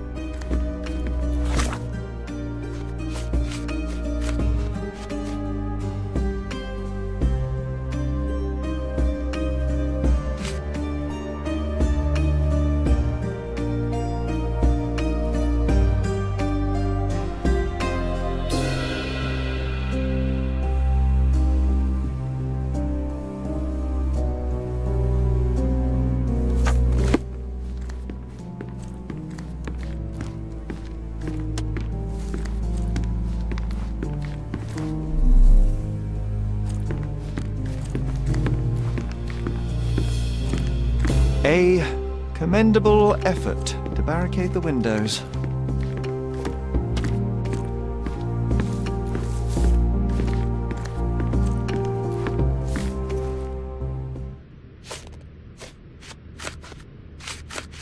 How can you read something like this? It's hard to swallow, and that's not due to the hard cover. You're hardly serious. Any library without Nabe and Laura is incomplete. If you can read, then these books are an absolute must. Love and adventure. They're about life. Oh, I wasn't aware that exploding pyramids were a part of daily life on Cordona. You haven't seen life, so you might try reading about it at least. I've nothing to say about this. I found this. Who's this young lad next to you, your faithful knight? Paul. He's my pirate. He's not really a pirate. I just call him that. It probably sounds very silly. Your secret is safe in my hands. Does Paul work somewhere? What is his surname? His name is Paul Perks. He and his yacht Whirlpool are the champions of the Salacia Yacht Club. He sails there. I'll show you where it is on the map if you need to meet him. A yachting champion? Oh, well, that will be a first. I prefer dry land. And so does my suit.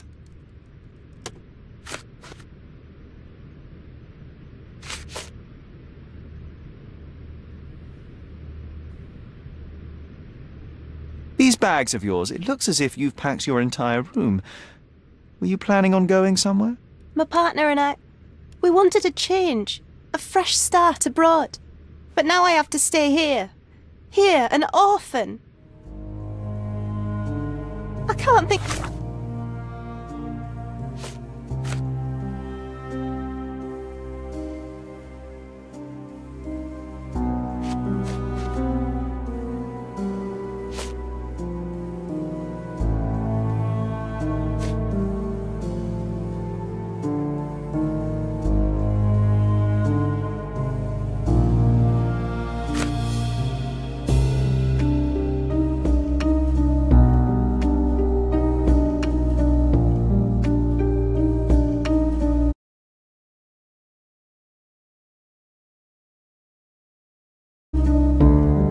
anything else right now.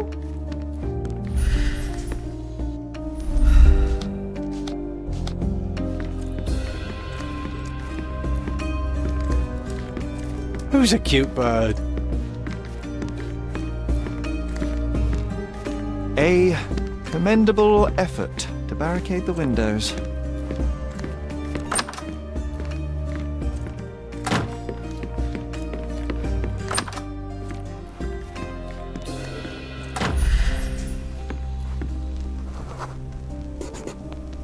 The nicest spot in the room. Mr. Gilden spent hours of his life right here. Staring at an elephant's backside. What a wonderful life.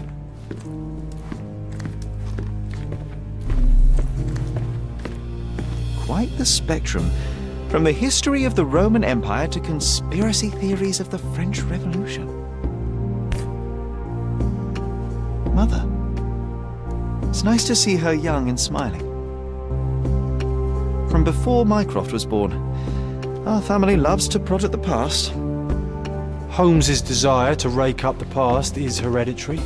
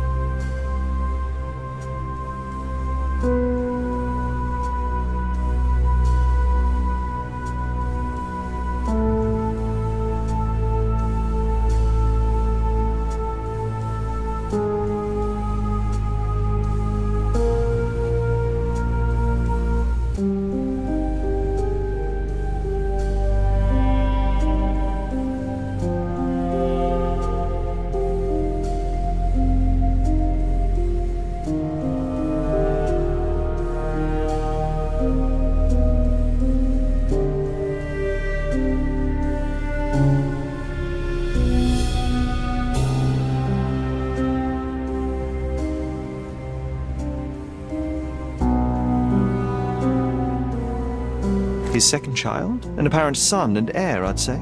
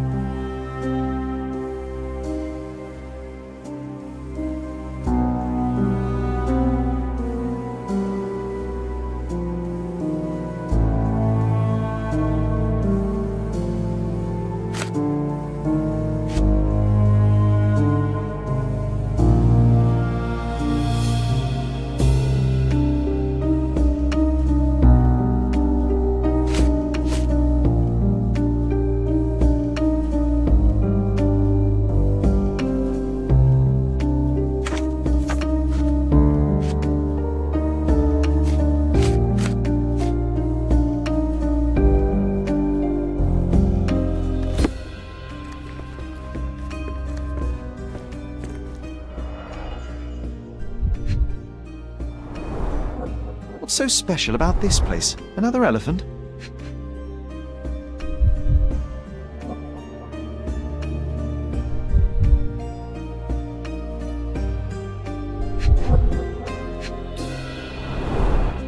A catchy title. A partnership annulled with a single stroke of a pen. I should take a photograph of the plans. I don't want to carry them around.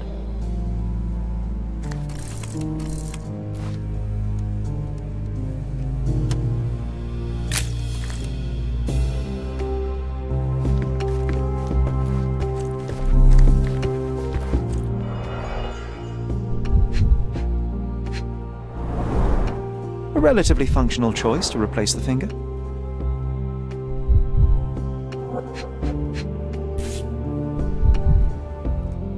Oh, the pungent stench of an animal. Did Theodore seek some pink elephants with this?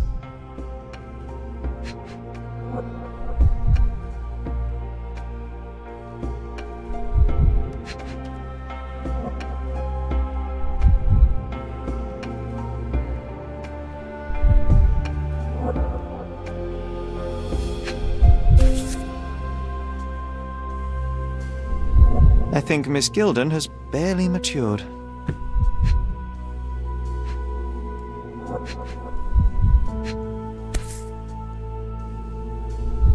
I think they were closer than you and me, John. I'm hurt.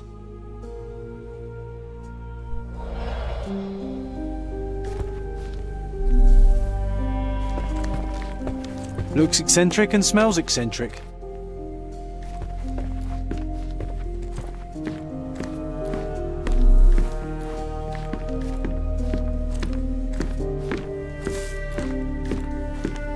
Quite the spectrum. From the history of the Roman Empire to conspiracy theories of the French Revolution.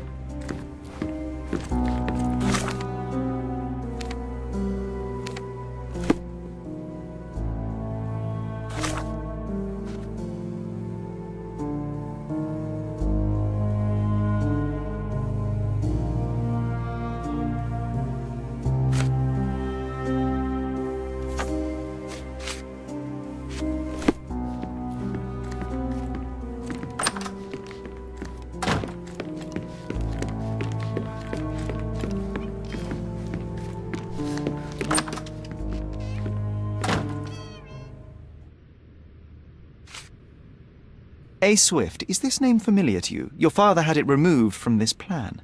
Oh, that's Arthur Swift. I've seen him a couple of times here. He works with my father in the old city, digging up something ancient. He is an archaeologist? That's the word, yes. But to be truthful, I really don't think Mr. Swift is fit to be one. I've just learnt a lot about archaeology from my favourite book series. Oh, they are page-turners. Inspirational, I'm sure, but would you happen to know where this Mr. Swift might be found? I don't, but perhaps you can find out somewhere. My father's work with him is all official. Lots of boring legal papers with signatures and stuff. And, which part of the elephant is in here? It's quite pungent. Oh, that. It's elephant sweat. Father believed that it might replace traditional ambergris. Well, that's true entrepreneur spirit.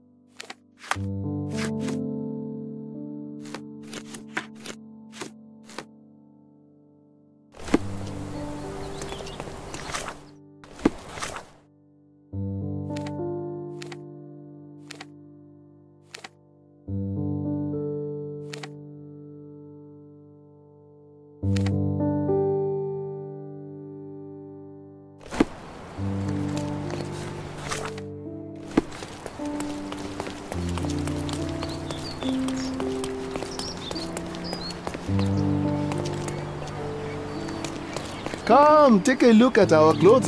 The finest clothes for the finest citizens.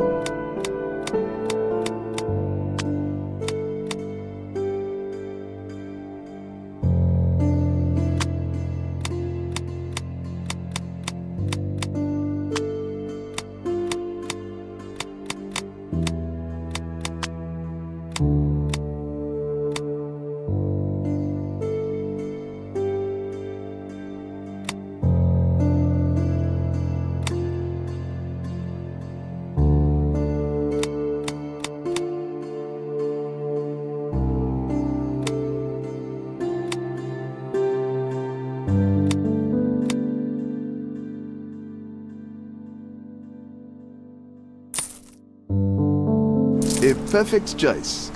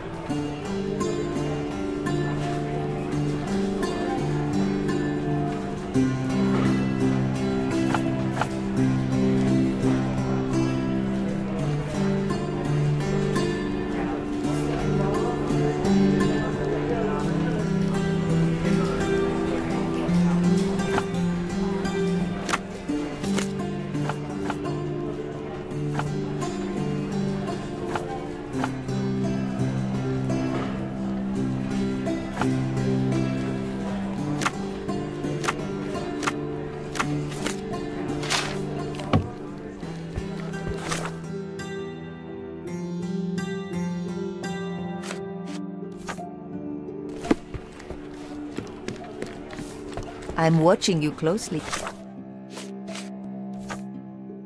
Mr.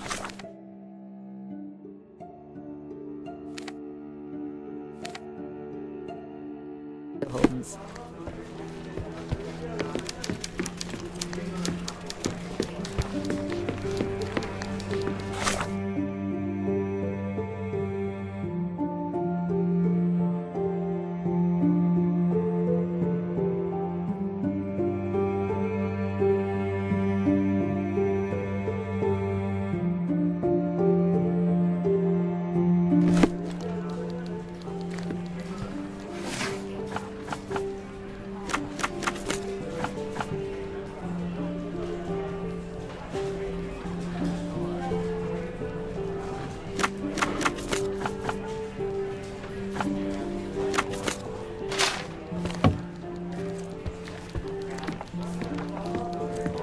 I'll be right here.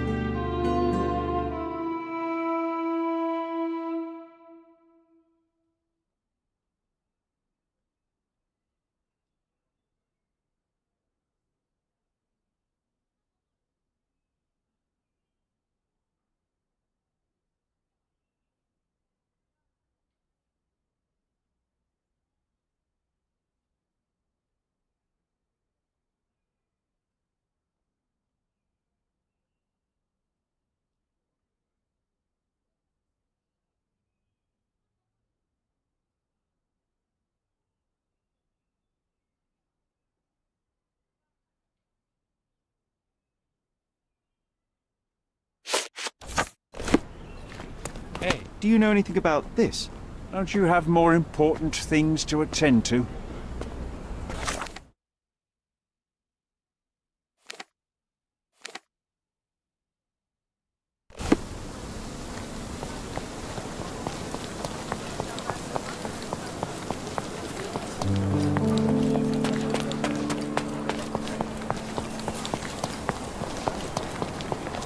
May I ask for your assistance? I'm afraid my mind has gone black.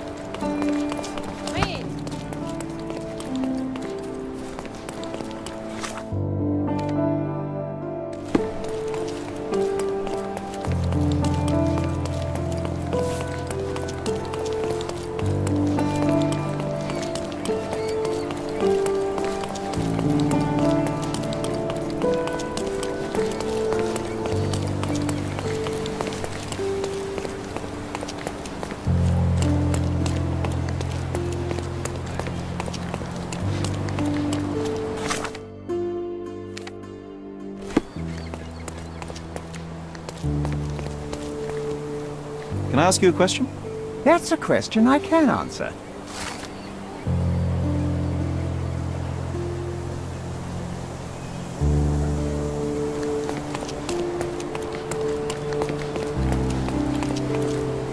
Could you help me? I can't help you with that, sir.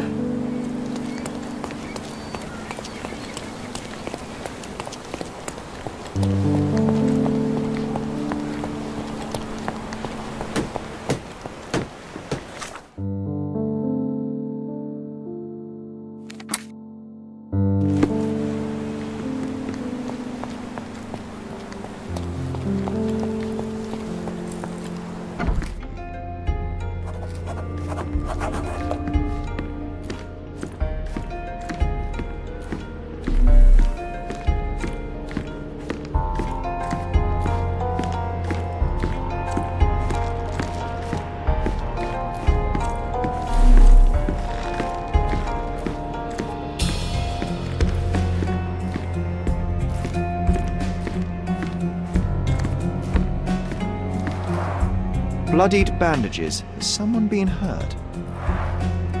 Where would a champion hide a key?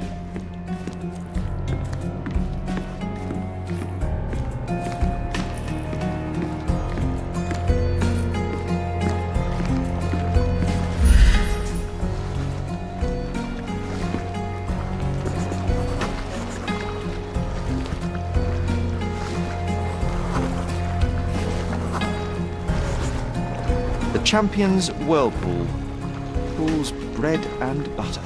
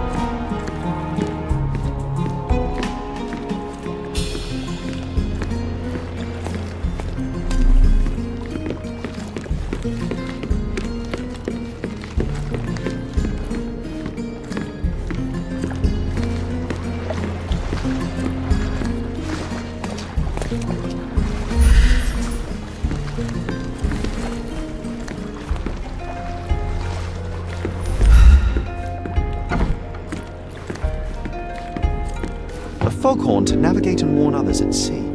It should have a warning to cover your ears. A foghorn to navigate and warn others at sea. We can become pirates and show them what should be stored in here.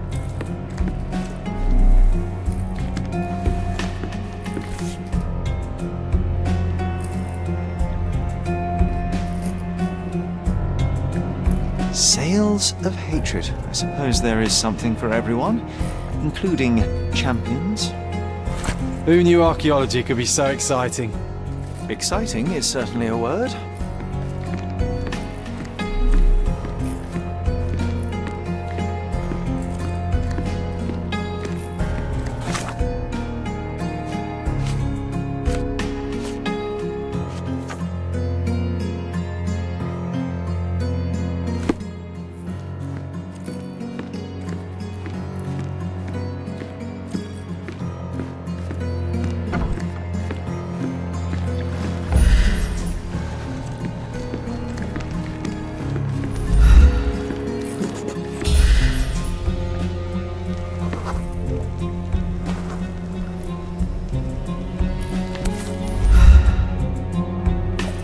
I hope Paul is more skilled at yachting than he is at hiding keys.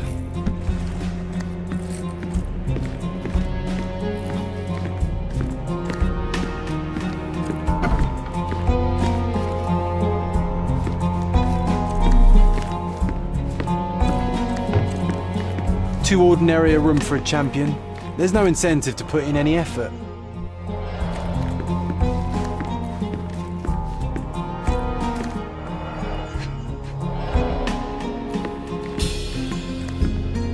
Bloodied bandages.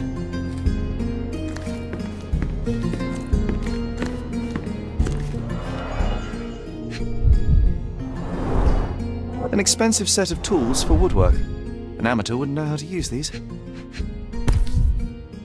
A box full of darts. Each has a needle and can be loaded with drugs. Shipbuilding, shipwright's tricks, sail weaving.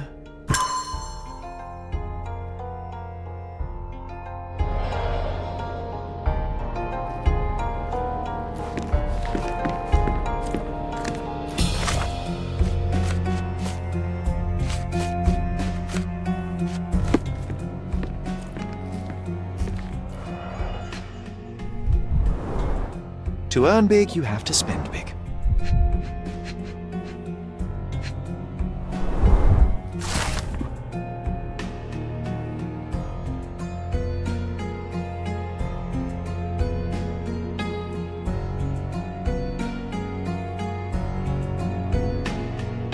Mr. Gilden wasn't afraid to get his hands dirty.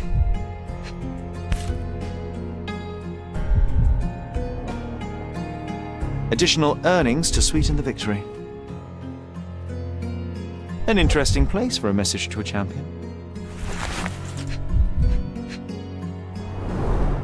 Old betting slips. Paul always bets on Whirlpool. One victory after another.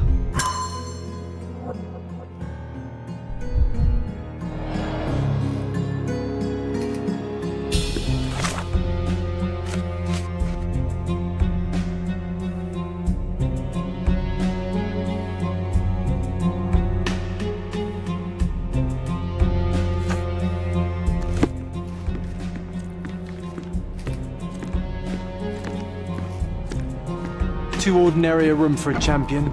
There's no incentive to put in any effort.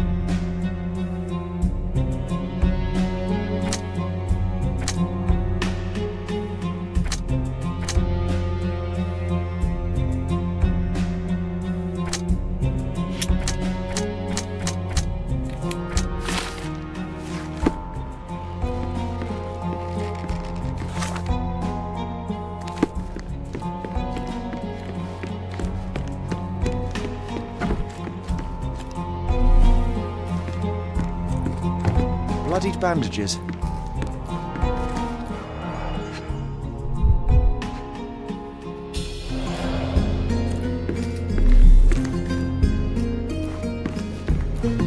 Too ordinary a room for a champion. There's no incentive to put in any effort.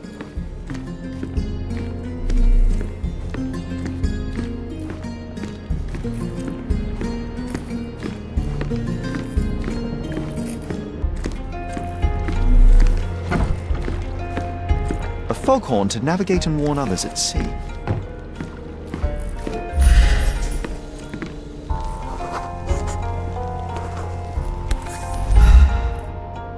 Undeniably psychotropes. Not for toothache, I think.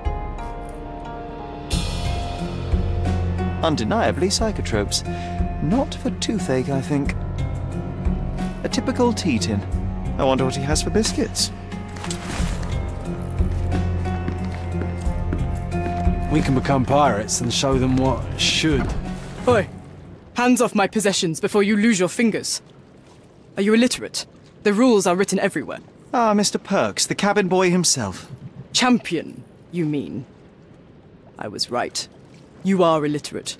I think a couple of shiners might teach you. One last chance. Who are you?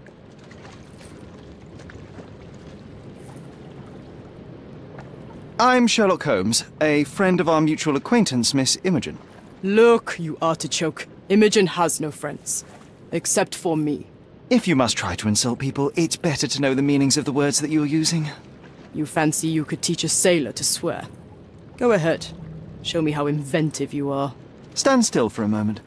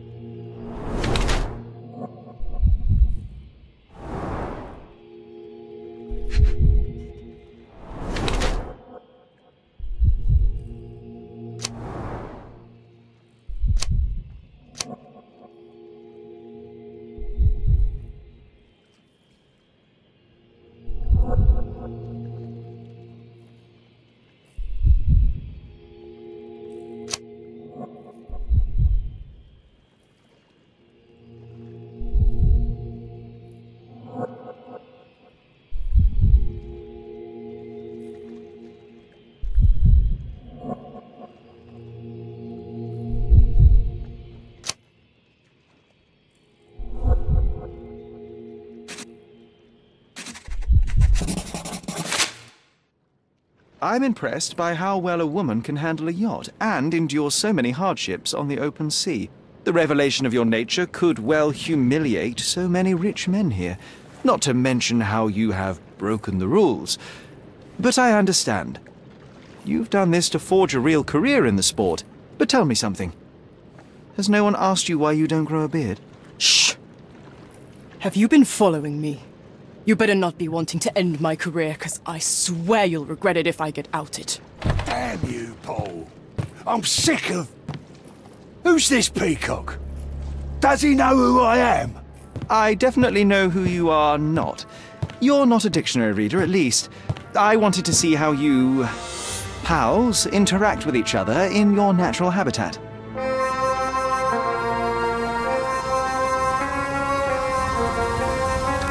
But I'm afraid I have to interfere.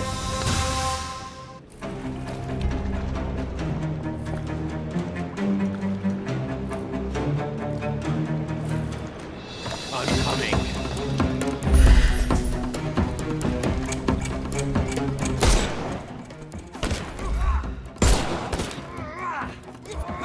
Overcome him, don't...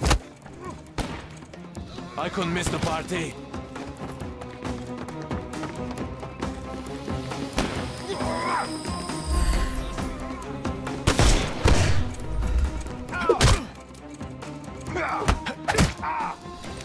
Too simple. No more crime for you until next month.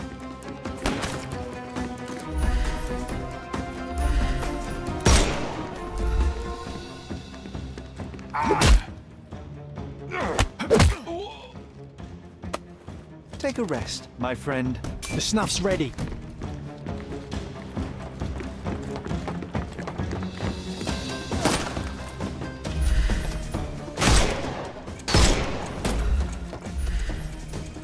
Can overcome them.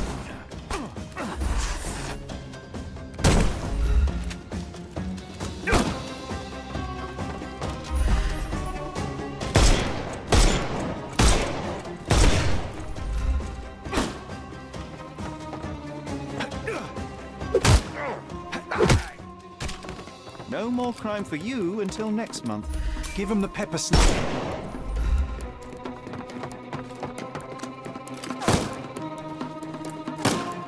Just die!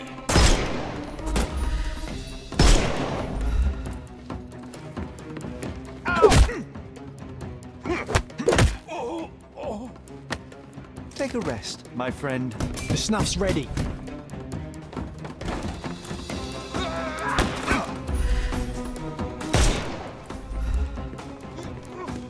I'm coming for you. No more. Give him the pepper snuff. Just die! I'm coming. Don't bother moving. The snuff's ready.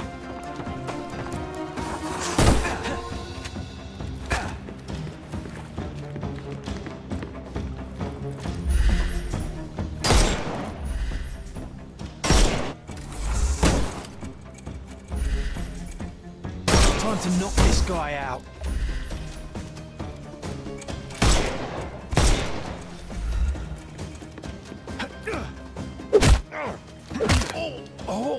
No more crime for you. Give him the pepper snuff. And there's no reward for risking our lives. Paul's explanation will suffice.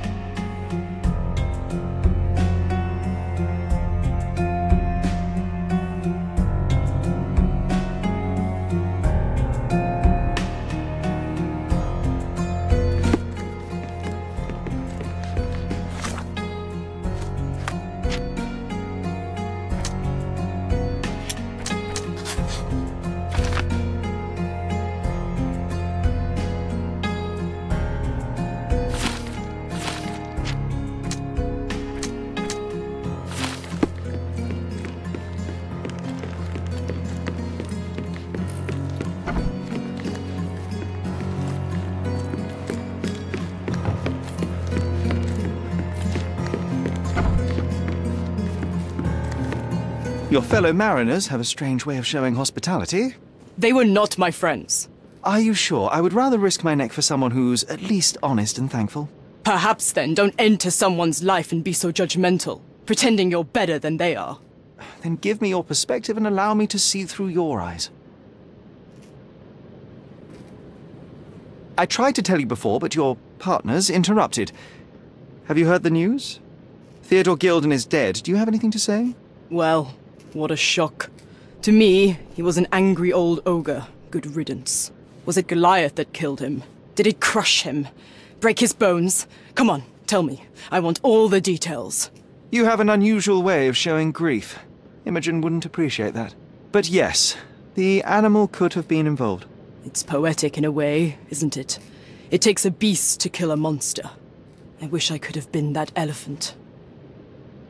What were you doing this morning, Miss Perks? Don't call me that. I'm a champion. I was sailing. The other club members told me that you missed the race this morning. Do champions not need to practice? Ugh, you've talked with them already. No, I wasn't racing. I visited the doctor after that attack on me. And then I had to honor the deal with the bandits you just took care of. This business of yours, you should be more careful. Ruining your life at such a young age is ridiculous. I am careful. Except for you, no one has noticed where I store the smuggled goods. If the police arrive, there's no link to me. It's common storage, not exclusively mine.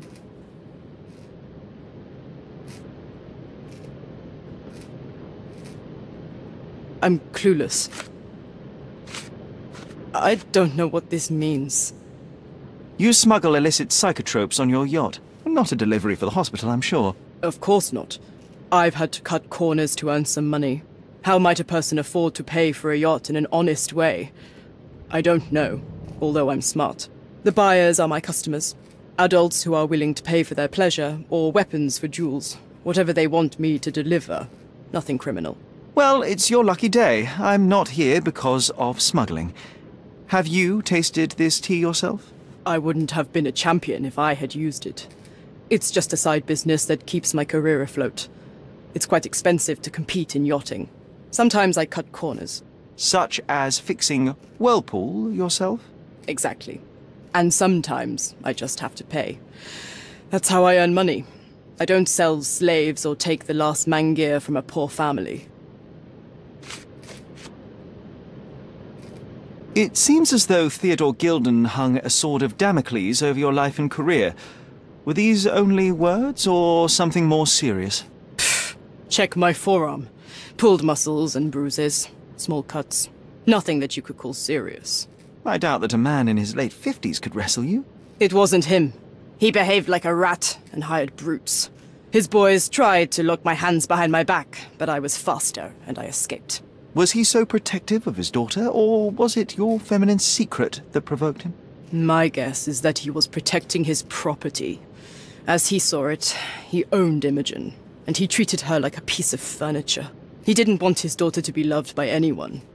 What's more painful is that Theodore didn't allow me to love his daughter. Typical. I'm not sure that your relationship with Imogen could be described as typical. Are you afraid of a woman in trousers? Now that's typical of men.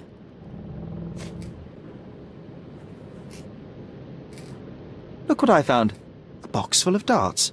Hey, that's mine. I confiscated it. These darts appear to be filled with something. Poison? How powerful is it?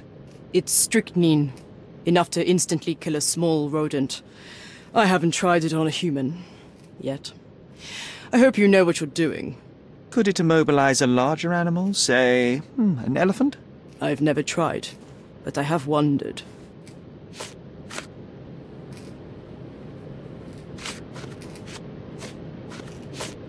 A. Swift. Are you familiar with this name?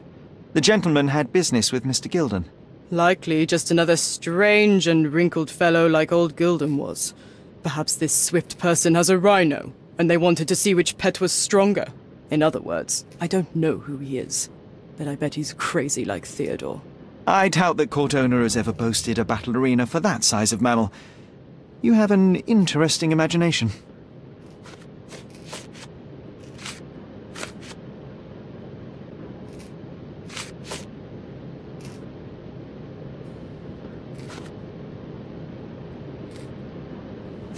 Imogen doesn't strike me as an industrious young lady, so I find it strange that she was busy packing up all her belongings when Mr. Gilden died. That's some favourable wind in your sails, isn't it?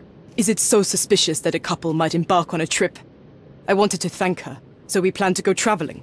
A Theodore-free place, without elephants. The timing of it is suspicious, however. Your lady friend becomes an orphan and heir, and there's a planned trip directly afterwards. An improvised romantic dinner will never please a spoilt girl. A planned voyage might. It's not spur of the moment.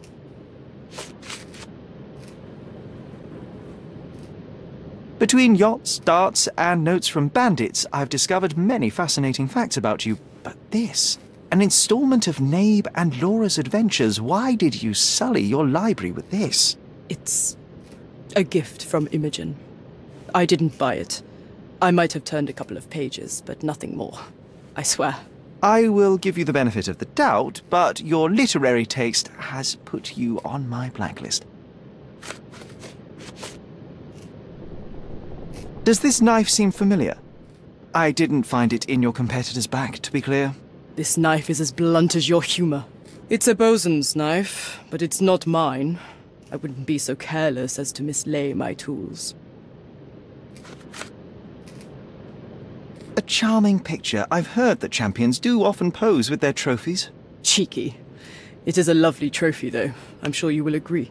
What is it that you like most about her? Her naivety? Her father's money? A somewhat difficult choice. Especially now that her father is out of the equation.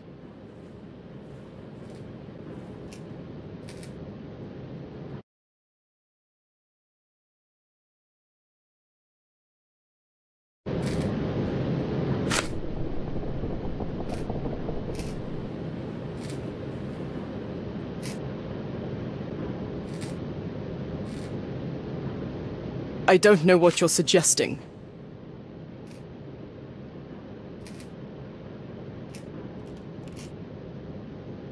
What can you tell me about the elephant? He's smarter than some people here, including his owner. Although I feel he could be dangerous, no matter how much he's fed. Why is that? Have you ever seen Goliath attack anyone? Well, not exactly. But I saw it, abusing some poor tree during one of its walks with Theodore. The expression on that old ninny's face was priceless. But it wasn't funny to look at. Believe me, it was frightening. Just be quick. Too ordinary a room for a champion. There's no incentive to put in any effort.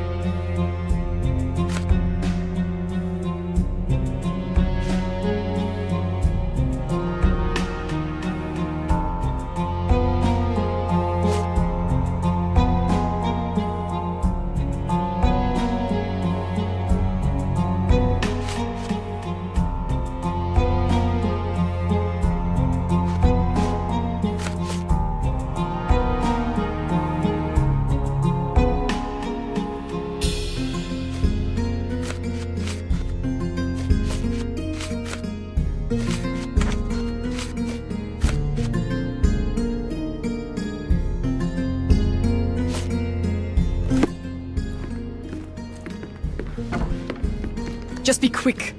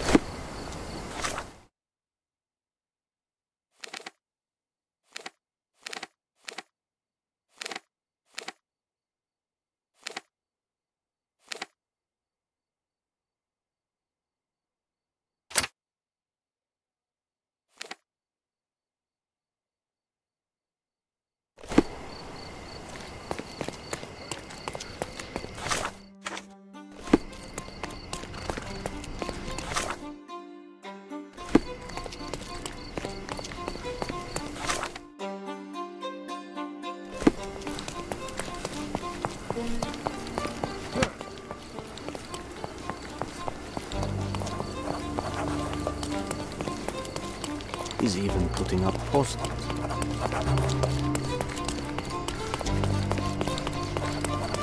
The best antiques in the district. He's even been putting up posters, poor man. Losing it may be the death of him.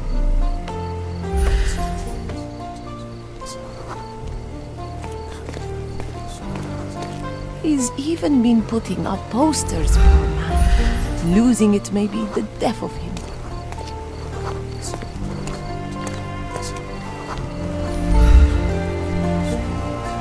He's even been putting...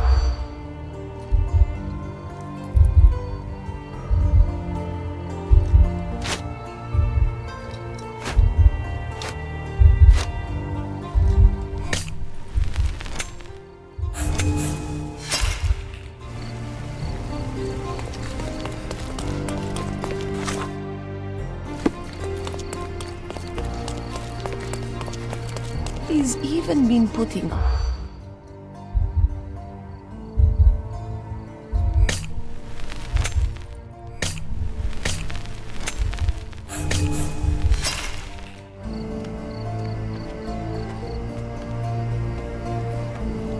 He's even been...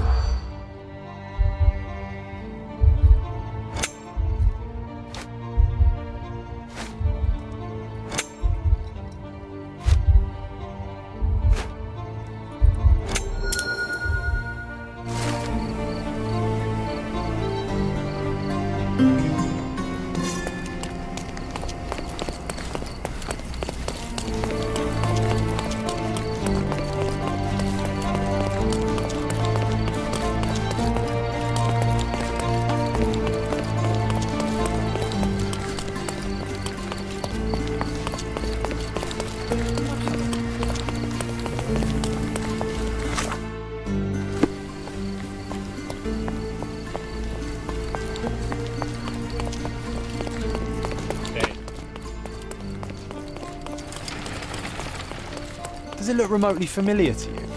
Should it? Are you lost, sir? Not at all. I'm right where I need to be. I'm Sherlock Holmes, by the way. Ursula Oni, the chief archivist. How can I help you exactly? I need to take a look at the history of Cordona and its islanders to retrieve some, hopefully, useful information. Your brother Mycroft told me that you were direct, and now that we've met, I can see that is true. Someone in our family has to balance the evasive nature of my brother. Well, may I use the city archives? You may, of course. But in return, perhaps dinner? That's a high price to pay for looking at your archives. I was teasing you. Pay no attention to me. I'm curious, how did Mycroft recruit you? I doubt you're a field agent. I imagine you work with intelligence. That's correct. Your brother noticed me when I tracked down a spy at the archives. That's how our cooperation began. And you? Did Mycroft force you into this? Not at all. We simply have a mutual interest in someone. Or something. Of course. A fruitful and willing collaboration, I'm sure. Well, I'm his younger brother. I have to accept the consequences of being a close relative of an official figure. I suppose, in a way, we are colleagues, Mr. Holmes. In the remotest way possible, Miss Oni. Have you found anything helpful?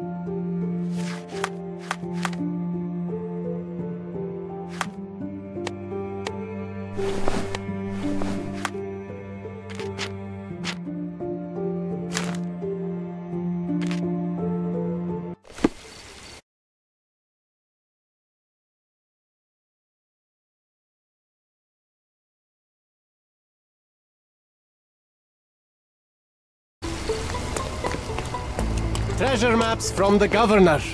Find 8 and come back for more.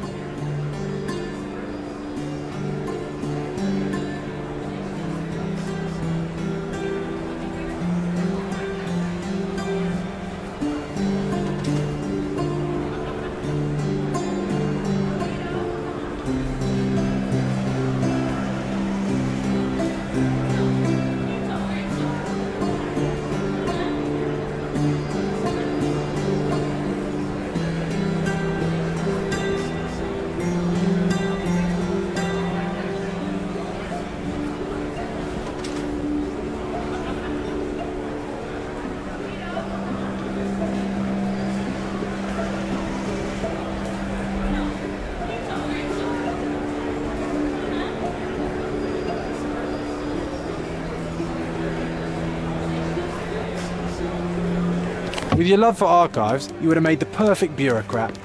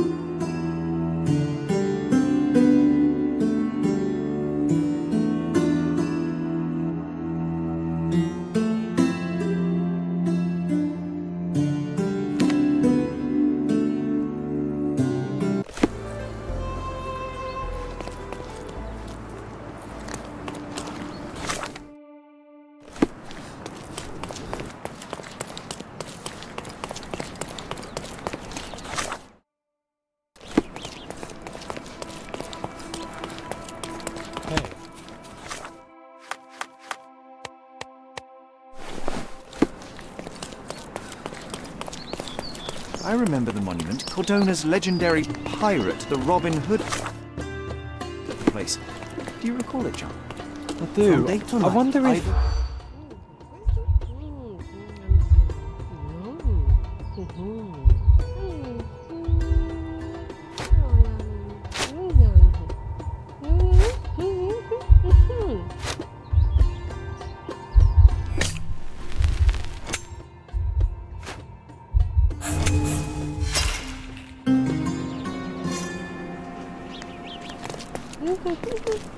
From day to night, I...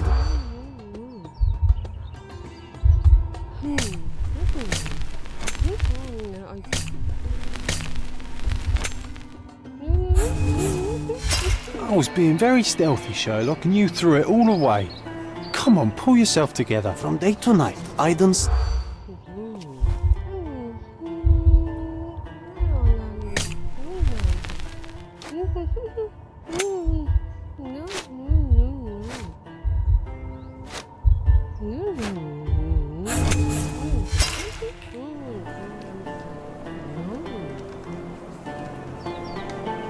From day to night.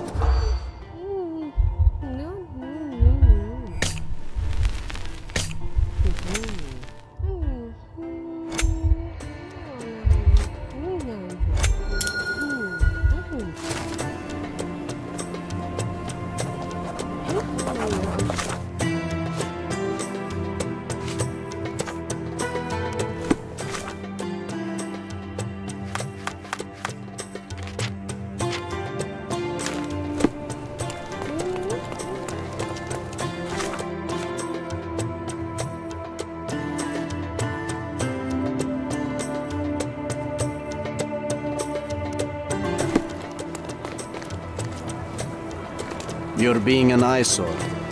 No entry for you.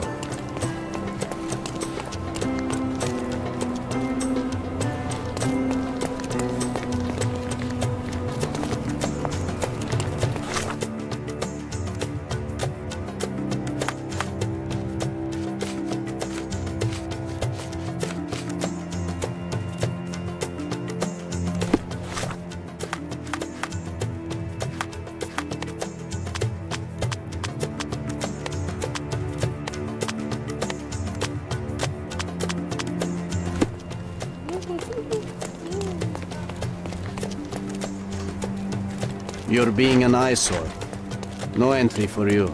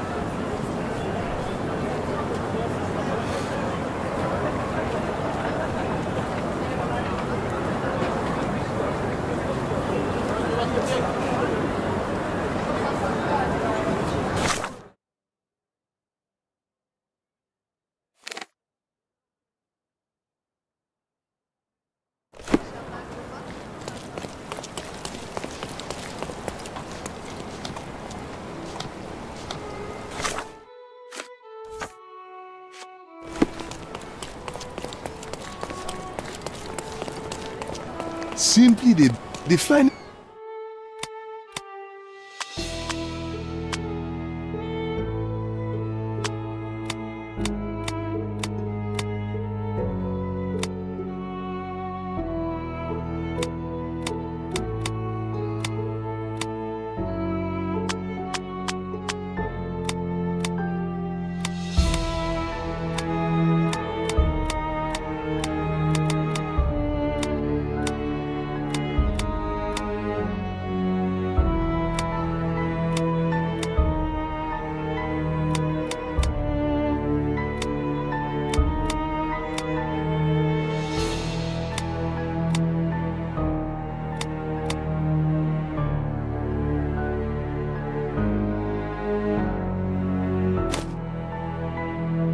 Please bring it back in time.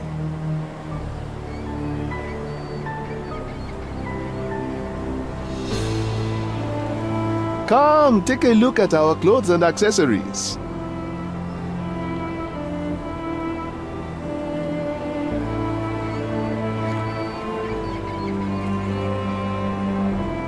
Come, take a look at our clothes and accessories.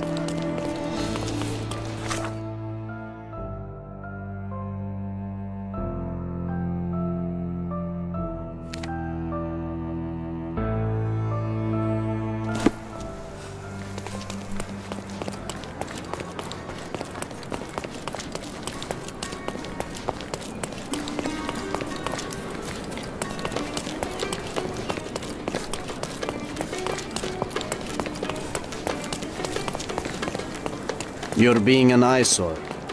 No entry for you.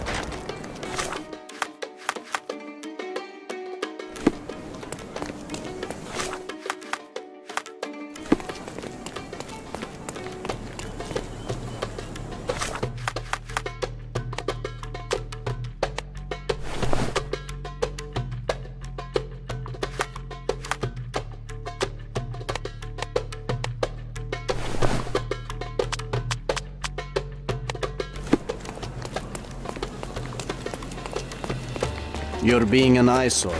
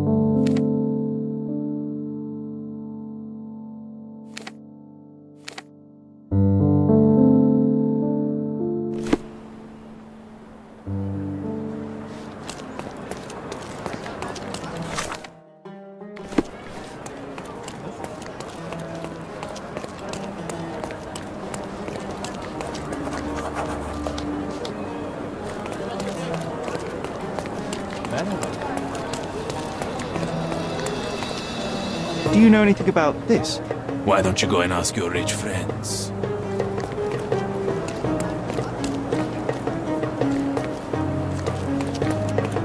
Stop blocking the view. Oriental rugs at a good price. Nice affordable clothes. Step right up.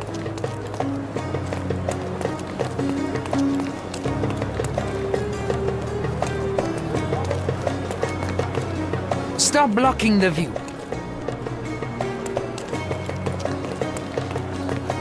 Don't miss out on the best carpets on Don't the miss island. out on my unique clothes.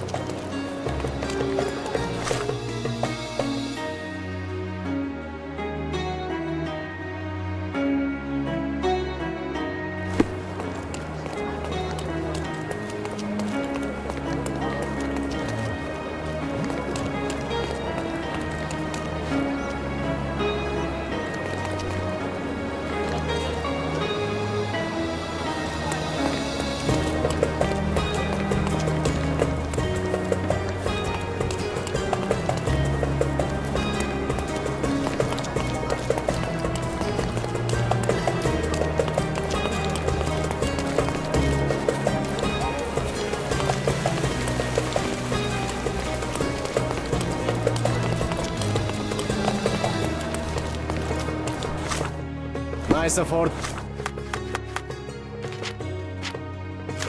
Don't miss out on the best carpets on the island.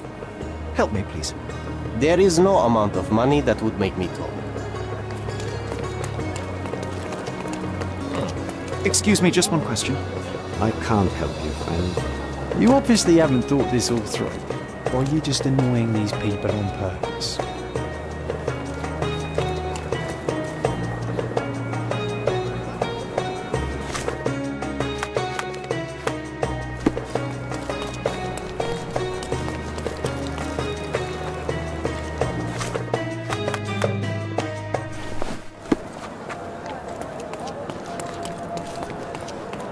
Sir, kind sir, might I steal your attention?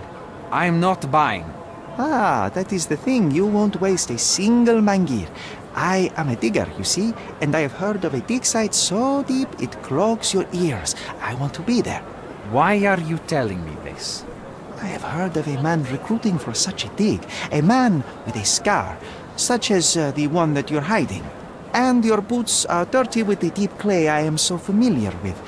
Oh, I hope it wasn't too rude of me to point that out. You have a good eye. And you just want to dig? Dig deep and that's it? What's the catch?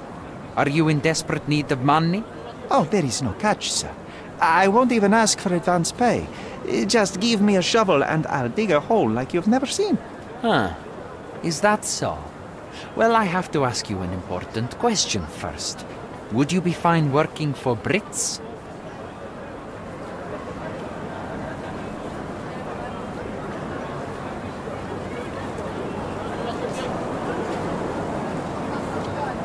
The English? No. Is there anyone here who still likes them?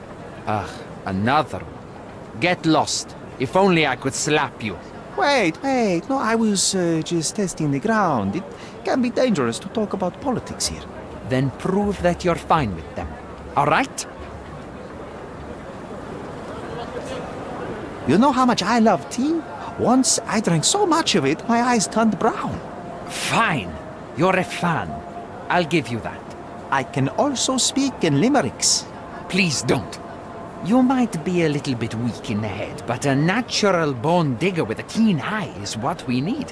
Take this permission slip and go to this address. The guard will let you in and check with the professor once you're there.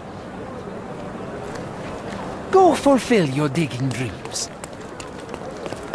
Don't miss out on the best carpets. Don't miss out on my unique clothes.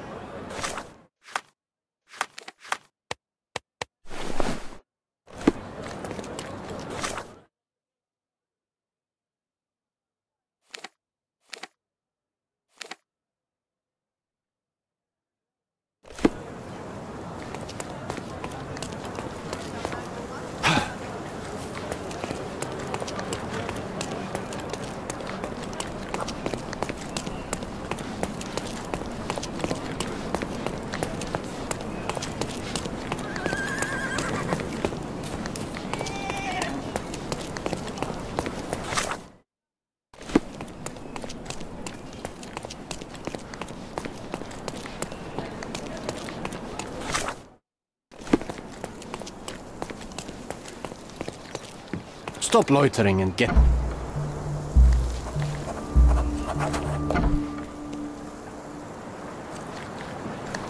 Stop loitering and get inside.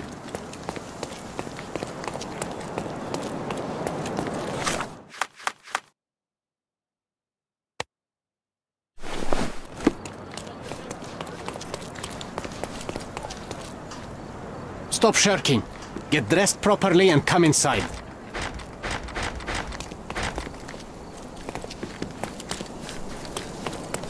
Stop shirking. Get dressed properly and come inside.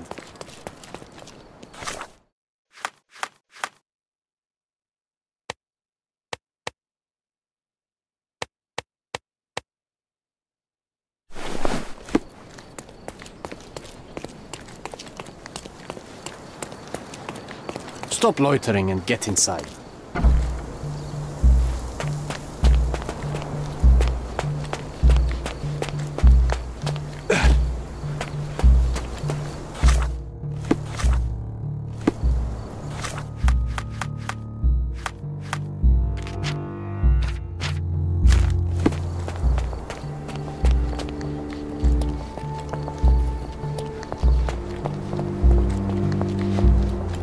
Newcomer, talk to the professor first. He's the old fellow with the glasses and the plans.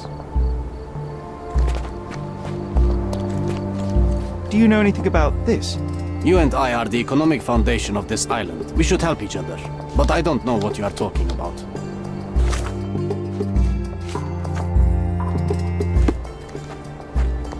May I ask for your assistance? You and I are the economic foundation of this island. We should help each other. But I don't know what you are talking about. Everyone's looking at us, Sherry. You sure you know what you're doing?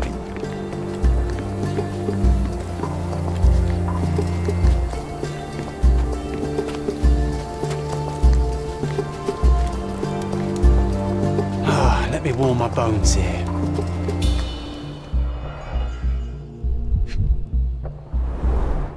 This reminds me of my father's room.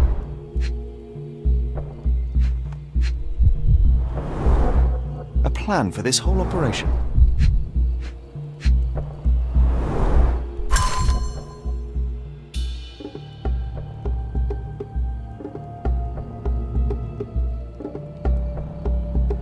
This might prove useful. I'll note it down.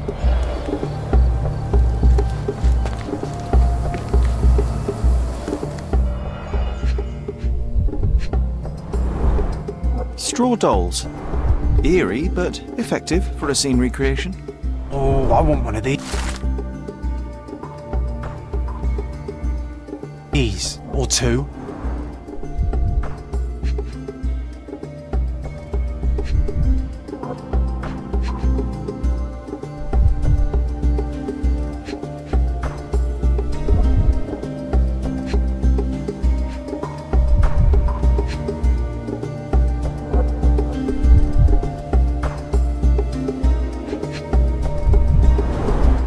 Oilcloth.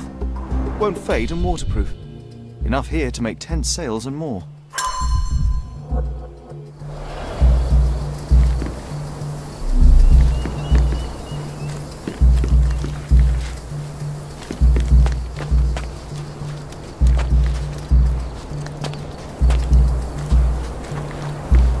Don't touch anything here. Get back to work.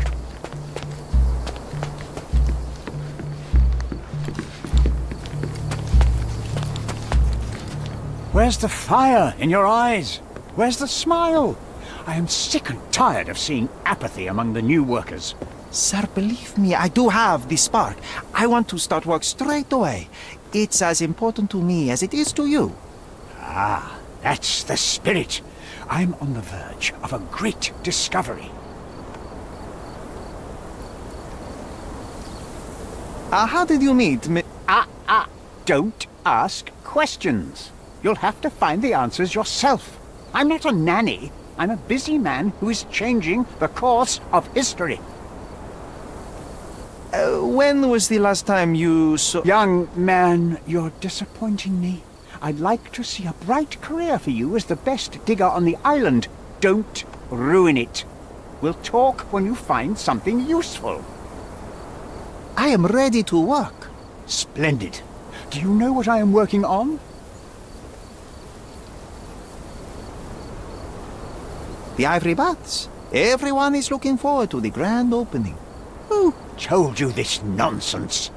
Why would you contaminate history with this base desire for leisure? We are looking for Vitus Lemonius's tomb.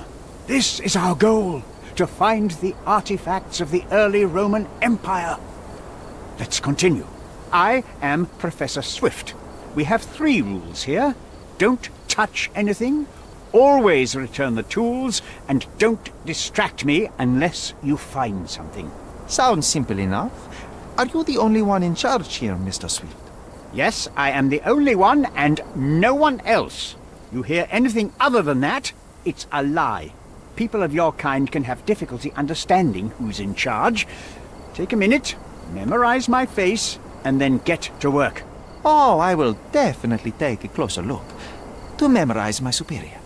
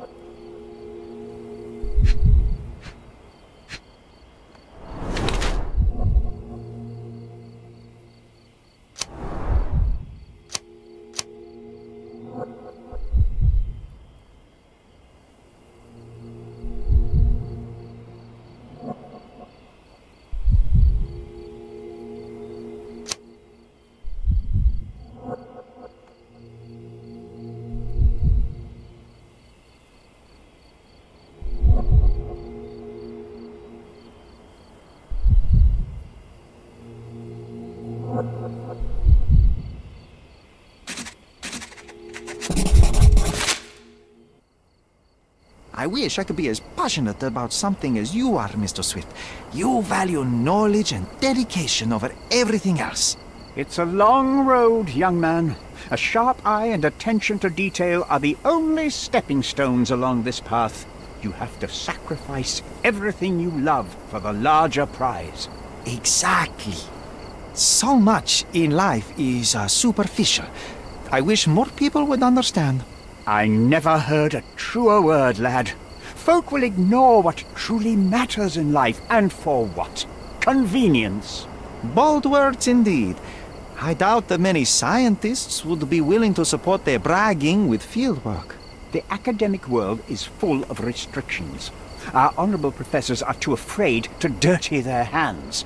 God forbid if they have a stain on their shirt. You can follow in my footsteps. You can start learning by returning to work. Show me what you can find. Not while he can see me.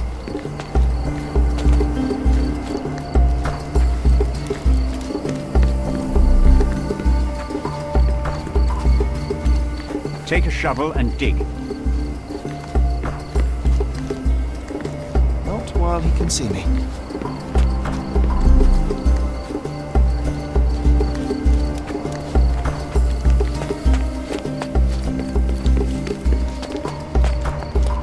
Do you know anything about this?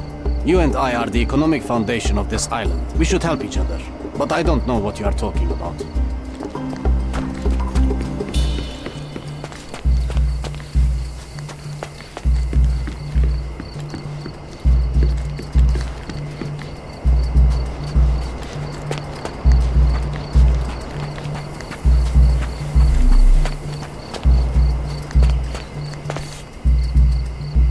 Sharpest pickaxe.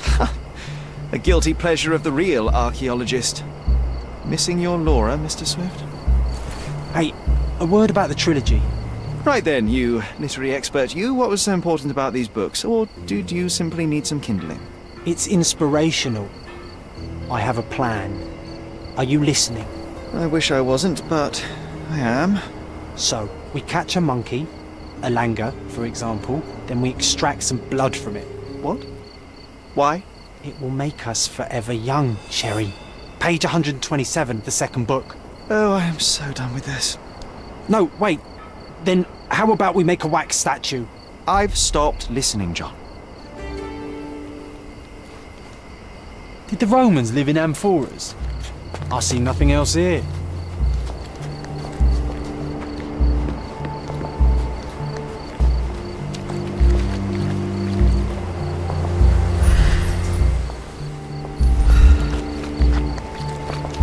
Working and living by the sea. What a dream.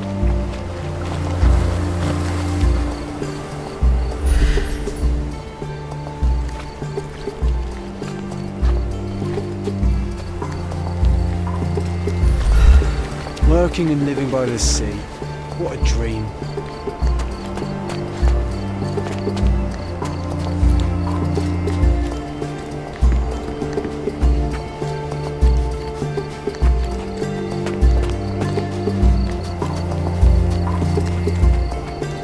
Help me, please. You and I are the economic foundation of this island. We should help each other. But I don't know what you are talking about.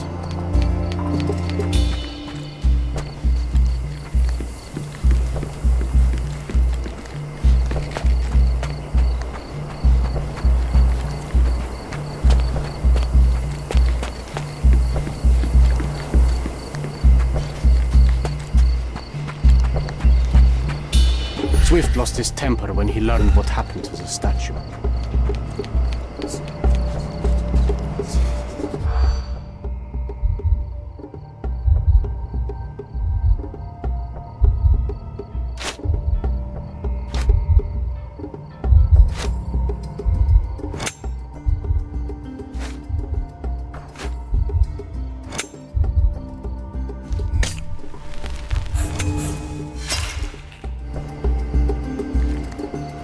Is this familiar to you?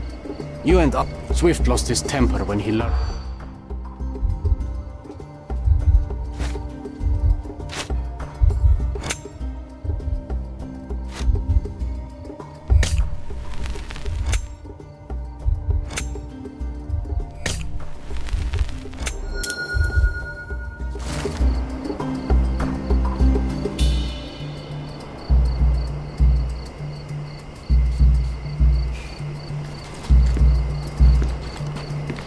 Quite daunting to see how deep the dig is.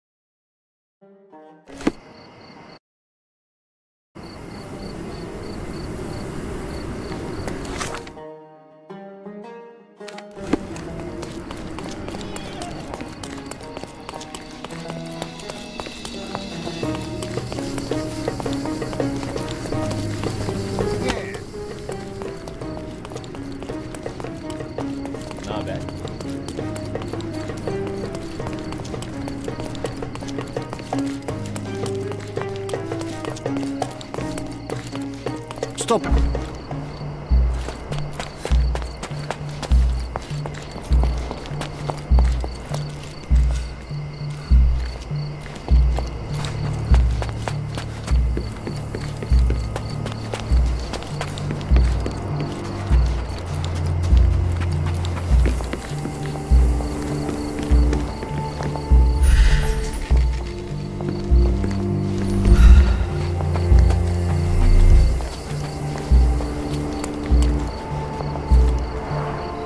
somehow the text remains legible. Let's see if I remember my Latin.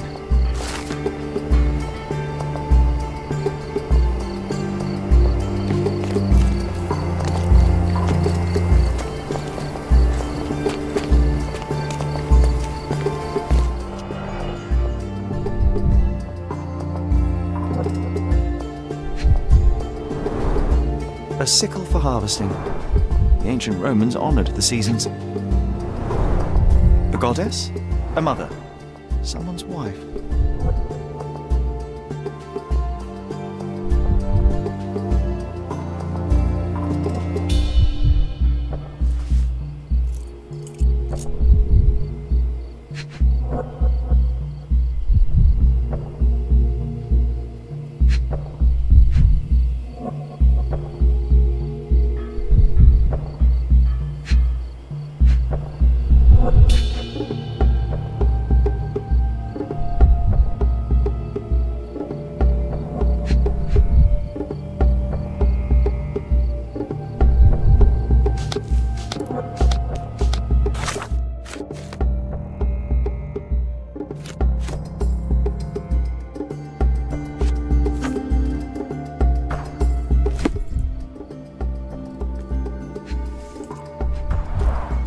There were 4 statues here originally. I wonder what the 3 other statues look like. I see now. Mr. Swift didn't realize the significance of the statues.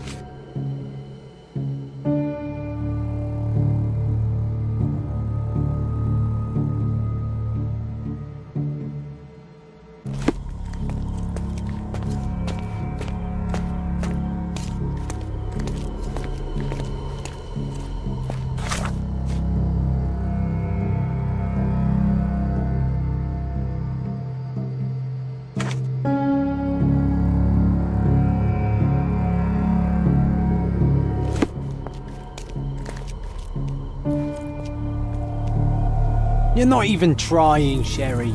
Concentrate.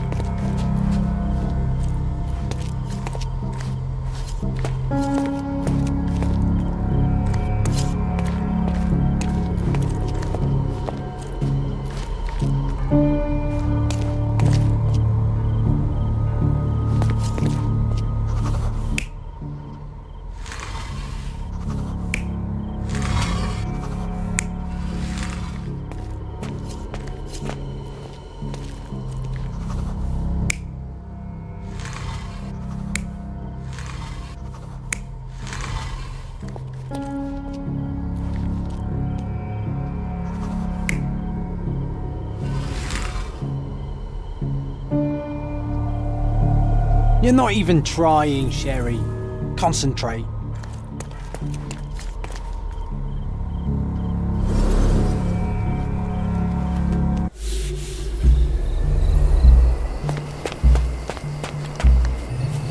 Vitus rests nearby. Beware the one who wishes to disrupt his sleep, for he is guarded by the gazes of his brother and the autumn wind.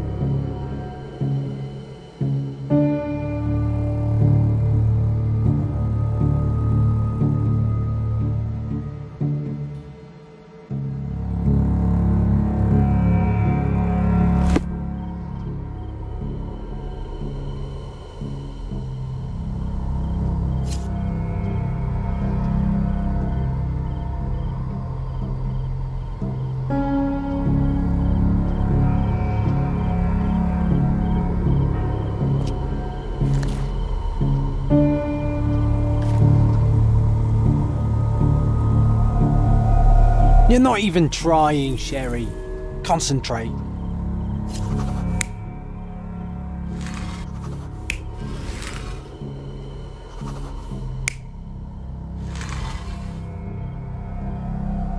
You're not even trying, Sherry. Concentrate.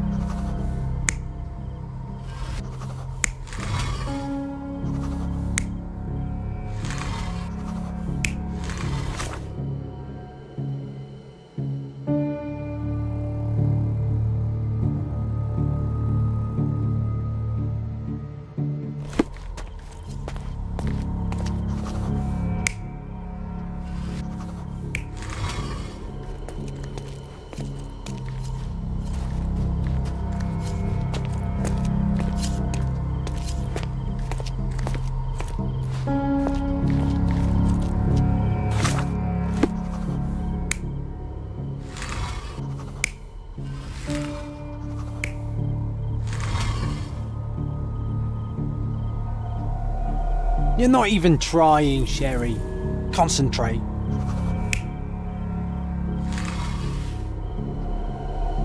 You're not even trying, Sherry. Concentrate.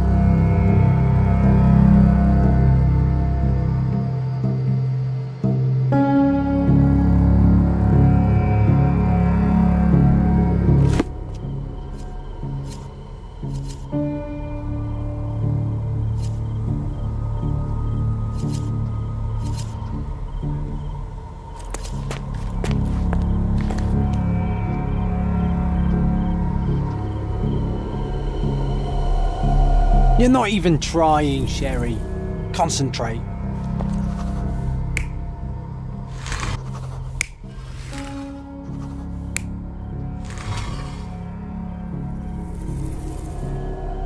You're not even trying, Sherry. Concentrate.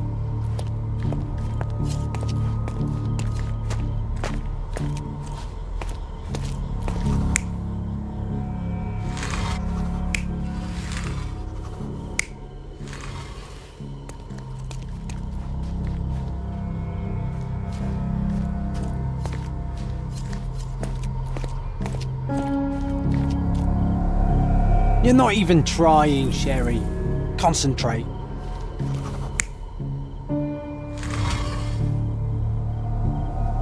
You're not even trying, Sherry. Concentrate.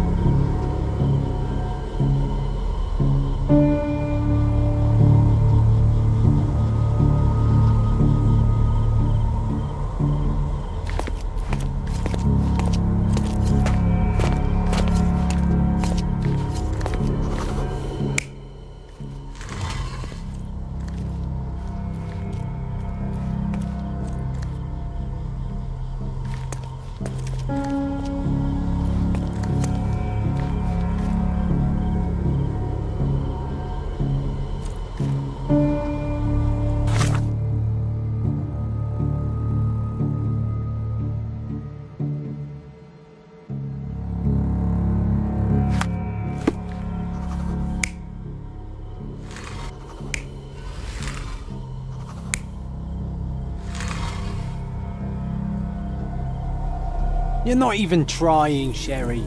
Concentrate.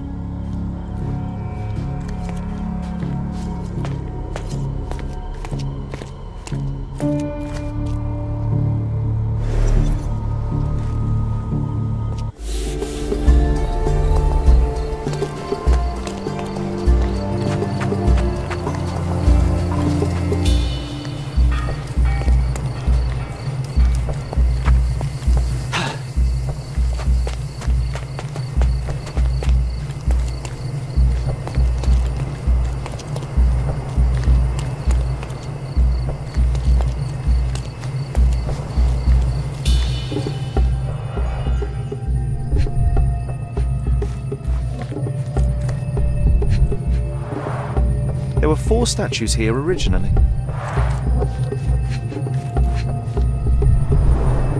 A sickle for harvesting. The ancient Romans honoured the seasons. A goddess? A mother? Someone's wife?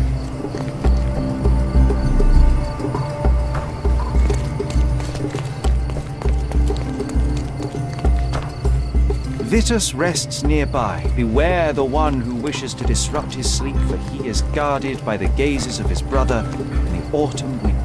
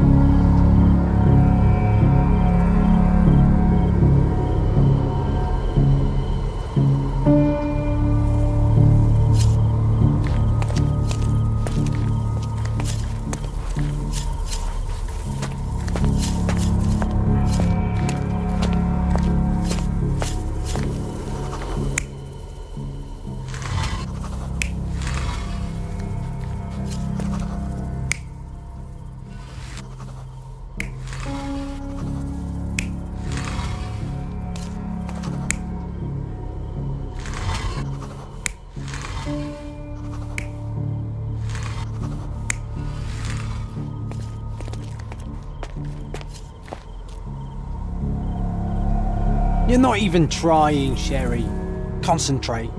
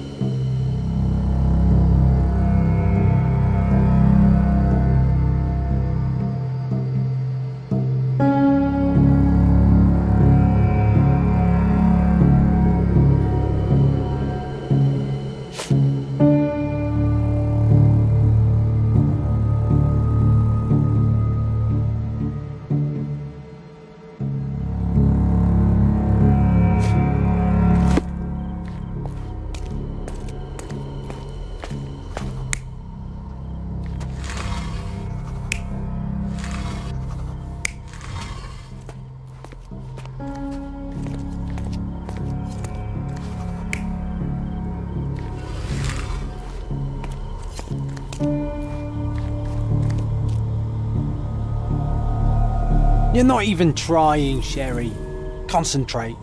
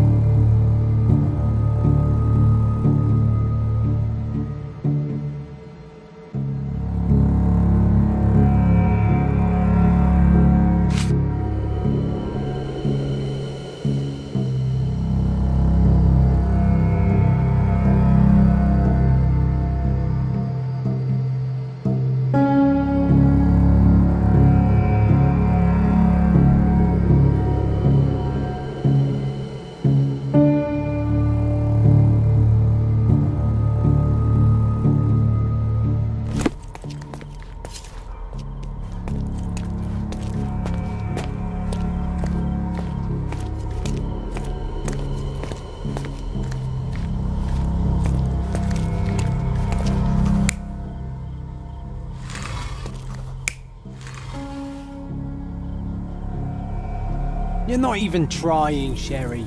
Concentrate.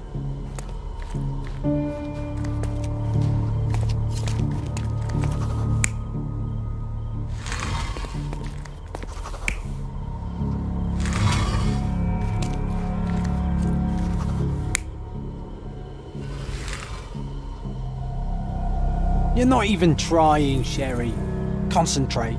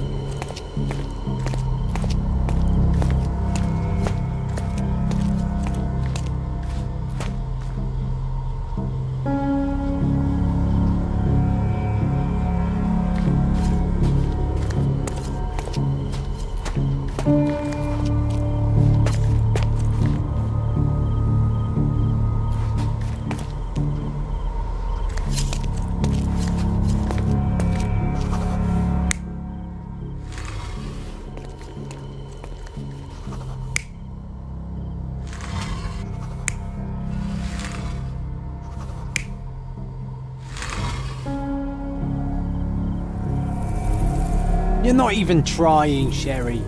Concentrate.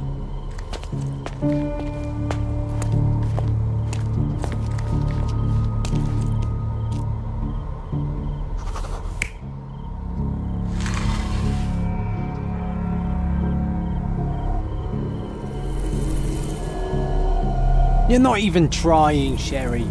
Concentrate.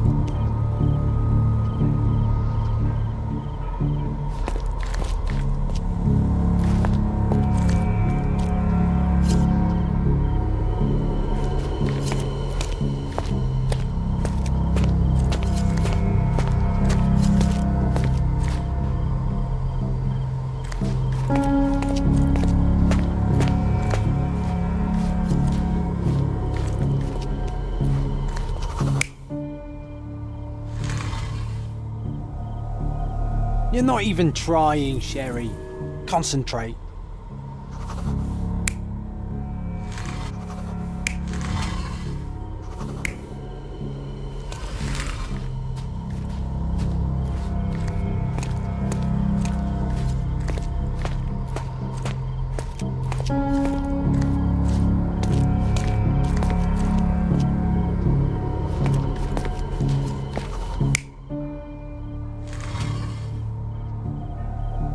You're not even trying, Sherry. Concentrate.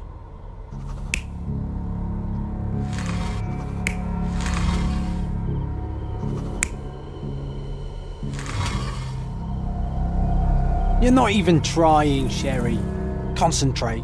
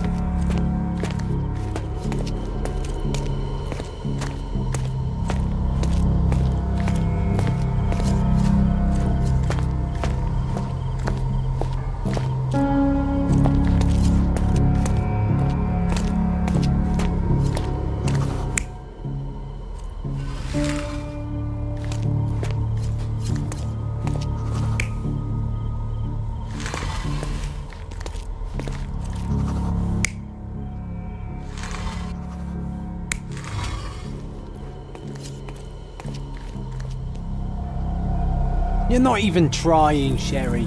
Concentrate.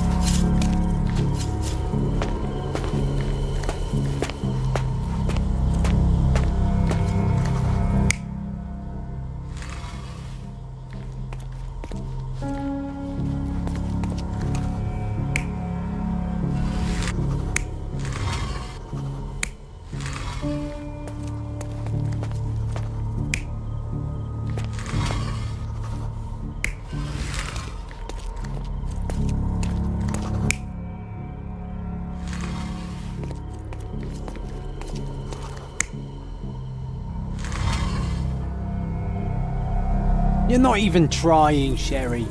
Concentrate.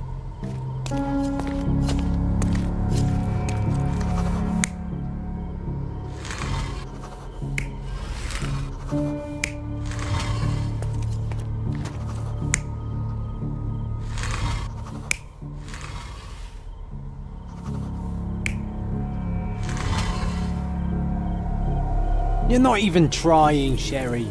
Concentrate.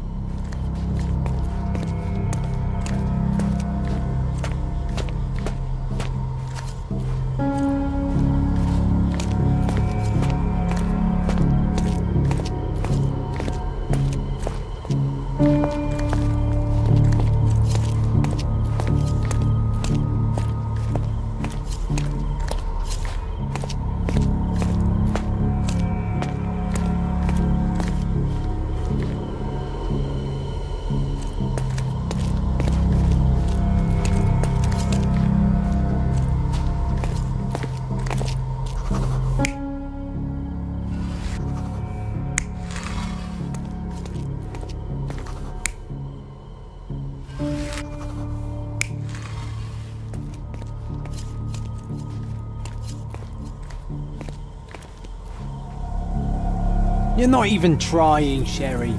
Concentrate.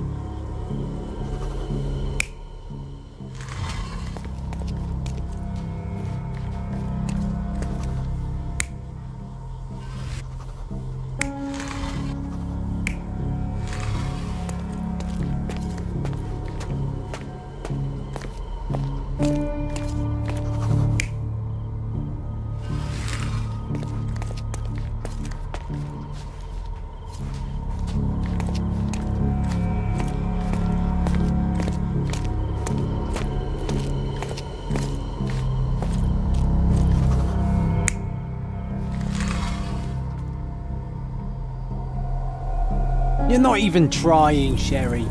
Concentrate.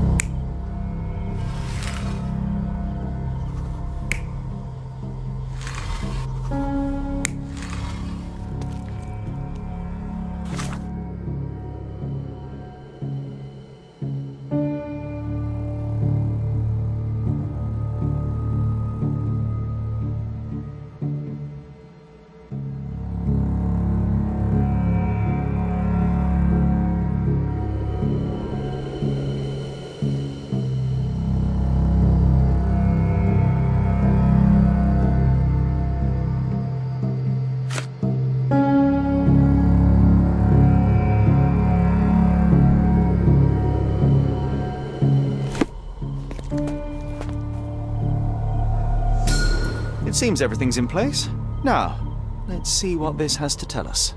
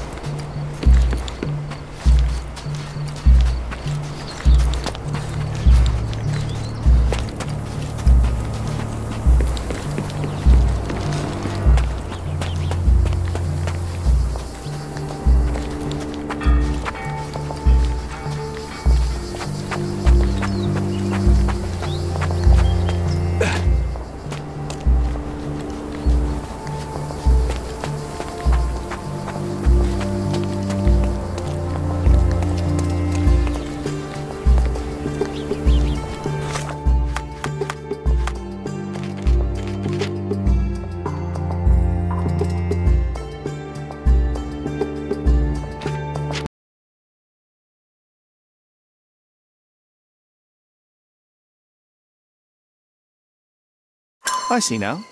Mr. Swift didn't realize the significance of the statues.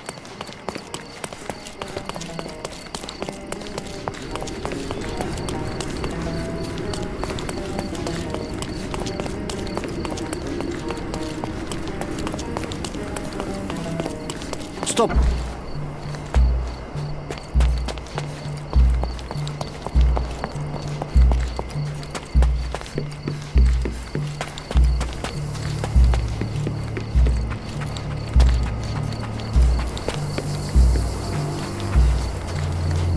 Did the Romans live in amphoras? I see nothing else here.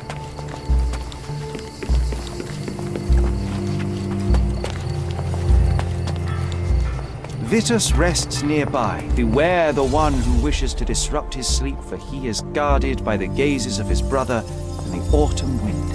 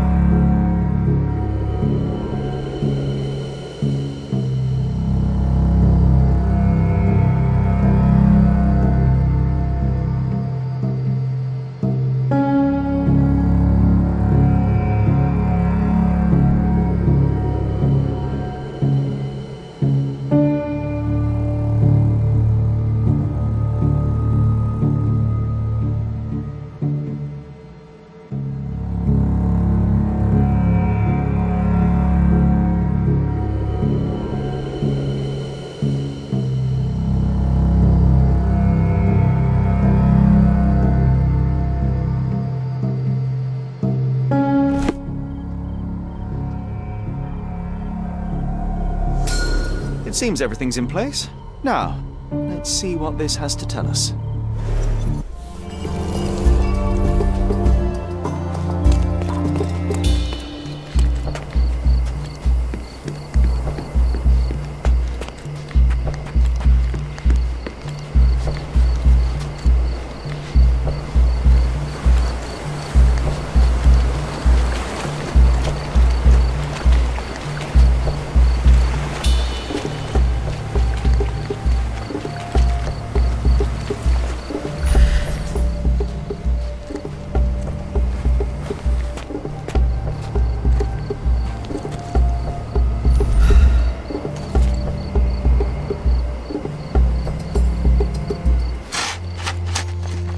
Here is your discovery, Mr. Swift. Hey, look at this.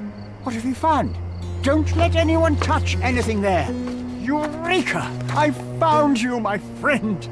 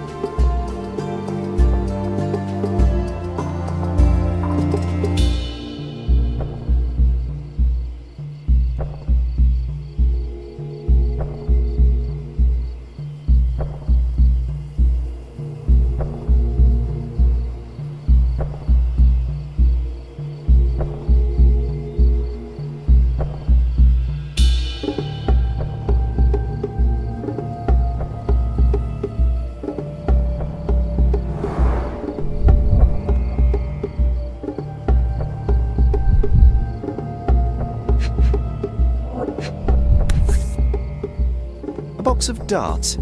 Handy against rodents of all kinds.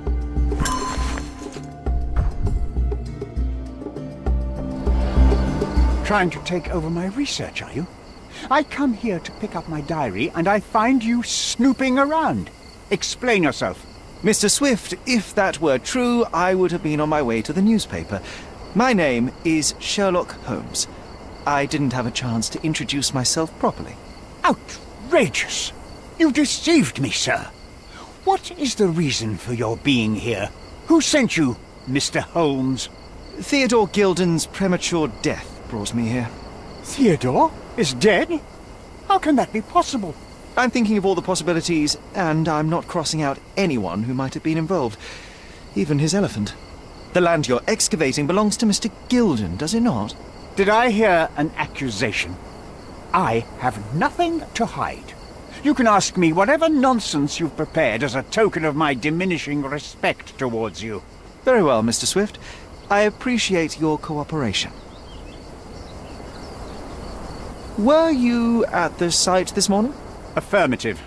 This project is taking a lot of my time, as you see. I spend more time underground than on the surface. When did you learn about Theodore's death? Just now. You just told me. And you aren't surprised, shocked? I won't tell anyone if you shed a tear or two. Weren't you partners, after all? We were. And it is a real shame. But I've seen too many deaths in my life, Mr. Holmes, for the news to truly shake me. When was the last time you saw Mr. Gilden? A couple of days ago. We discussed the site. I believe in the tomb and its secrets. Theodore's patience was stretched, however. He was already inventing new projects. It wasn't a long conversation. I suppose that his daughter will inherit everything now, along with all of the eccentricities and problems. And not forgetting Goliath. Eccentricities and problems, Mr. Holmes. One of many.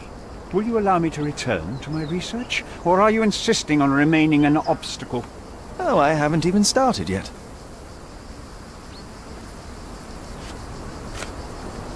What's with this box of darts? Is it for a scientific argument? A little darker than that. Rather for killing the kind of rodents that might nibble a nose or a toe in your sleep. Let's just say I have to protect myself against a larger animal, such as an elephant. Might it be enough to stop it, make it faint? If I were you, I wouldn't bank on it.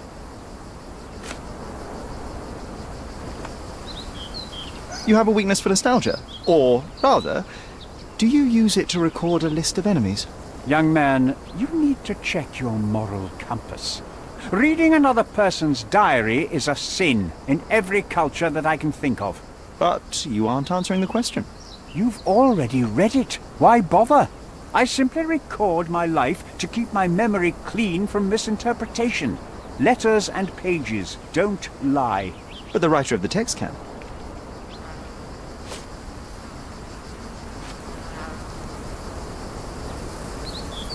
With this book, you attempted to plan an attack on the elephant? Your insinuations are out of place. Goliath is a frightening animal. All I wished to do was to understand the creature. As any scientist would do, I researched, analyzed, and drew conclusions. And what conclusion did you draw? That Theodore Gilden made the animal miserable. He couldn't provide the proper environment for the beast. My interest in the subject ended there. Moving on. As far as I can tell, you're a man of the academic world, so this book about Nabe and Laura is just an empirical study? What? That nonsense? I'd prefer to lose my eyesight than read such trash. So, you know nothing about it? I know nothing. I wish I'd never heard of it in the first place, this caricature of science. Do I hear traces of envy? You're still relatively young that you might find your own Laura. Perhaps I envy Nabe, for I cannot simply blow people up for distracting me. That's all. You happy now? Wonderful.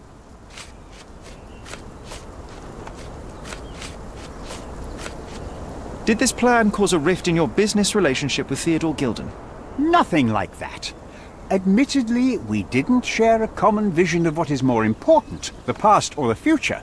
In my opinion, we can't build a future without knowing the past. So you wanted to save the tomb of Vitus here, or perhaps your control over the research? Only the knowledge that rightly belongs to humankind, nothing less and nothing more.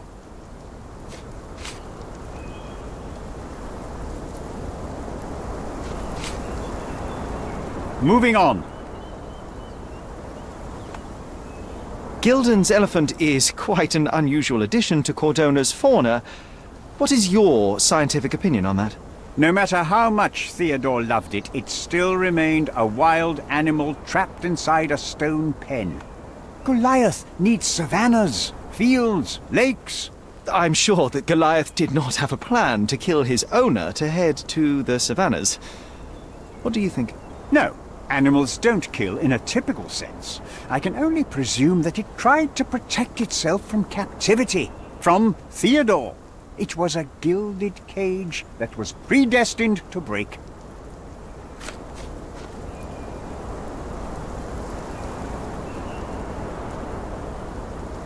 Remember one of the rules? It seems that you didn't return a tool.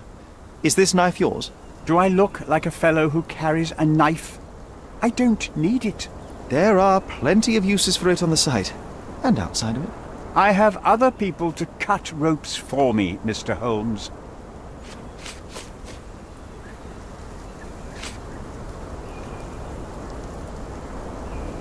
Moving on.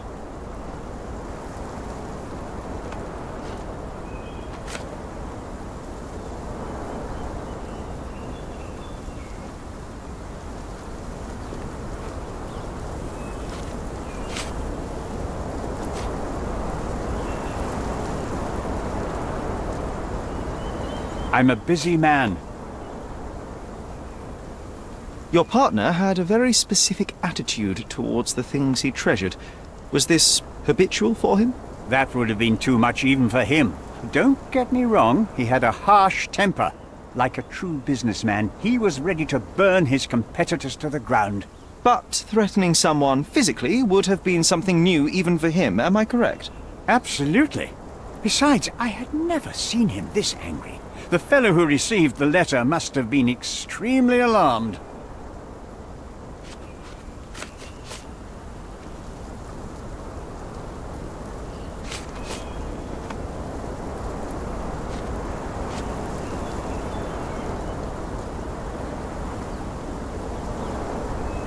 I've nothing to add.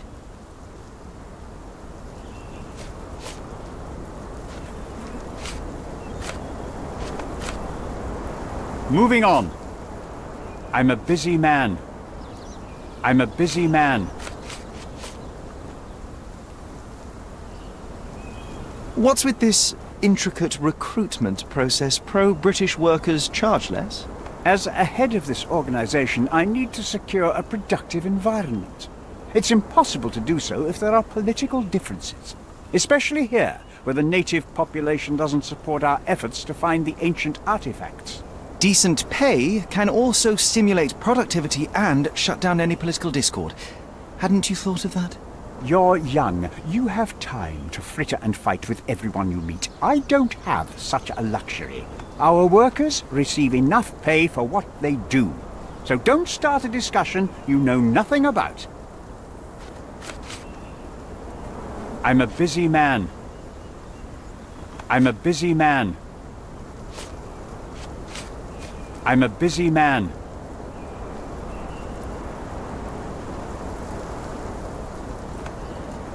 Moving on. Have you seen this person before? The one beside Imogen Gilden? No, but he's with Imogen, so I suppose that he's a friend of hers. That girl always has her head in the clouds. I could have said Theodore was different, but that wouldn't have been entirely true. Away with the fairies, was he? That's one way of putting it. Either way, I don't know much about Imogen's life or her friends. The type of elite that pretends to be educated.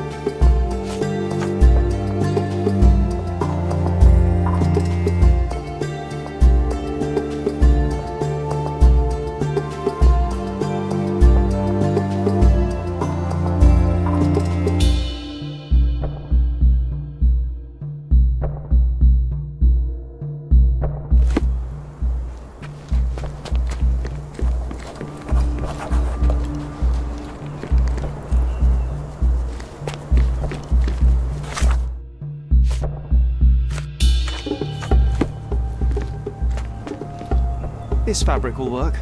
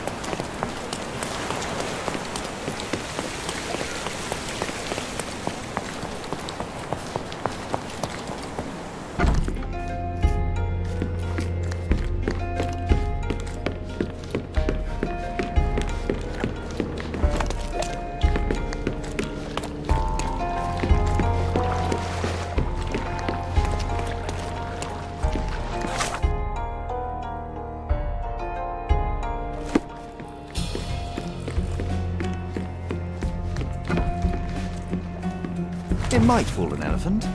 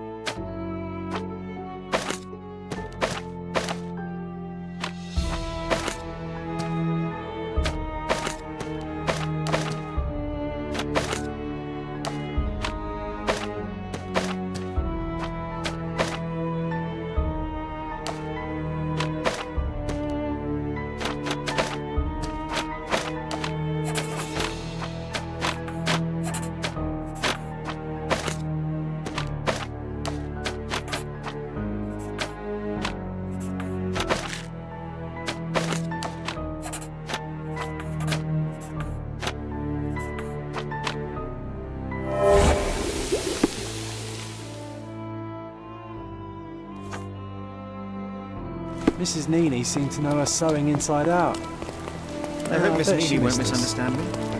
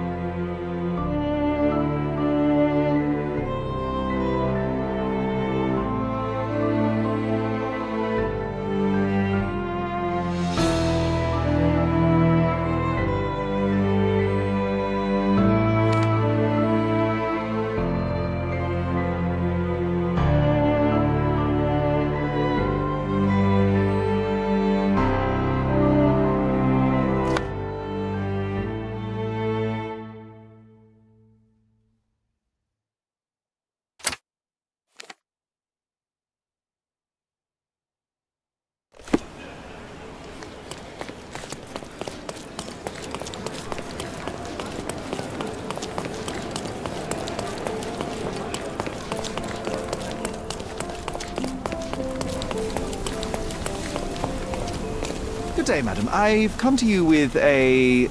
Oh, Signor Holmes. You taught the police... But what sort of doll? A child's doll, such as my... a little... Signore, I don't understand. Boy, girl, animal, and what color? Animal, a passionate, perhaps amorous animal. Ah, Signore, you talk in riddles. I am an old lady who's seen it all. Tell me what you need. I need a life-size elephant. I think Mrs. Nini outdid herself with this one. Is that a tail? That's a trunk, John, but I must agree with you that it's her masterpiece. Well, let's not waste any time.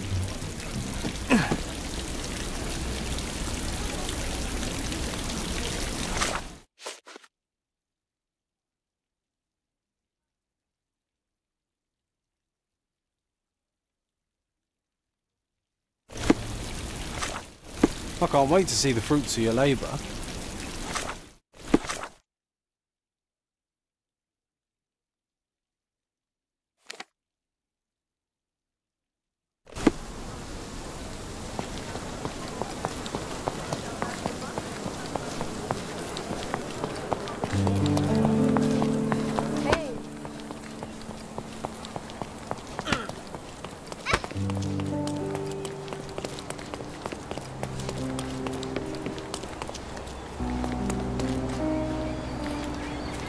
The game is on.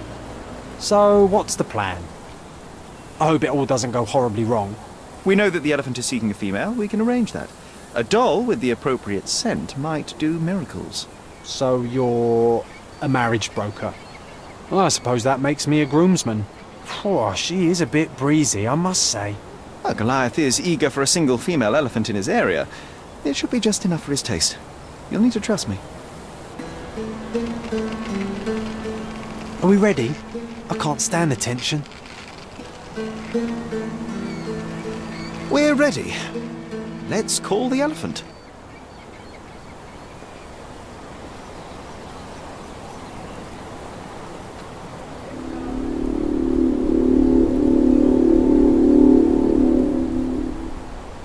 How could anyone resist?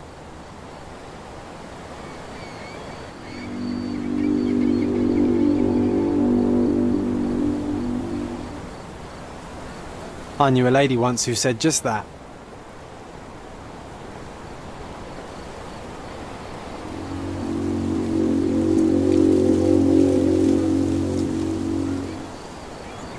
Too bad I'm not an elephant.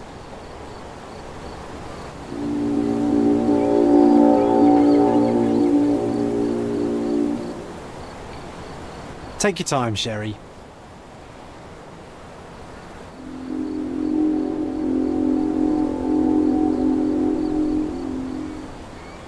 That deserves a slap.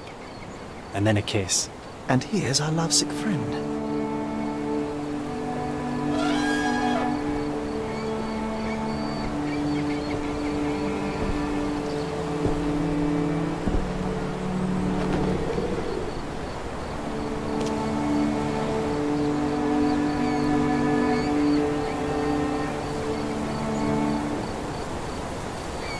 What is the meaning of this? Why are you bringing it here? I won't allow you to leave. I assure you that it is only a temporary measure. It won't be long until the elephant is gone, I promise you.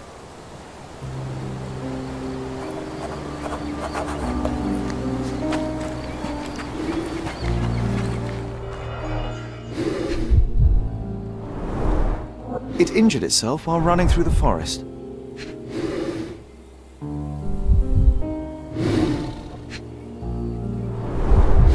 The left tusk is larger and more worn. You're a left-tusked elephant.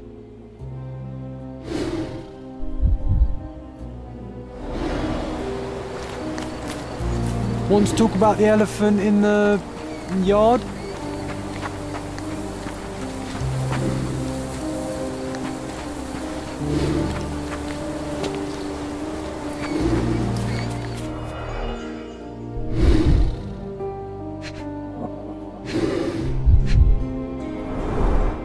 Peaceful and compliant, almost a gentleman.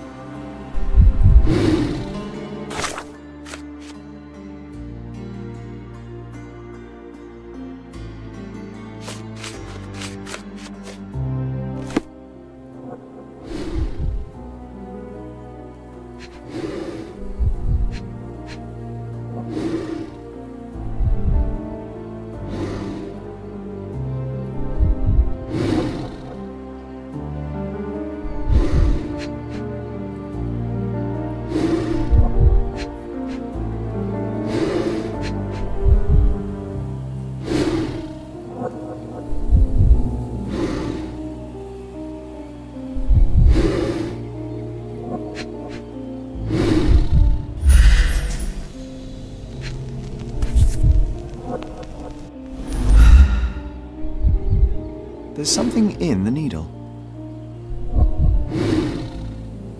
A feathered fletching. This might be promising.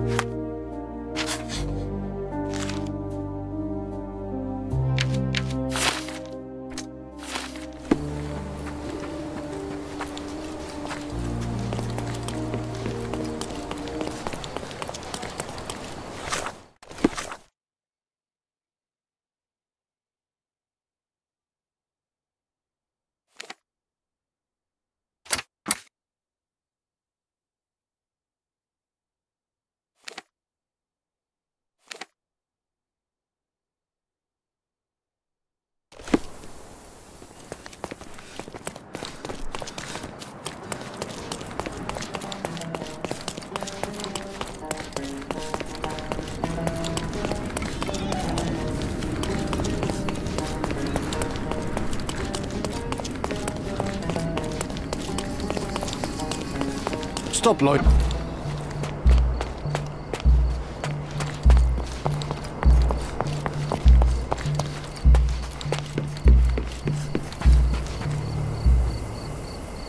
You are guilty, Mr. Swift. Killing Theodore Gilden was a testing challenge. You succeeded. What makes you think I'm somehow involved in Gilden's death? My partner's death, I might remind you.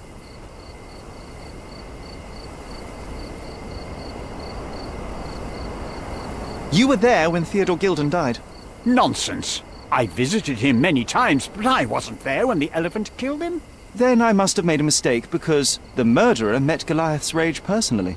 The perpetrator was hit by the gate and thrown into the shed. Your bruise matches the contour of the broken hole. One further detail is that the murderer had a bosun's knife, fairly useful in a place where one might cut ropes and fabric, such as, I don't know, the dig site? That's your interpretation of the facts, Mr. Holmes. You've simply aligned them to suit your hypothesis. It's not a hypothesis once proven, it's theory, Mr. Swift. Your dart uses strychnine to kill rodents at the site, is that correct? Well, yes, that is its purpose. The same dart with strychnine was found on Goliath. The very same substance is a powerful stimulant. It causes convulsions, a flow of energy. You shot Goliath. The elephant became extremely energetic, agitated, and so terrified that it killed its owner. For a man of your age, it was easier to hit a larger grey target than a small man. You said it yourself. Goliath killed Theodore, and your strychnine speculations are absurd. Only athletes use it as a stimulant, not elephants. True, but one dart of strychnine would not be enough to kill the elephant, and you knew it. Let me tell you a story. A man spends almost 5 years of his life locating an artifact. He puts every ounce of energy and money into his research. The same man even goes so far as to sign a contract with a ruthless man, a businessman. It was a risk, but the reward would be worth it. Years go by and there's still no result, so the businessman decides to end the man's research. He spits on the research, he promises to bury the site under an eccentric project. All of this is just his whim. Theodore Gilden could do anything he wanted with this place, and you were anxious about the fate of your research. You wished to protect it. You tried to tame Gilden's eccentricity, but you killed him instead. Theodore wasn't trying to sabotage my career. We had a disagreement, but it wasn't as dire as you describe it. He wasn't a pleasure to talk to, but killing him? Nonsense.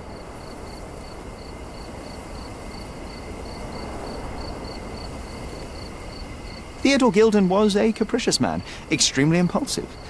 But the cold-blooded nature of your plan makes you even more dangerous. You feel nothing. You show no remorse. It was simply a calculated move. And that is why you are under arrest. Nothing. You have nothing on me. I think I'll let the police decide if my findings are substantial enough for prosecution. This is all a dreadful mistake. This can't be happening. The elephant killed Theodore. Goliath is innocent and he should be free. He is not the real murderer here. That is the apex of your career, Mr. Swift. Farewell. I told you Mr. Swift was not a real archaeologist. He was a murderer. I knew there was something wrong with him. Fortunately for us, being a murderer was not his profession. And about the elephant? While you were busy, I've dealt with it. No thanks to you. I asked you to solve this wretched problem, but you didn't. I couldn't be in two places at once, Miss Gilden. I was catching your father's murderer. But how have you dealt with it? A man agreed to take the elephant away. He came to me asking for permission to relocate it to his property, and I accepted. Well, congratulations, I suppose. That is one less problem. Actually, two, Mr. Holmes. I found my father's possessions that you can take with you and disappear. I appreciate it, truly. Well, someone has to do something. Take everything if you need to, and leave me be. Take care of yourself, Miss Gilden.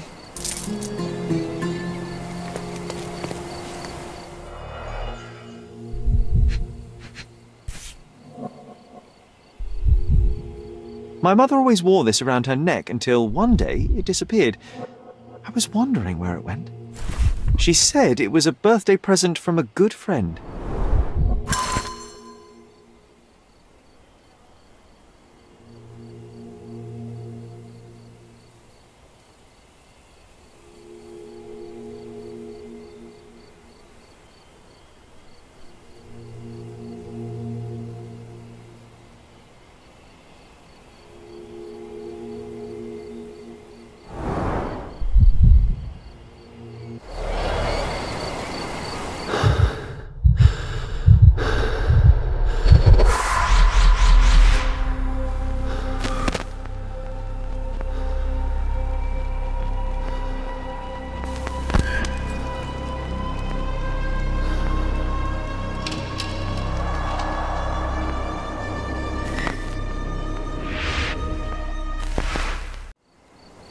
I just had another glimpse of a memory, John. It's fuzzy, but I'm sure it happened somewhere in the manor. Finally moving forward. Shall we go?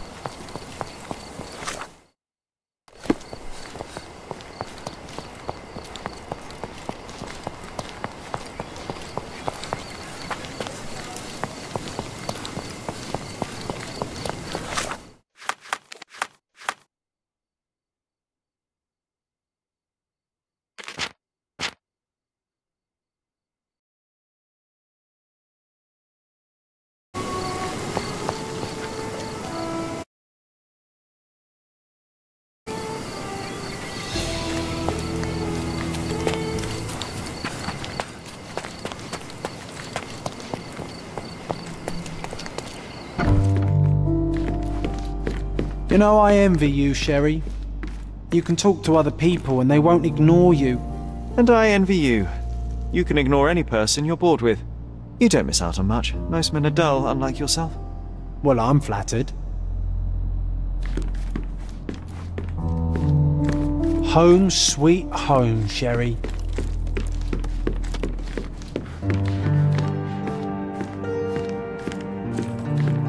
Another one. There must be something important behind it. I can feel it. Another one. There must be something important behind it. I can feel it.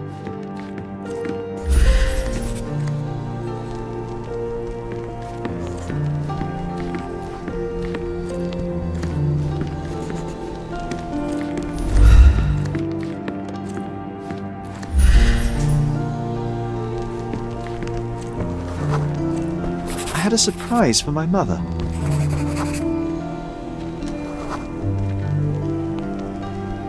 You had a shovel with you, John. I was holding an ancient Greek vase, or rather, quite a big piece of it. I remember now, we dug up the vase from Greek ruins here on Cordona, and were eager to show my mother right away.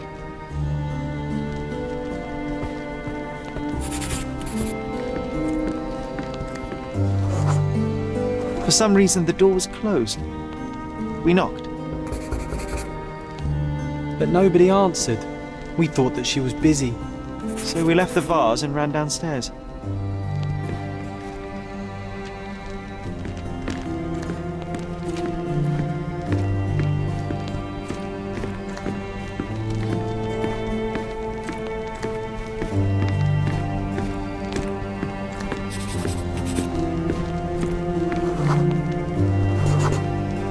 I decided to gather some archaeological tools in order to take a closer look at the vase. But then we heard something, didn't we? Yes. It came from upstairs.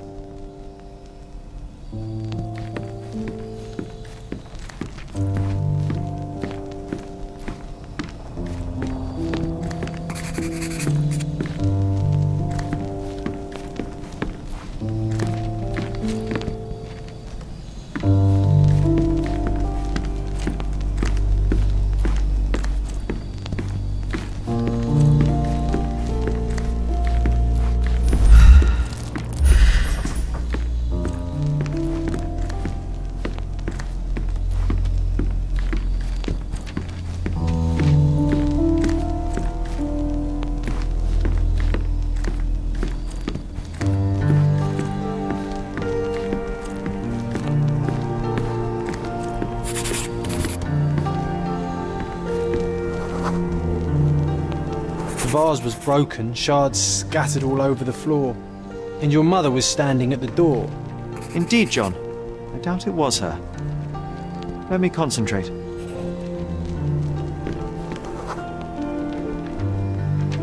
Otto Richter was standing there, furious at us. Dr. Richter told us never to disturb my mother when the door is closed. He said she had broken the vase. But we didn't believe him. I bet he smashed it.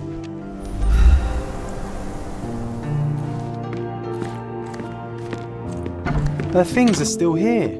Presumably Mycroft never felt the need to sort through it all. Or couldn't bring himself to. No. He would have put it behind him and moved on. My brother is not one for sentimentality.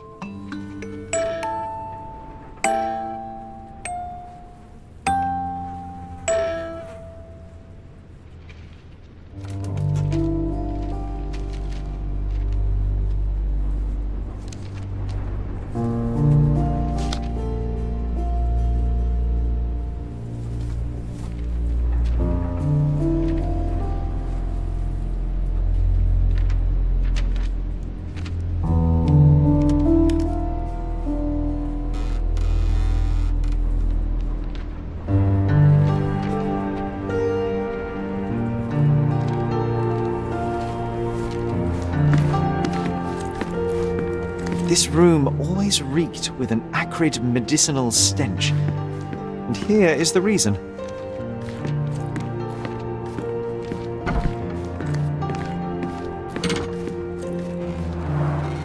Looks like it was damaged by a blunt object. You're not obliged to be here, Sherry. We can leave any time you want. You're not obliged to be here, Sherry. Look what I found. The White King is under attack. Sherry, can you save him and checkmate the opponent in one move?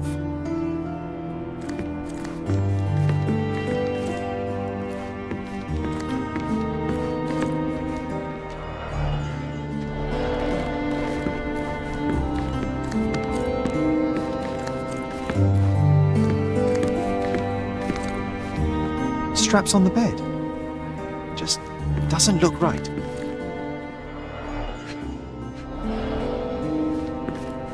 Oh, I would love to take a bath right now. Not this one. Surface corrosion suggests it was prone to extreme temperature fluctuations. For medical purposes, I suppose. My mother loved flowers. They made her smile. I remember we would bring a new bouquet every week to make her a bit happier. That's why we collected all the violet flowers we could find on the island.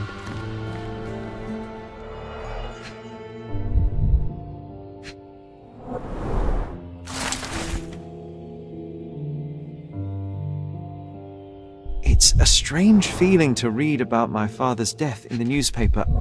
I can't recall anything except the deep feeling of loss. You were too young. It happened before we even met. It's so sad. I'm sorry.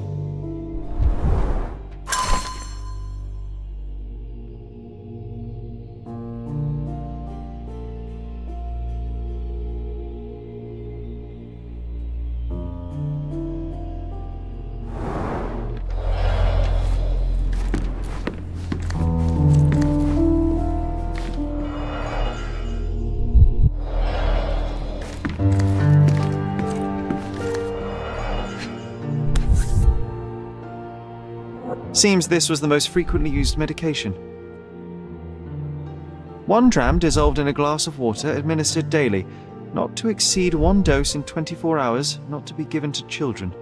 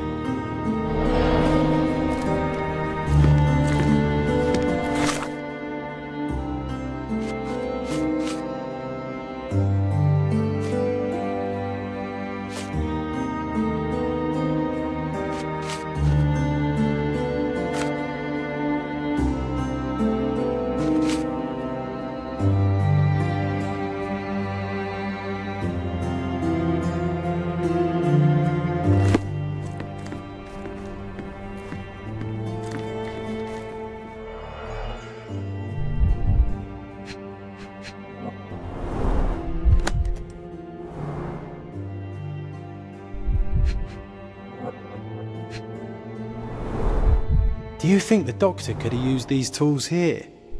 I hope not.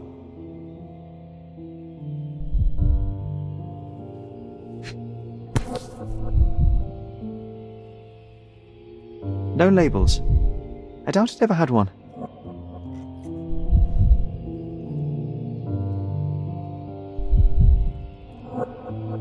No labels. I doubt it ever had one.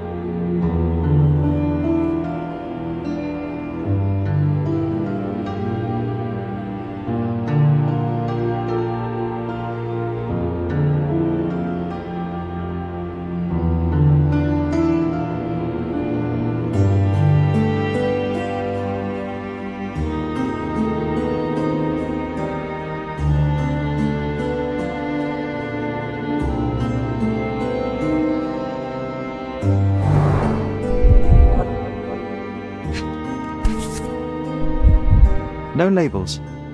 I doubt it ever had one.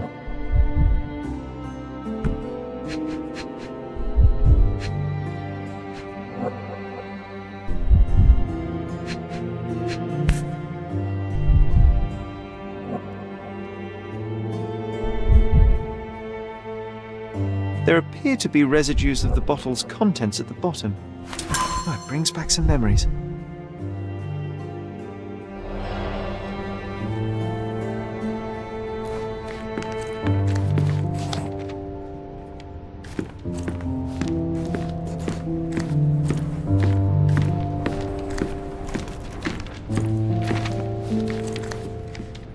You're not obliged to be here, Sherry.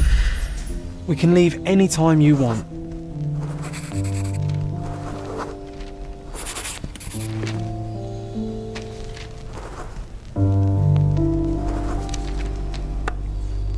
Sure, you saved the king, but that's no checkmate, Sherry. You're losing your touch.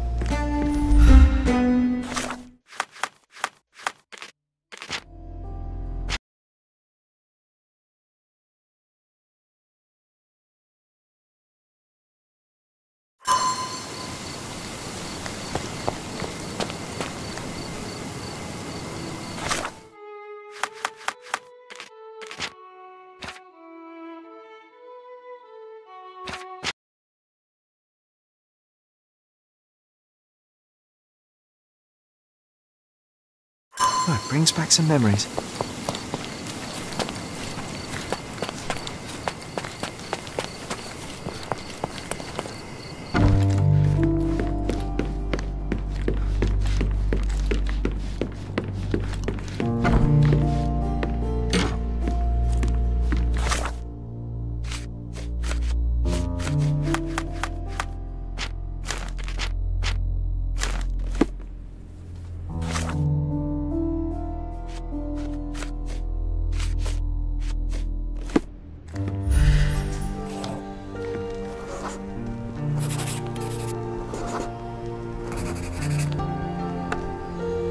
Oh, nice move.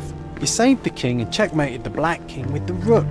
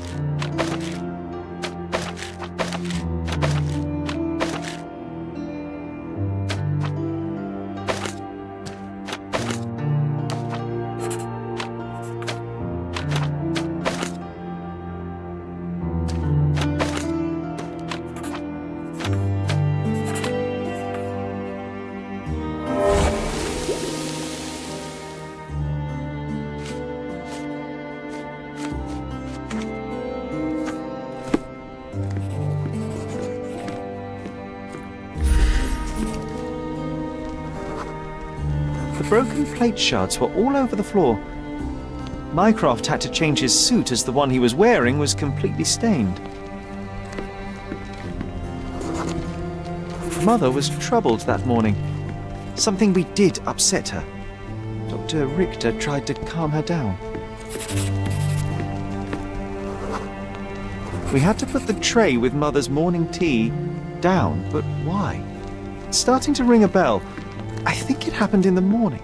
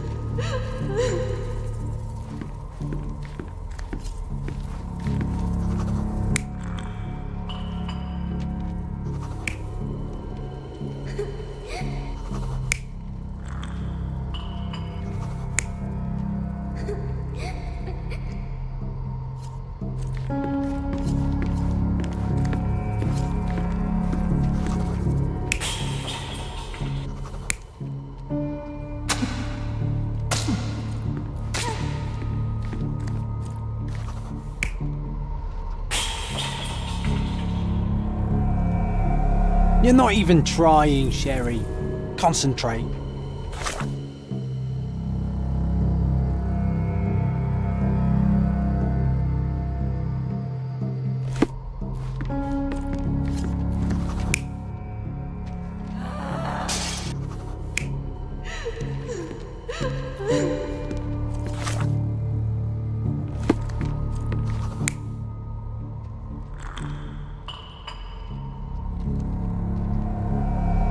You're not even trying, Sherry. Concentrate.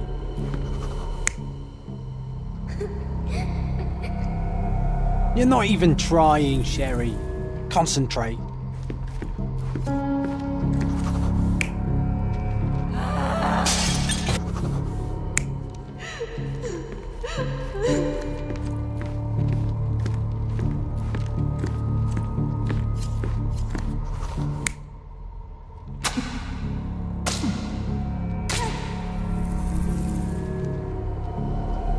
You're not even trying, Sherry. Concentrate.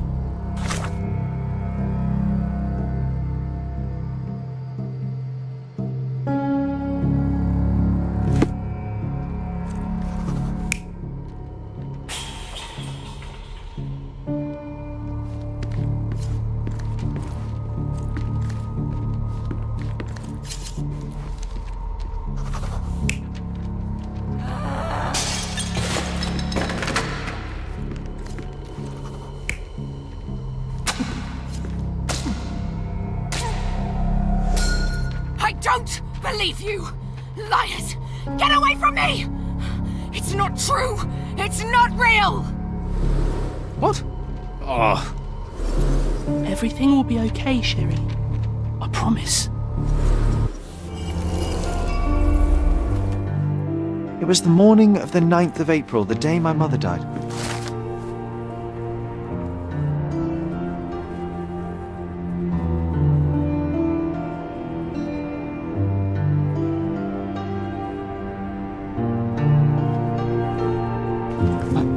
My mother, she was not just ill, but mad. God have mercy. I'm sorry. That explains why you locked the memory away. There must be more, John. That was the morning of her death. I need to know what happened. John, Every time you... I just don't... Please, Sherry, leave it be. Just breathe, John. You know that I cannot leave the last stone unturned. We are so close.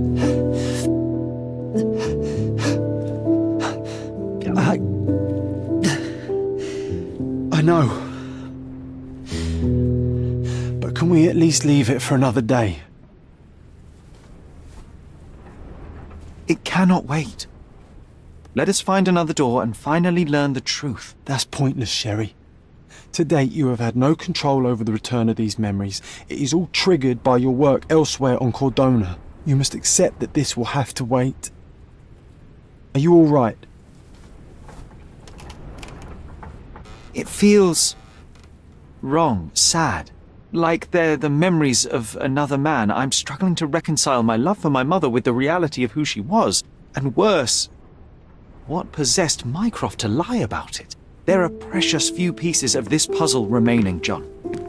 Let us dawdle here no longer. Indeed. Wait, did you hear that? Yes. Metallic souls. What is this sailor doing here? You're not obliged to be here, Sherry. We can leave any time you want.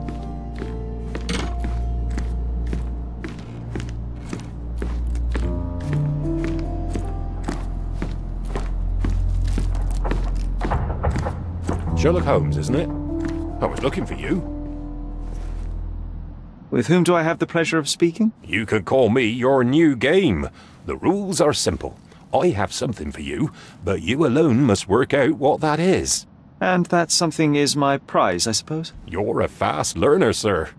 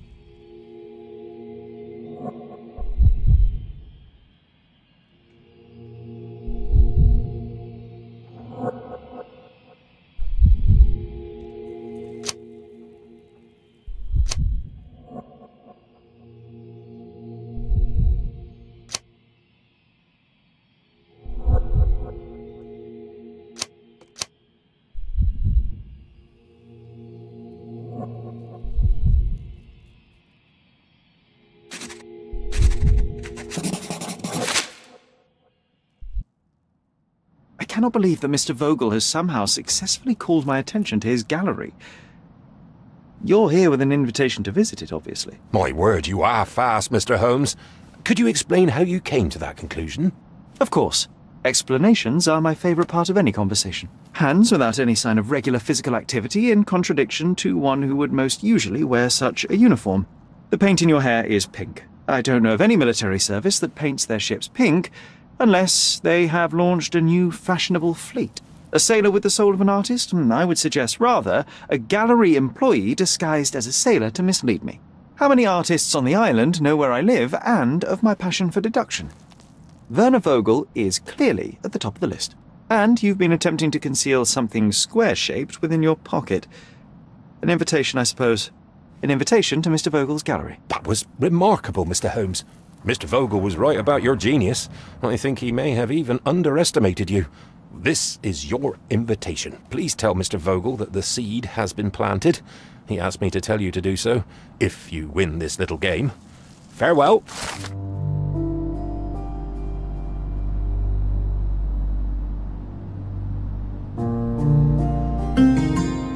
You won't believe it, but Werner's other idea was to put me in a dress.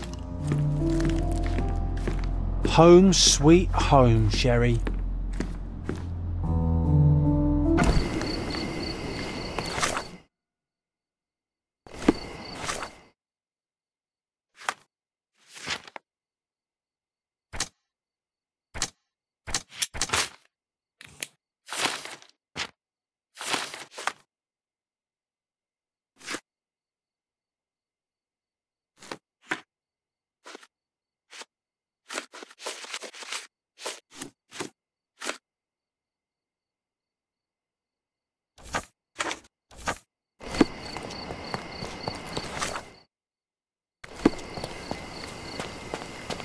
Mr. Sherlock Holmes, I presume?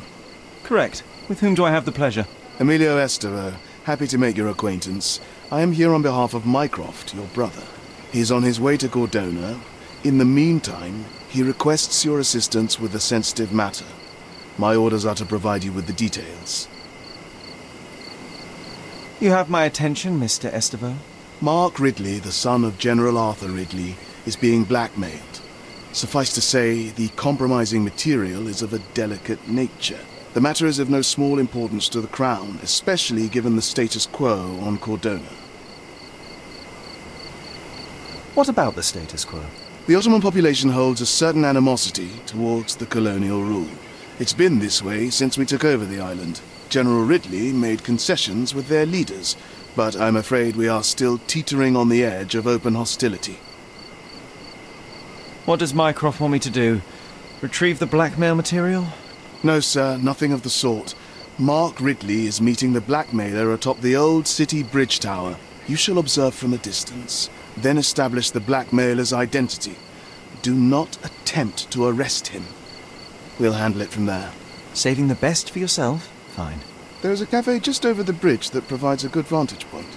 Please report to me when you are done. I'll be waiting for you here, and remember, discretion is of the essence. Do exercise some restraint, Mr. Holmes. Find the whos and we'll handle the whys.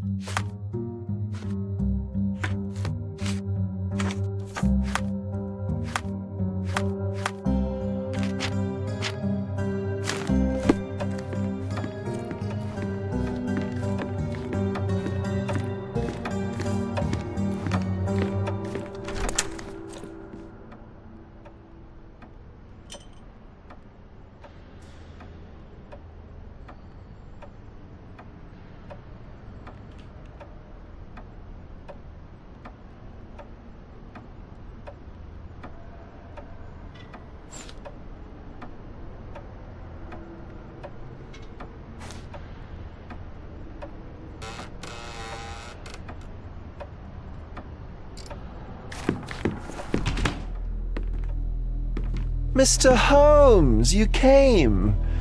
Oh, how kind. Though now, of course, I realize it is because of my game, not the works on display.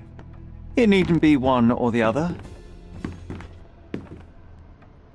Your man's disguise was easily debunked, Mr. Vogel, but I shall admit that you planted in me the seed of curiosity. Ah, terrific! I had no doubt you'd put the pieces together. Let us call it an opening gambit before the real game begins. So, this little game of yours, what's it about? An enigma to solve. A locked area in the basement with no windows found brutally vandalized. I have no clue how it was possible.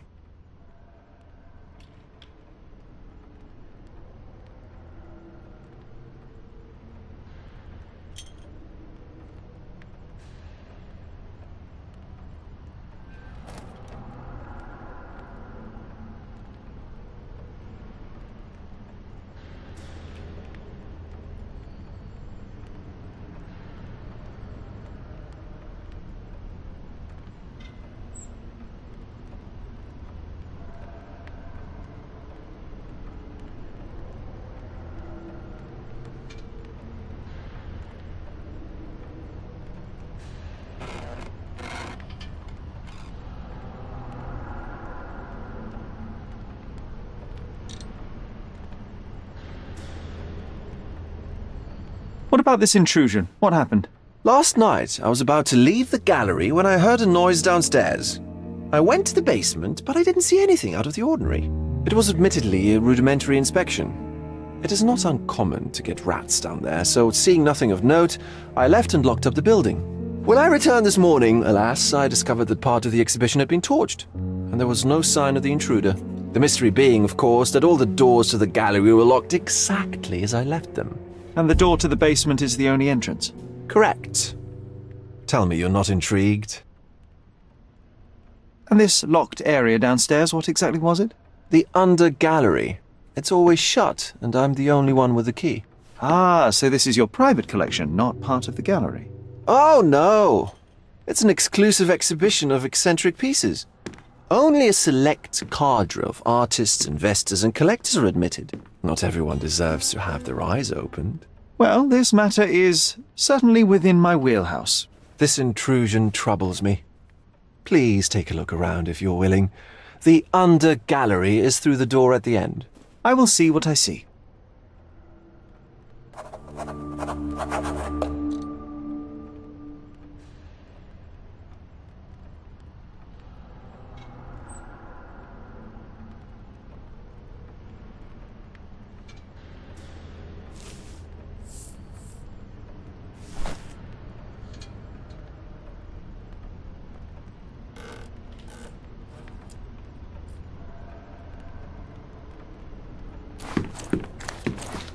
I wish I could show you the gallery under different circumstances, but life is beautiful in its unpredictability, isn't it?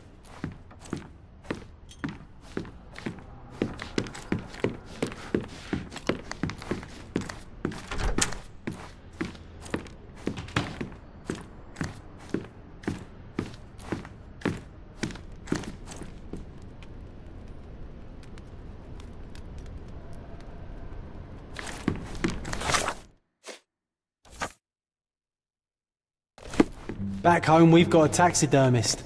He's gonna have a heart attack when he sees what I bring him.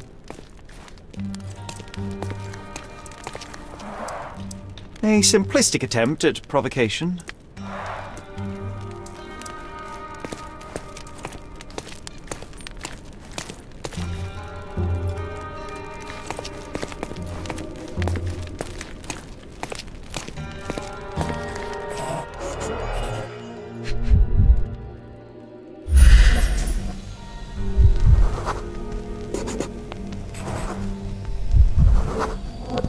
The left step's length is shorter than the right.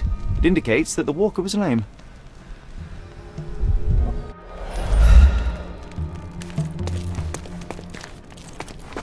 Closed with a metal bolt.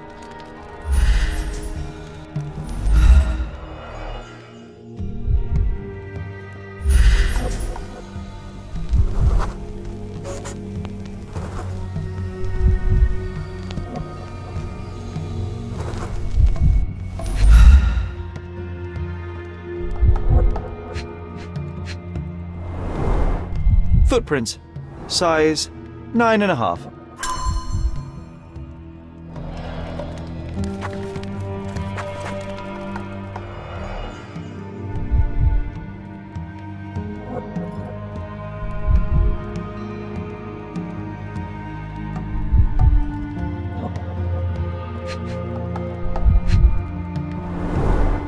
Old, and hasn't been used for a long time.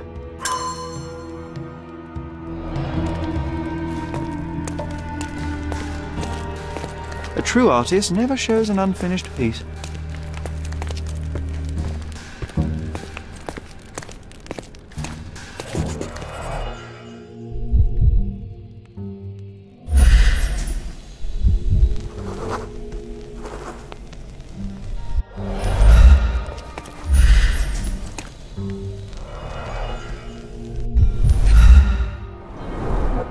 Sherry, how about some company in that dreary chamber of yours? Leave my loneliness unbroken, John. A handprint of the thing from another world. But it looks fresh, and its coal origin ruins the effect of the extra mundane.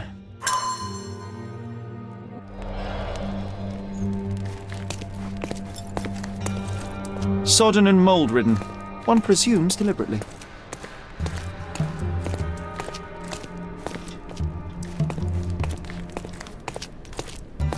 The parasites of creativity, or just a reflection of the artist's recreational interests. The parasites of creativity, or just a reflection. Saturn devouring his son. Grim composition. Unflinching in its ferocity, yet somehow beautiful.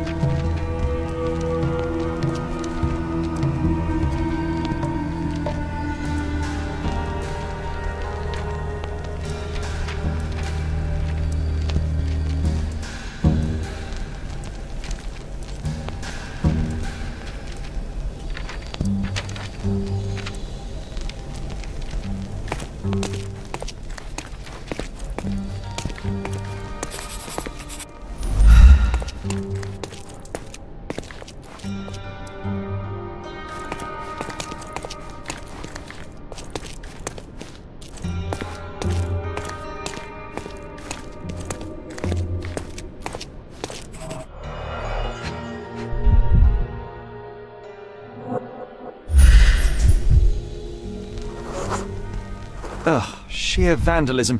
Only an ignorant person could do such a thing.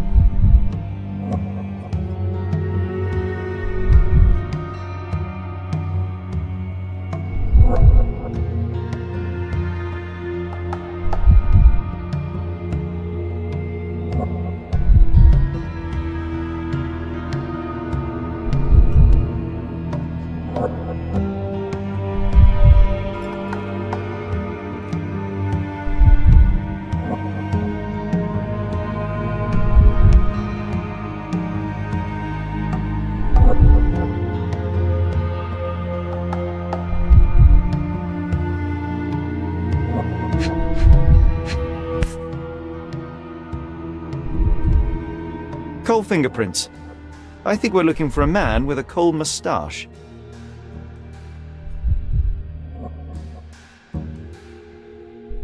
A Maupau butt.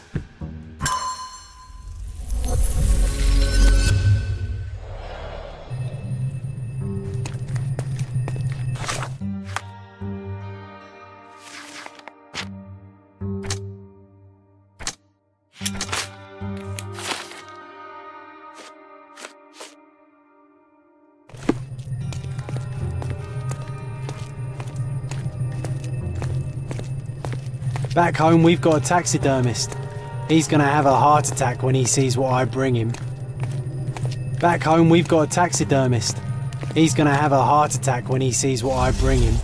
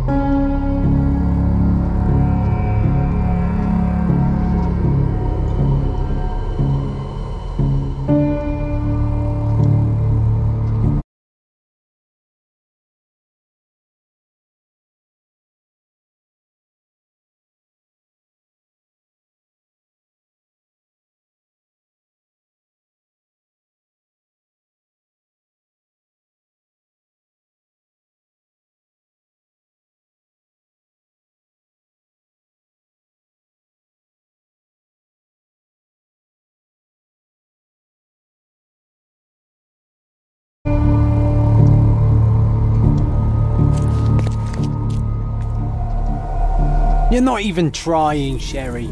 Concentrate.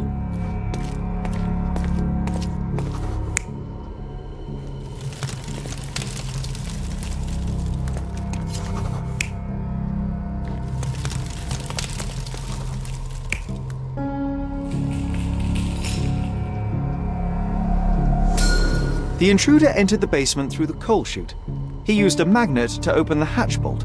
He accidentally pushed a shovel to the floor. Vogel heard the noise. At the sound of his approaching footsteps, the intruder hid inside the coffin. When Vogel entered the basement, he failed to notice anything strange and left without properly checking. The intruder waited until Vogel had left the caravanserai before burning the paintings in Wilde's room. But the vandalism was a cover for the theft.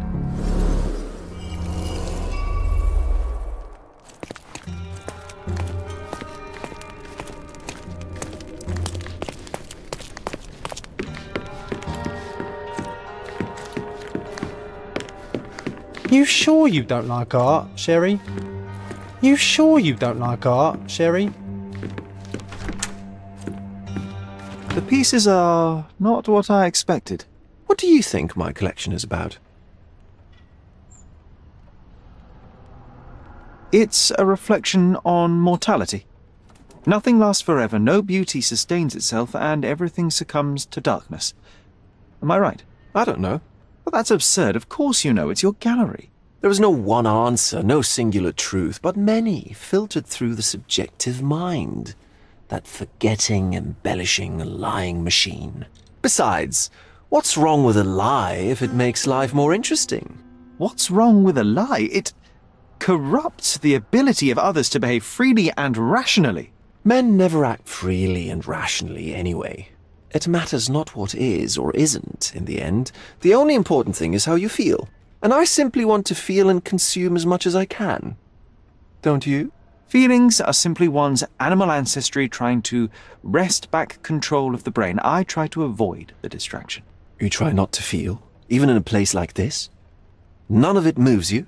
To be frank, I struggle to maintain even a whit of interest in art. But Mr. Holmes, it is joy incarnate, mankind's greatest achievement. Mankind's highest achievement above all others is objective and rational thought. I see then why you dislike art, for it means whatever you want it to. Or perhaps, Mr. Vogel, I was lying. Aha.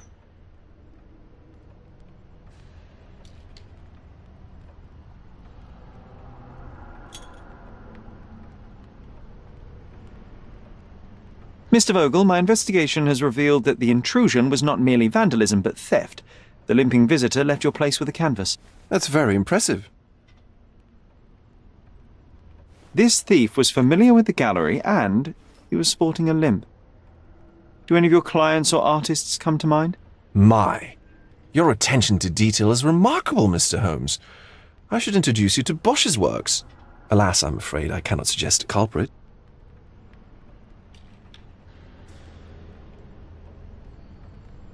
The fire was a clever attempt to hide a stolen painting, even if it didn't fool me. I found the remnants of an empty frame in the pile of ashes. The canvas had been removed.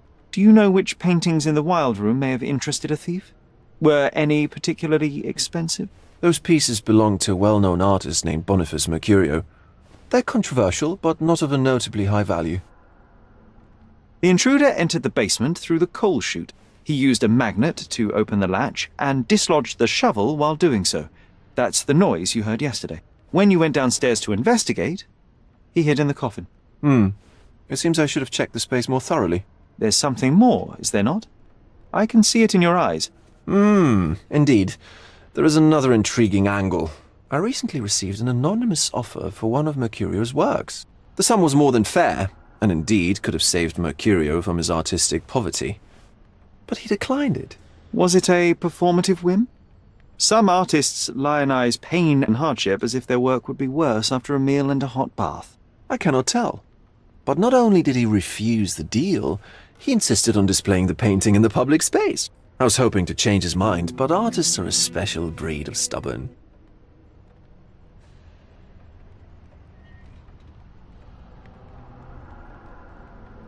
What was depicted in the piece? A bound woman, wrapped in robes, being penetrated by a red devil that stared at us, the viewer.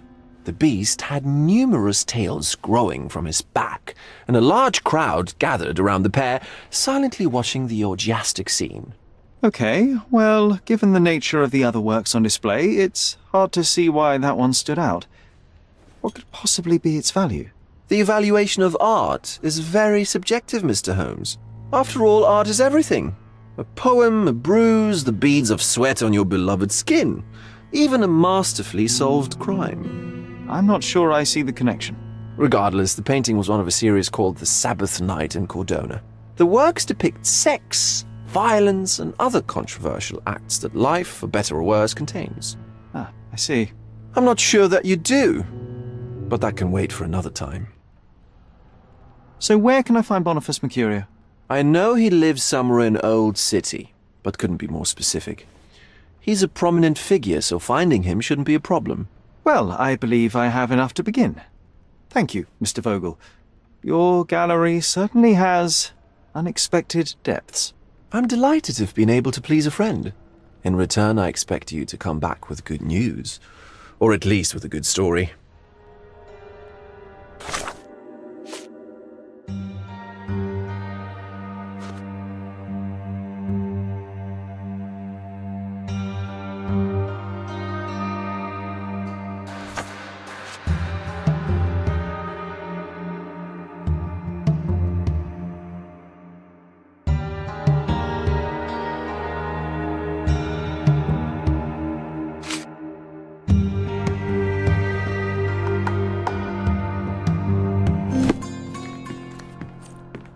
I think I'll leave the exhibition in its current state for a while. I'll call it The Art of Vandalism. I think I'll leave the exhibition in its current state for a while. I'll call it The Art of Vandalism.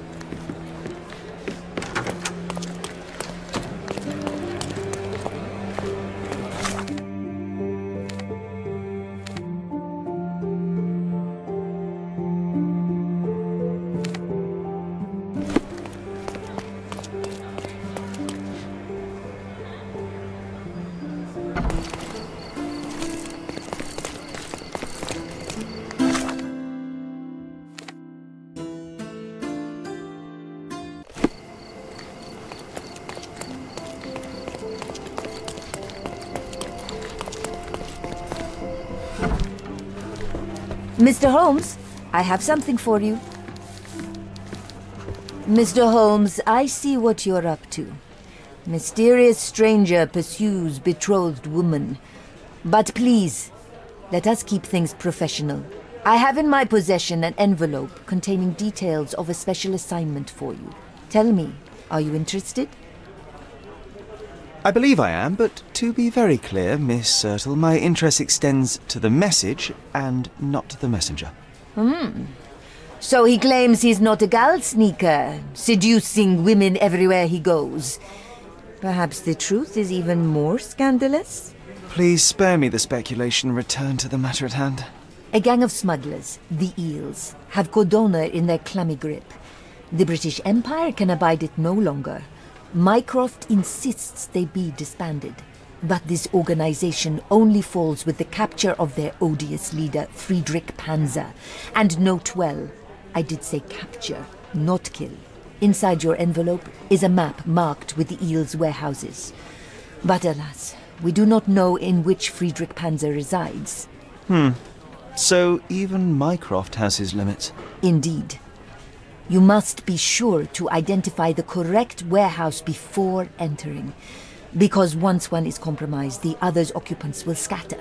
Here are all the files, and feel free to use the archive too. Again, do not enter the wrong location, nor see any harm done to Friedrich Panzer. Miss Sertle, if you're quite done with the redundant instructions, I shall get to work. Well, that's perfect. Tortured hero lashes out after rejected romance. Tomorrow's edition will be a sensation.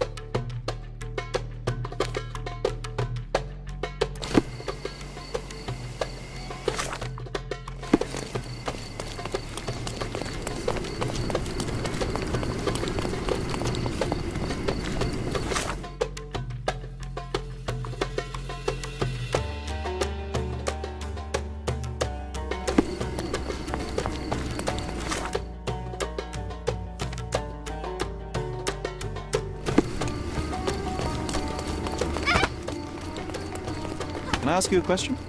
Don't want to talk to you, mister. Are you able to help me? I have a question too. Who looks an idiot in his fancy clothes? It's you. Everyone's looking at us, Sherry. You sure you know what you're doing?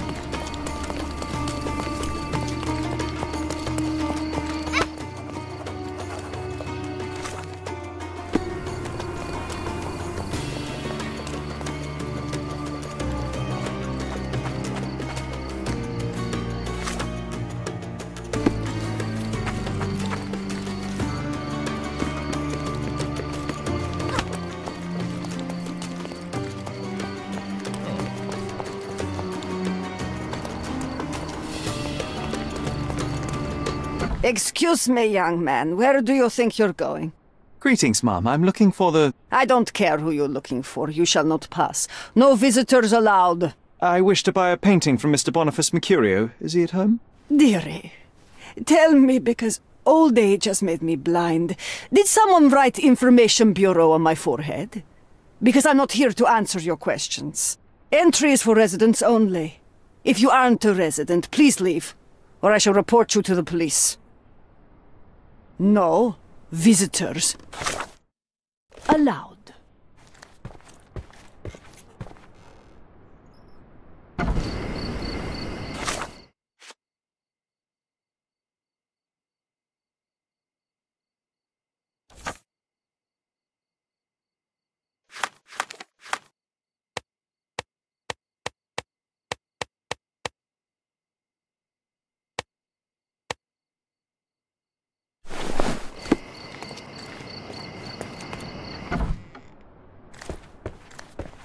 Hello, officer. How can I help you? Greetings. I'm investigating the theft of a painting by Mr. Boniface Mercurio. He lives here, I understand. May I talk to him? Oh, how dreadful. But I suppose that means his work is finally being appreciated, doesn't it? In a way, yes. That's good. The news should please him. Thank you, Ma'am. So, where might I find him? Find who? Mr. Mercurio. His painting was stolen? You must be new to the police service. You see, dear, there is a rule. No visitors allowed. This rule applies to policemen as well. Ma'am, I am representing the law of this island. Please, let me through, otherwise... Do you know how hard it is to become a landlady on an island ruled by men? And if you think that I'm just an old woman whom you can frighten with your uniform, you're very mistaken. I have a lot of connections. If you do something stupid, my dear, it will be the last thing you do on this island. Very well, Ma'am. I'll work it out another way. Have a nice day, officer. Good luck with your investigation, officer.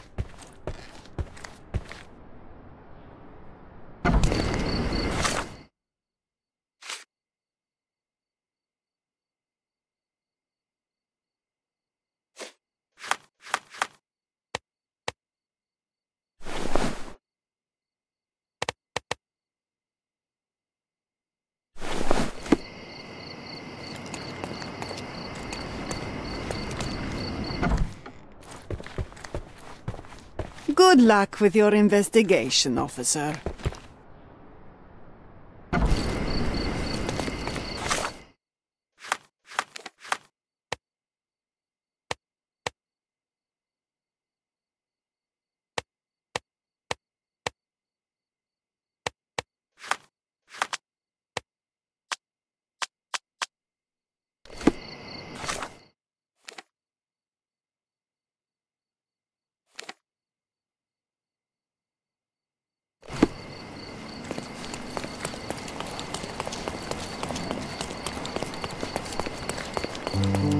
The finest...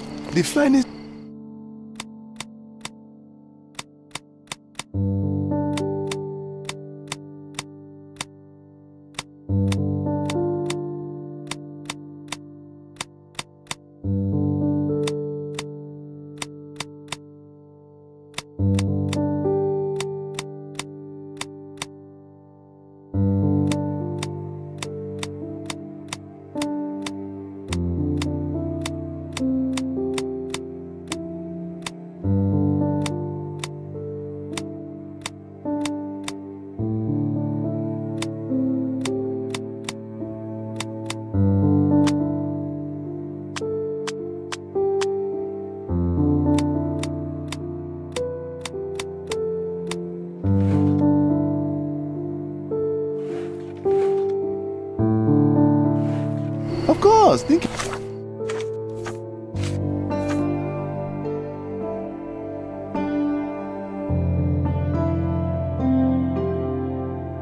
It's over. Take your time.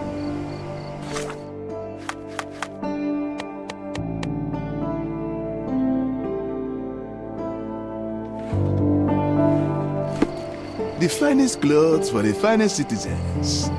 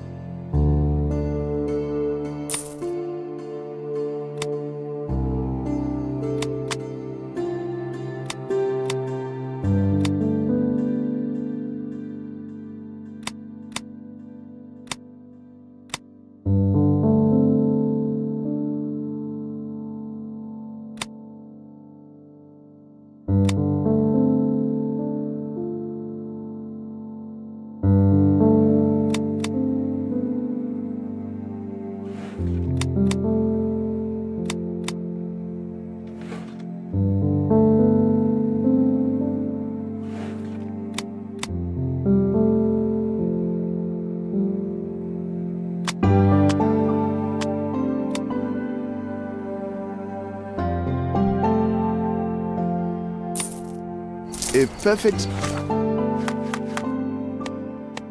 choice. The finest clothes for the finest people on the island.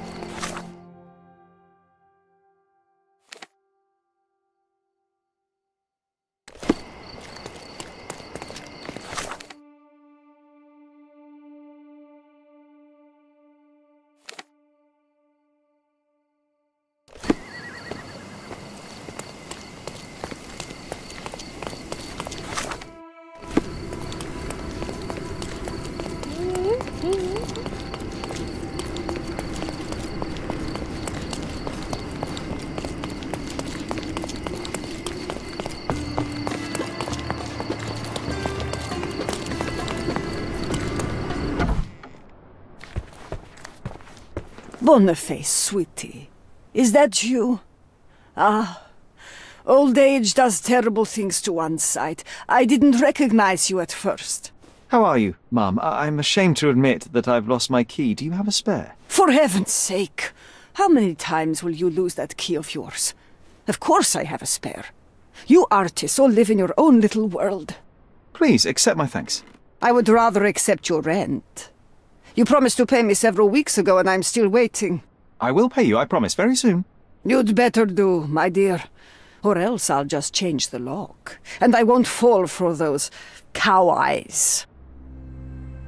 Do you know what makes a lady happy? Paid rent.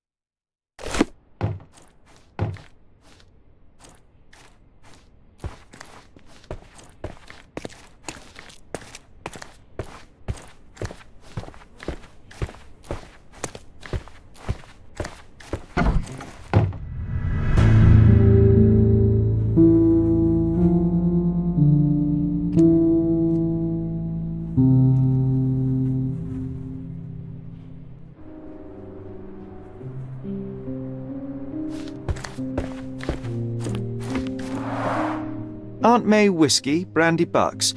Quite a collection he had here.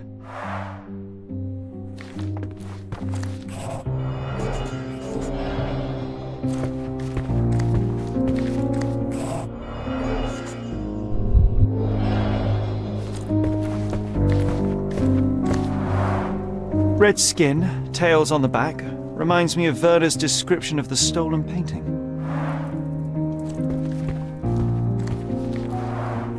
The chest has been searched.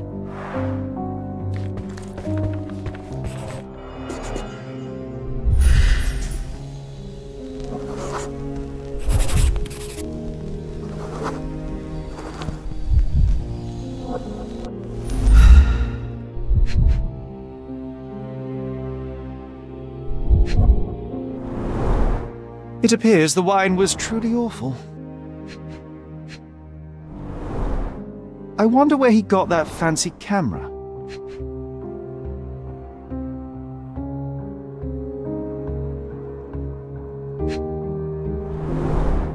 Despite the overall tendency towards mess, you cannot sit with the drawer pulled out like this. Someone left it after searching.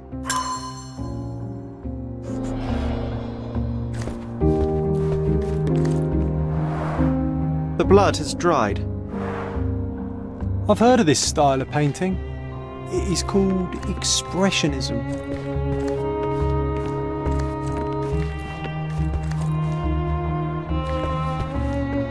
Don't look at me like that, Sherry. I will not touch that dirty floor.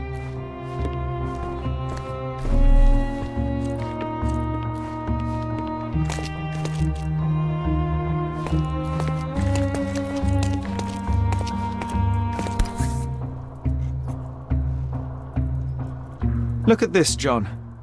Isn't it our stolen demon? The photograph was not pulled out in time. Such a waste of material.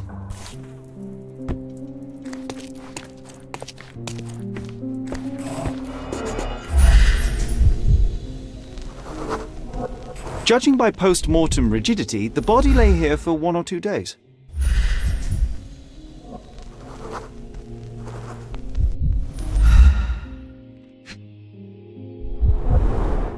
The wound is precise. It was inflicted by a razor or a knife.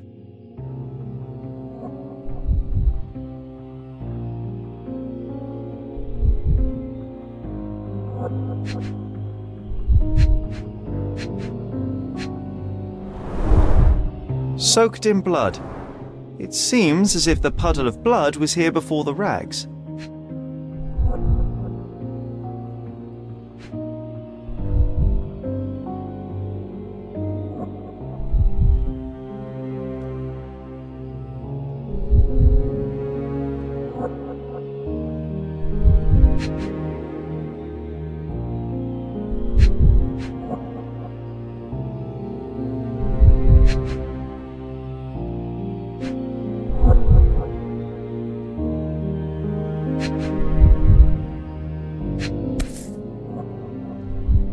A normal kitchen knife.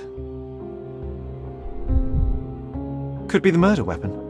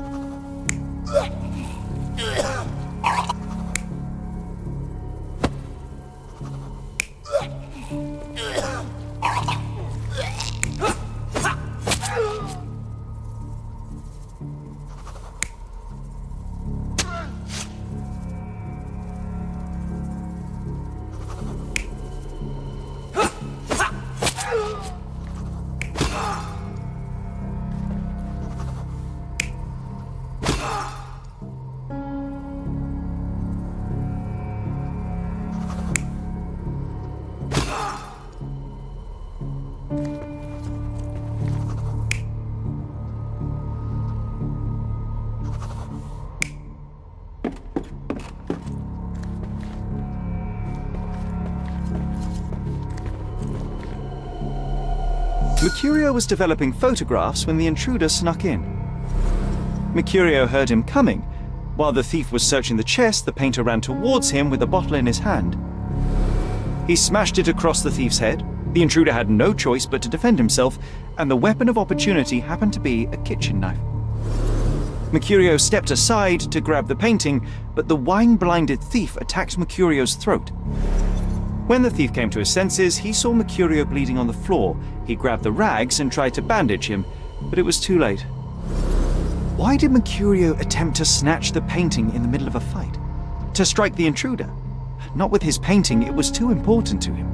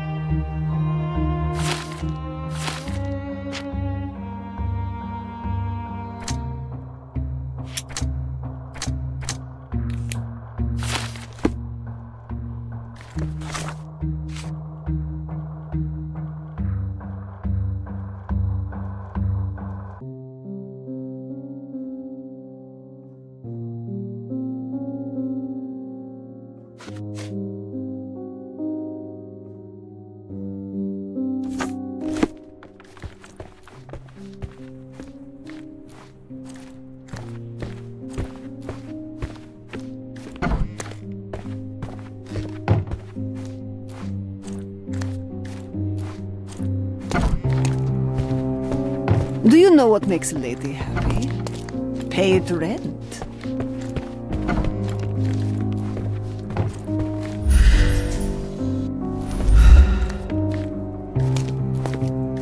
The photograph was not pulled out in time. Such a waste of material.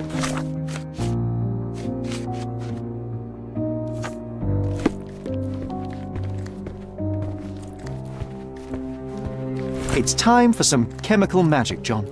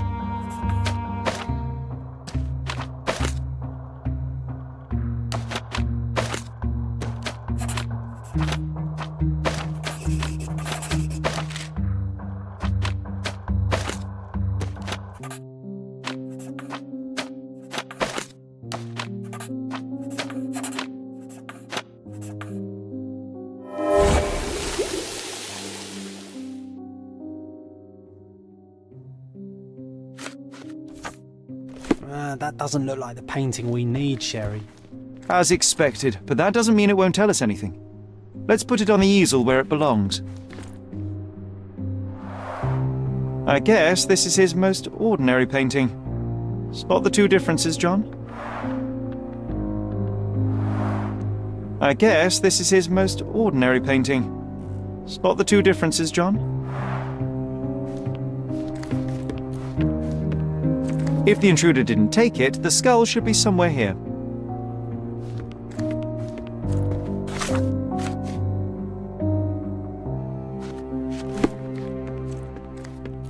If the intruder didn't take it, the skull should be somewhere here. Nothing behind it.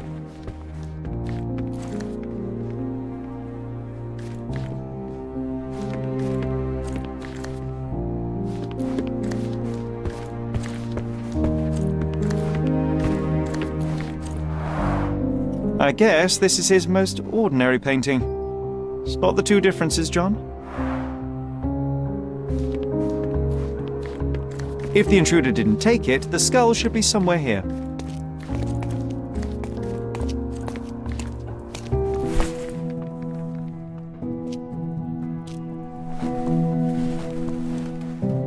Monster was actually a man.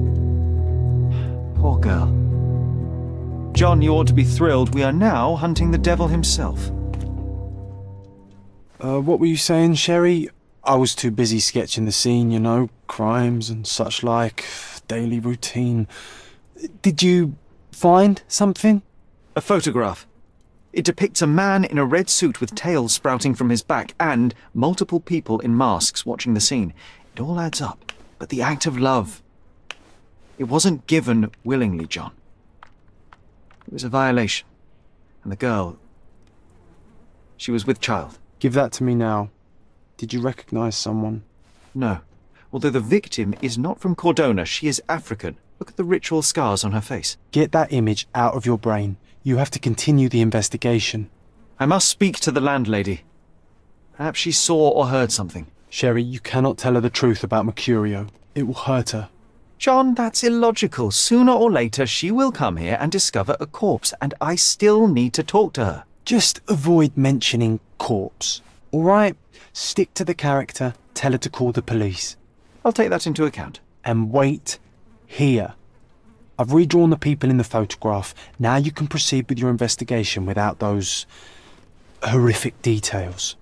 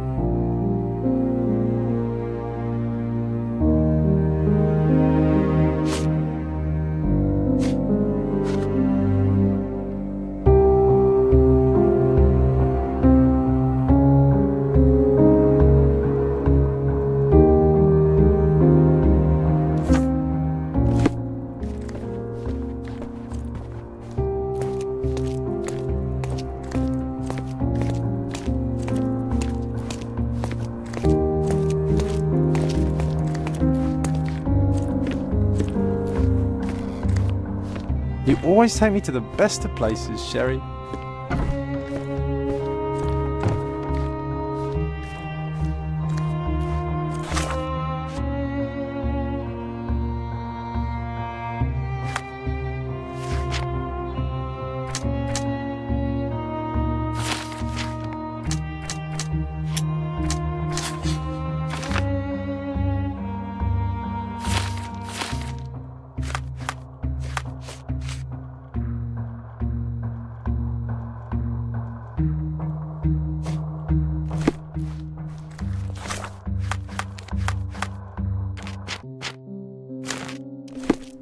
What's wrong, dear? You look like you've seen a ghost. Can you tell me if anyone else has recently entered the flat? Oh, you're talking about that limping man. I'm sorry I let him in. I was scared. And I thought maybe he would motivate you to find money so that you would pay your rent. No offense, dear. Can you describe him? Oh, so you weren't at home. I was so certain you didn't leave your flat that day. He was of average height, had a limp and a tattoo on his neck, and he was smoking Malpal cigarettes. My husband used to smoke those. They have a horrible smell I can recognize from a mile away.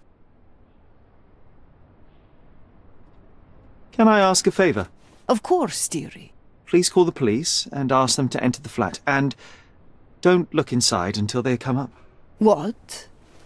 What trouble have you stepped in this time? It really doesn't matter. Thank you, Mum.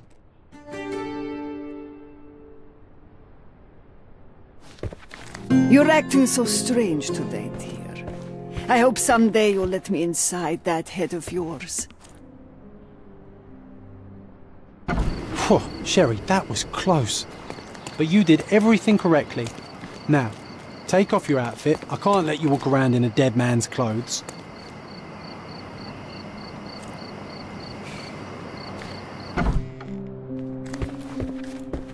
You're acting so strange today, dear. I hope someday you'll let me inside that head of yours.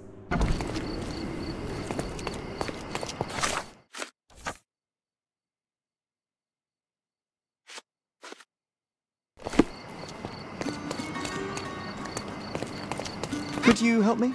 I don't want to talk to you, mister. May I ask for your assistance? I can't help you, friend. You obviously haven't thought this all through. Or are you just annoying these people? Poor chap.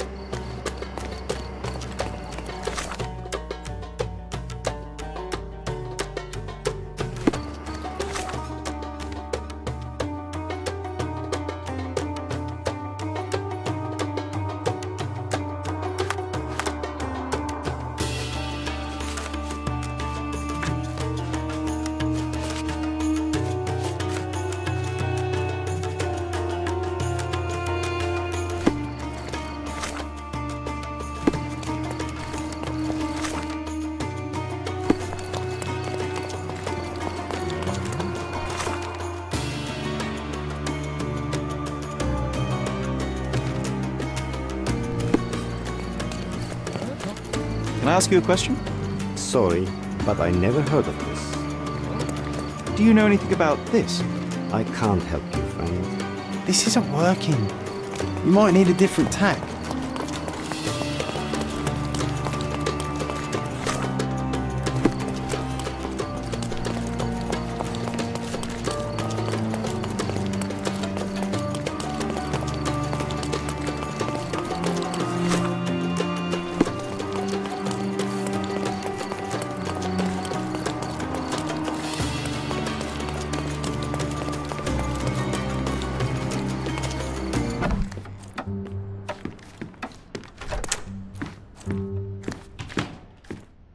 I think I'll leave the exhibition in its current state for a while. I'll call it The Art of Vandalism.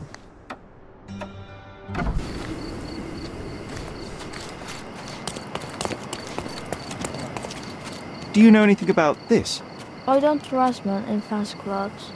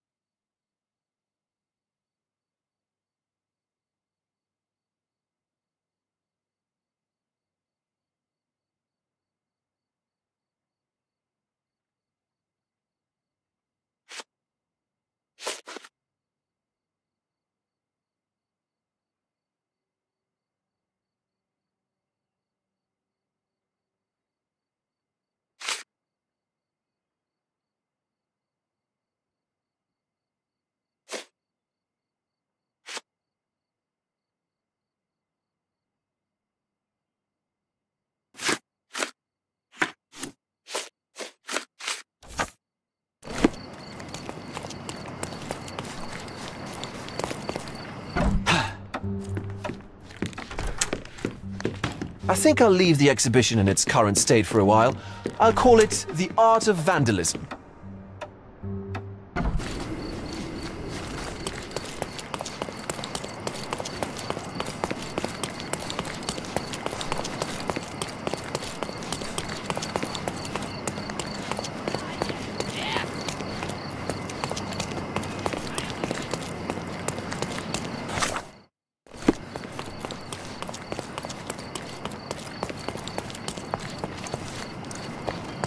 Help me, please.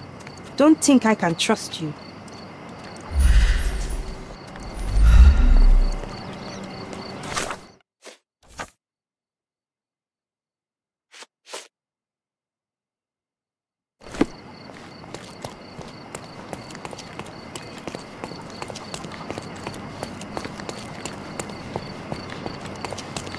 Do you know anything about this? My mother doesn't allow me to speak to toughs, sir.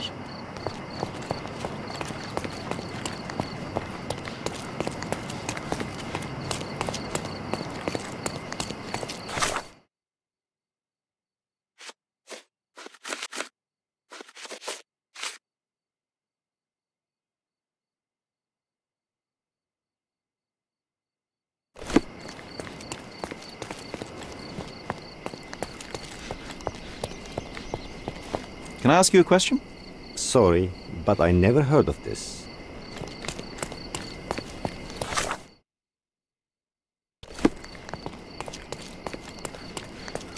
Could you help me? No one listens to us, so why should I listen to you, oofbird? Oh, I am bored. Call me when you find the answer.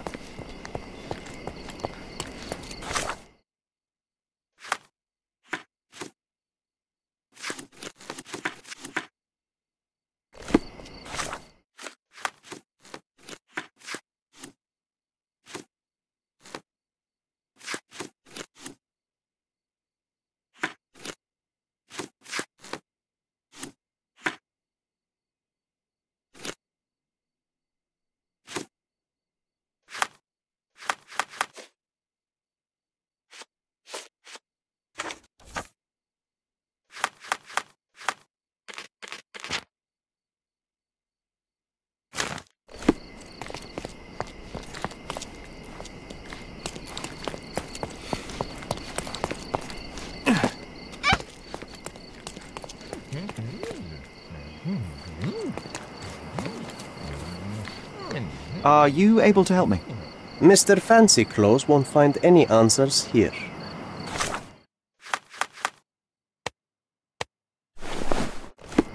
Could you help me? Sounds familiar, but no. Ask someone else. You obviously haven't thought this all through. Or you just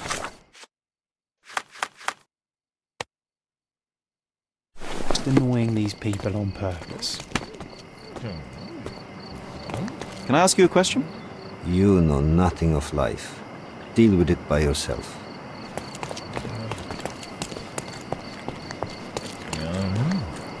Excuse me, just one question. Why don't you go talk to your co-workers? Everyone's looking at us, Sherry. You sure you know what you're doing? May I ask for your assistance?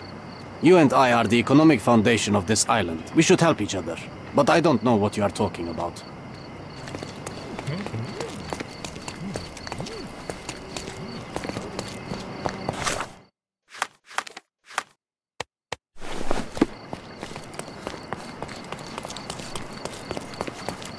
May I ask you something? I don't trust you. Don't like coppers. Everyone's looking at us, Sherry. You sure you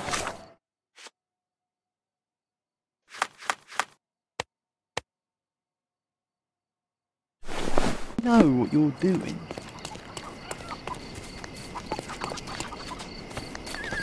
Help me, please. You have a nerve to talk to me. Get back to work.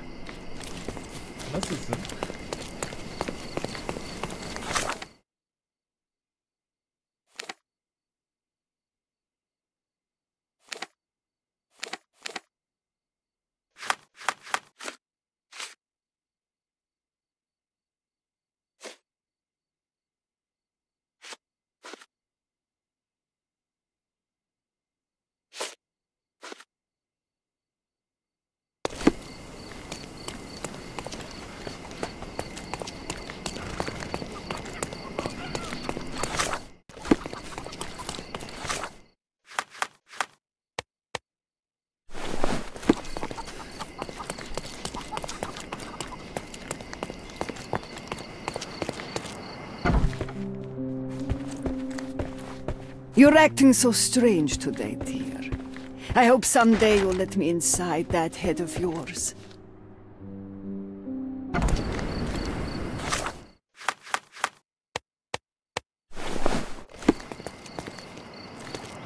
Poor chap.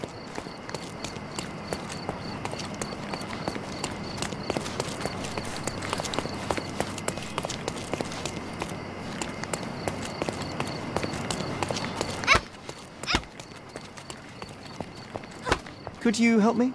Nah, never had nothing. Can you satisfy my curiosity? You and I are the economic foundation of this island. We should help each other. But I don't know what you are talking about. You obviously haven't thought this all through. Or are you just annoying these people on purpose? Selam. Can you satisfy my curiosity? I would help if I knew more. But perhaps others will be more helpful.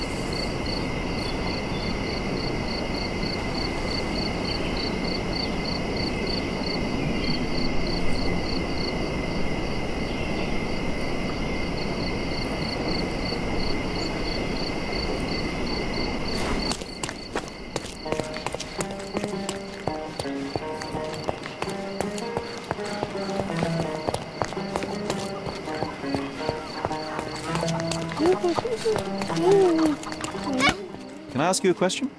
No, I haven't heard about that. Do you know anything about this? Excuse my ignorance, but I have no idea. This isn't working. You might need a different tack.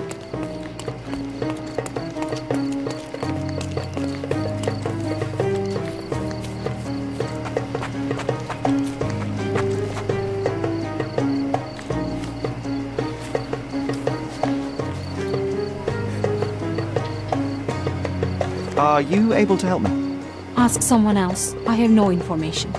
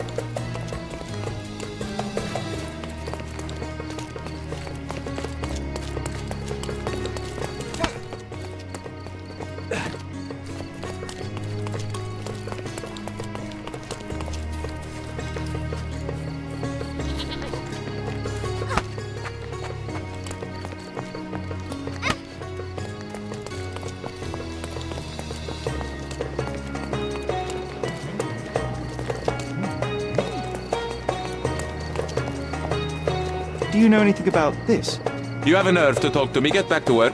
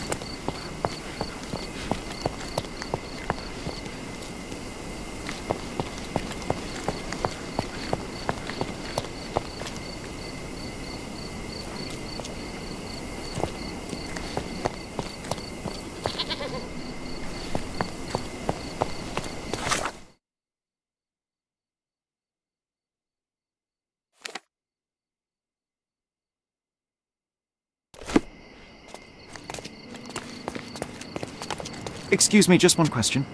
Please, stop bothering me. I don't know anything.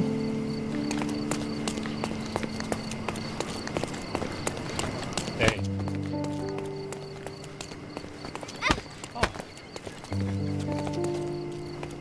Help me, please. Go back to work.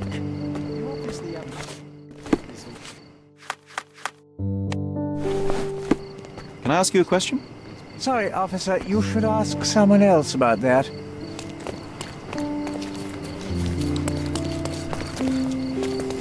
Could you help me? I wish that I could help you, officer. Time to check your who, what, and what, Sherry. Who, what,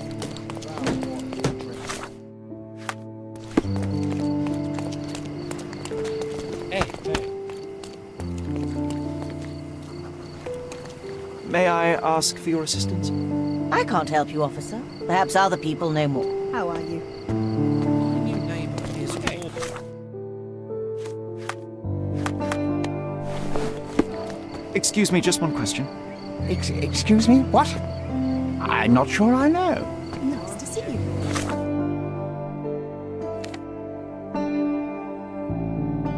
Who, what, and what, Sherry?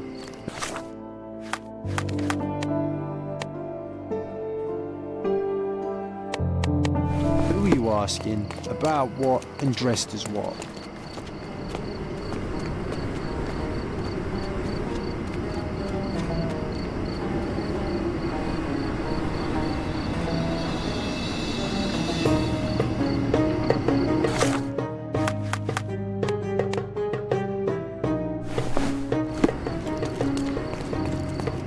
Excuse me, just one question.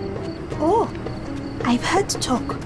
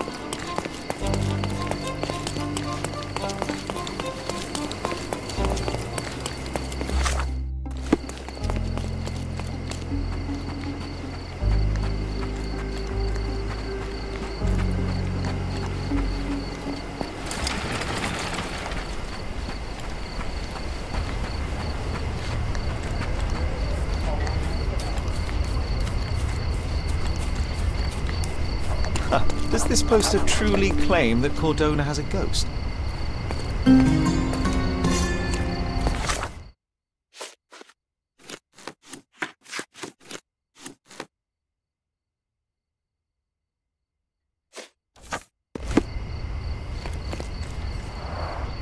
Unholy howls keeping you inside at night?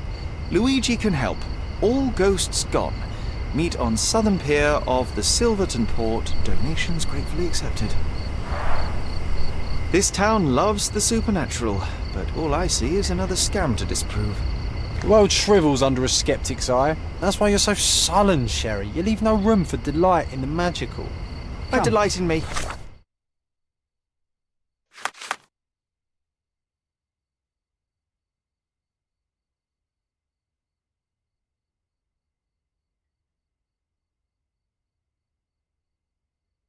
Let's get...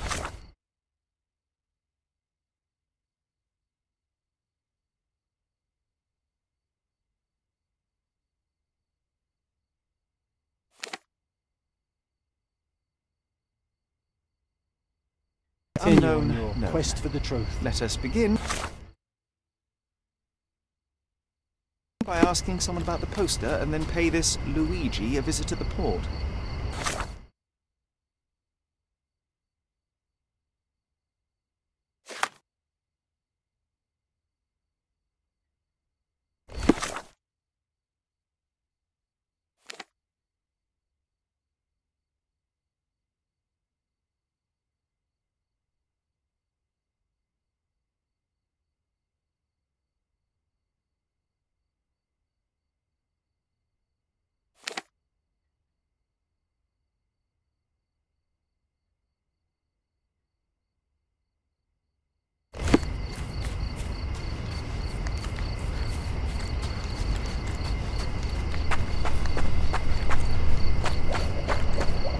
Excuse me, just one question.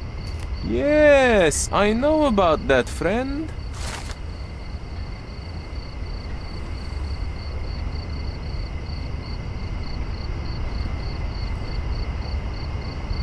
Someone is playing on people's ignorance and fear. Or someone is bravely going toe-to-toe with an otherworldly evil to protect the innocent. You're the hero people deserve, but he's the one they need.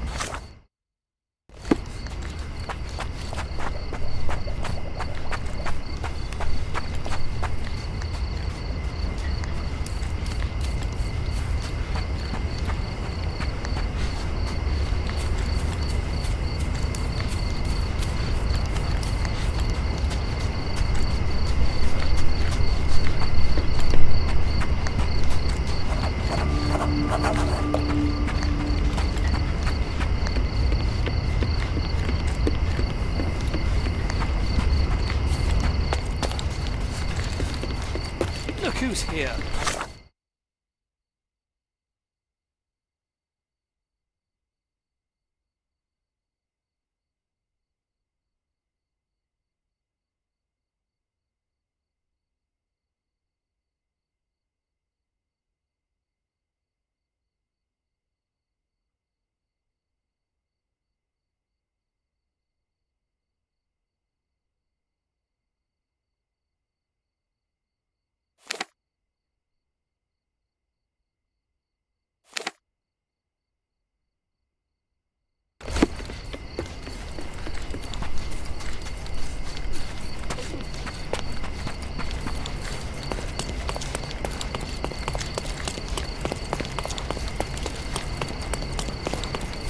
Not bad.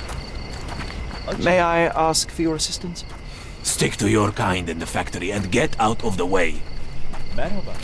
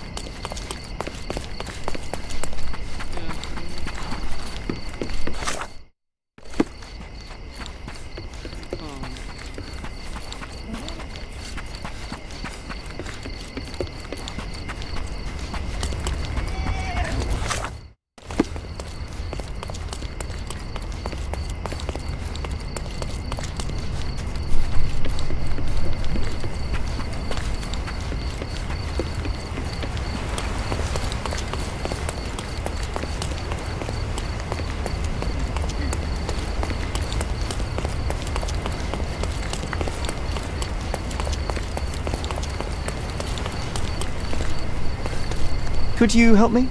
I've never heard of it. I'm sorry.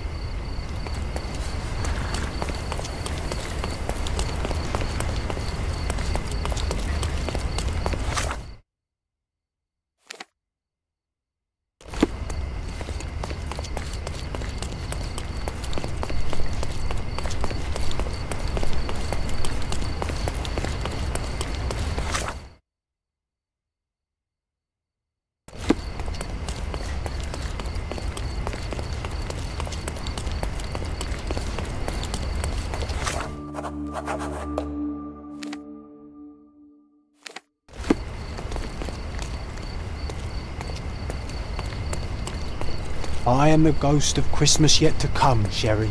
I see that you'll spend it all alone.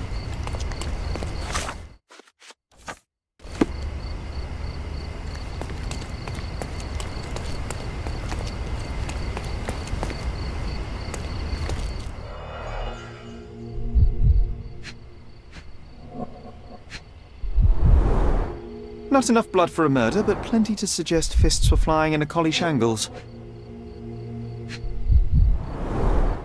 I wonder if Luigi made it himself.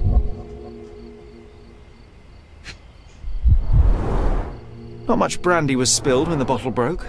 Someone had drunk most of it already. I reckon the ghost is responsible for all this mess. Don't jump to conclusions. Until we locate any evidence to the contrary, we shall continue to exclude the supernatural. Let me concentrate, John.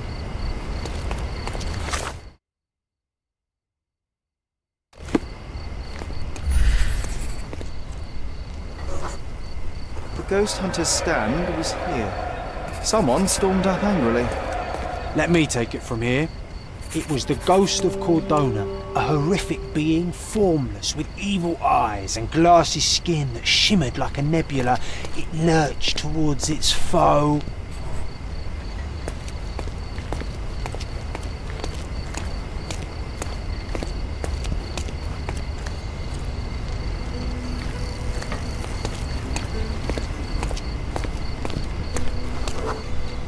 No, John, it was human. We're staring at the evidence of a scuffle between men. A little imagination never hurt anybody. If a mark realizes they've been had, that the fear was baseless, the money defrauded, they will likely return to voice their displeasure.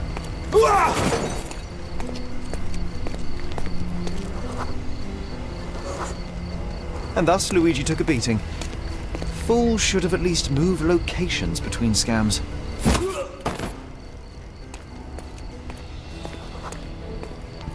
After the attack, he fled bloodied and bruised.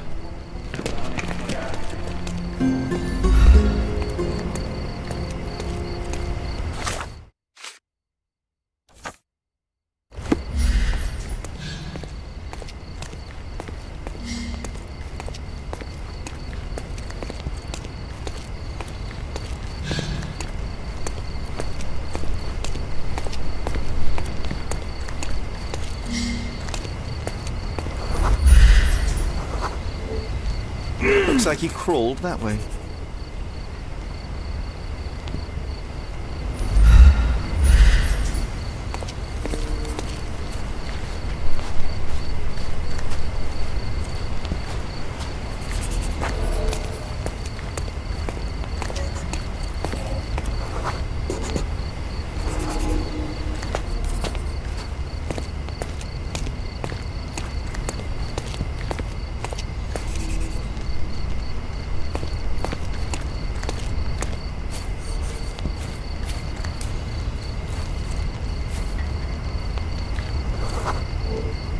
The empty bottle suggested intoxication.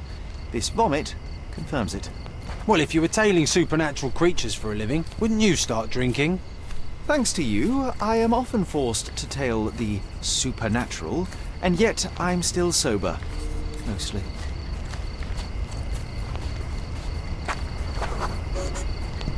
There's a bottle missing.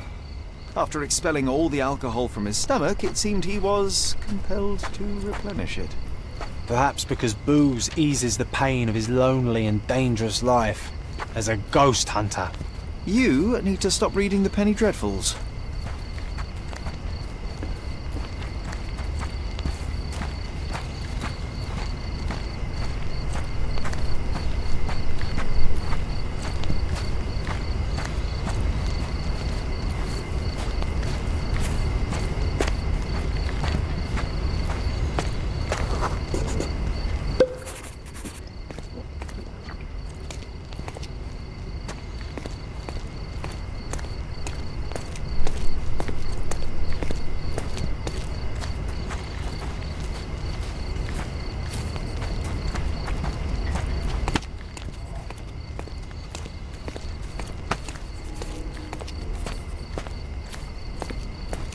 Looks like an appropriate home for a ghost hunter.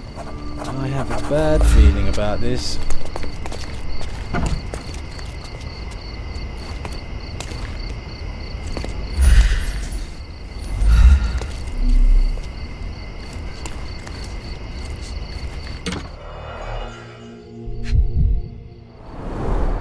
Donations, one presumes.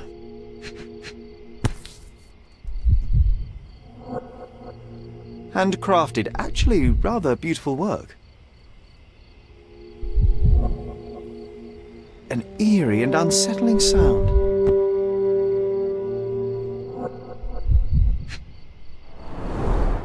So this is where all the money was going. The painter definitely has an aesthetic. So you see, John, nothing supernatural, just a drunken lowlife fooling superstitious sailors for a living. You can't argue with the truth. The truth will out no matter what one does. You can embellish it all you like, but you're just delaying the inevitable. Well, he can delay it no more. After what happened at the port, this scam won't work again. Maybe we just leave, Sherry. There is no need to disturb the ghost hunter from his beauty sleep.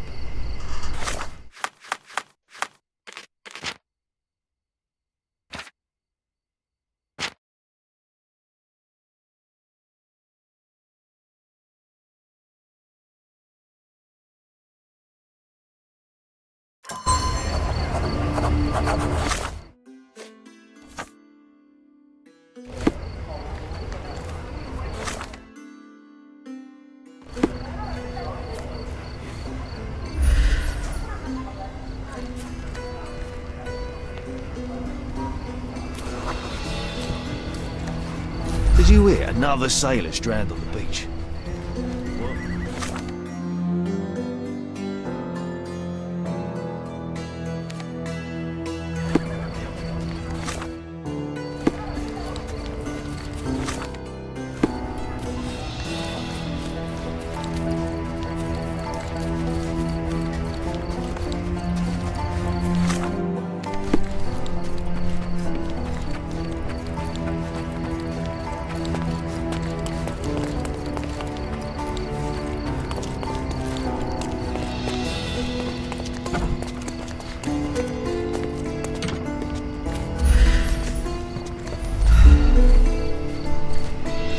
Maybe we just leave, Sherry. There is no need to disturb the ghost hunter from his beauty sleep.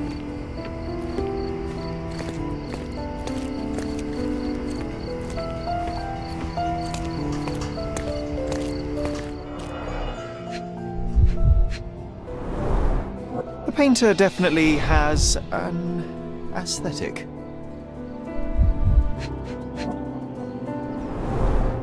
So this is where all the money was going. So you see, John, nothing supernatural, just drunken lowlife fooling superstitious sailors for a living. You can't argue with the truth. The truth will out no matter what one does. You can embellish it all you like, but you're just delaying the inevitable. Well, he can delay it no more. After what happened at the port, this scam won't work again.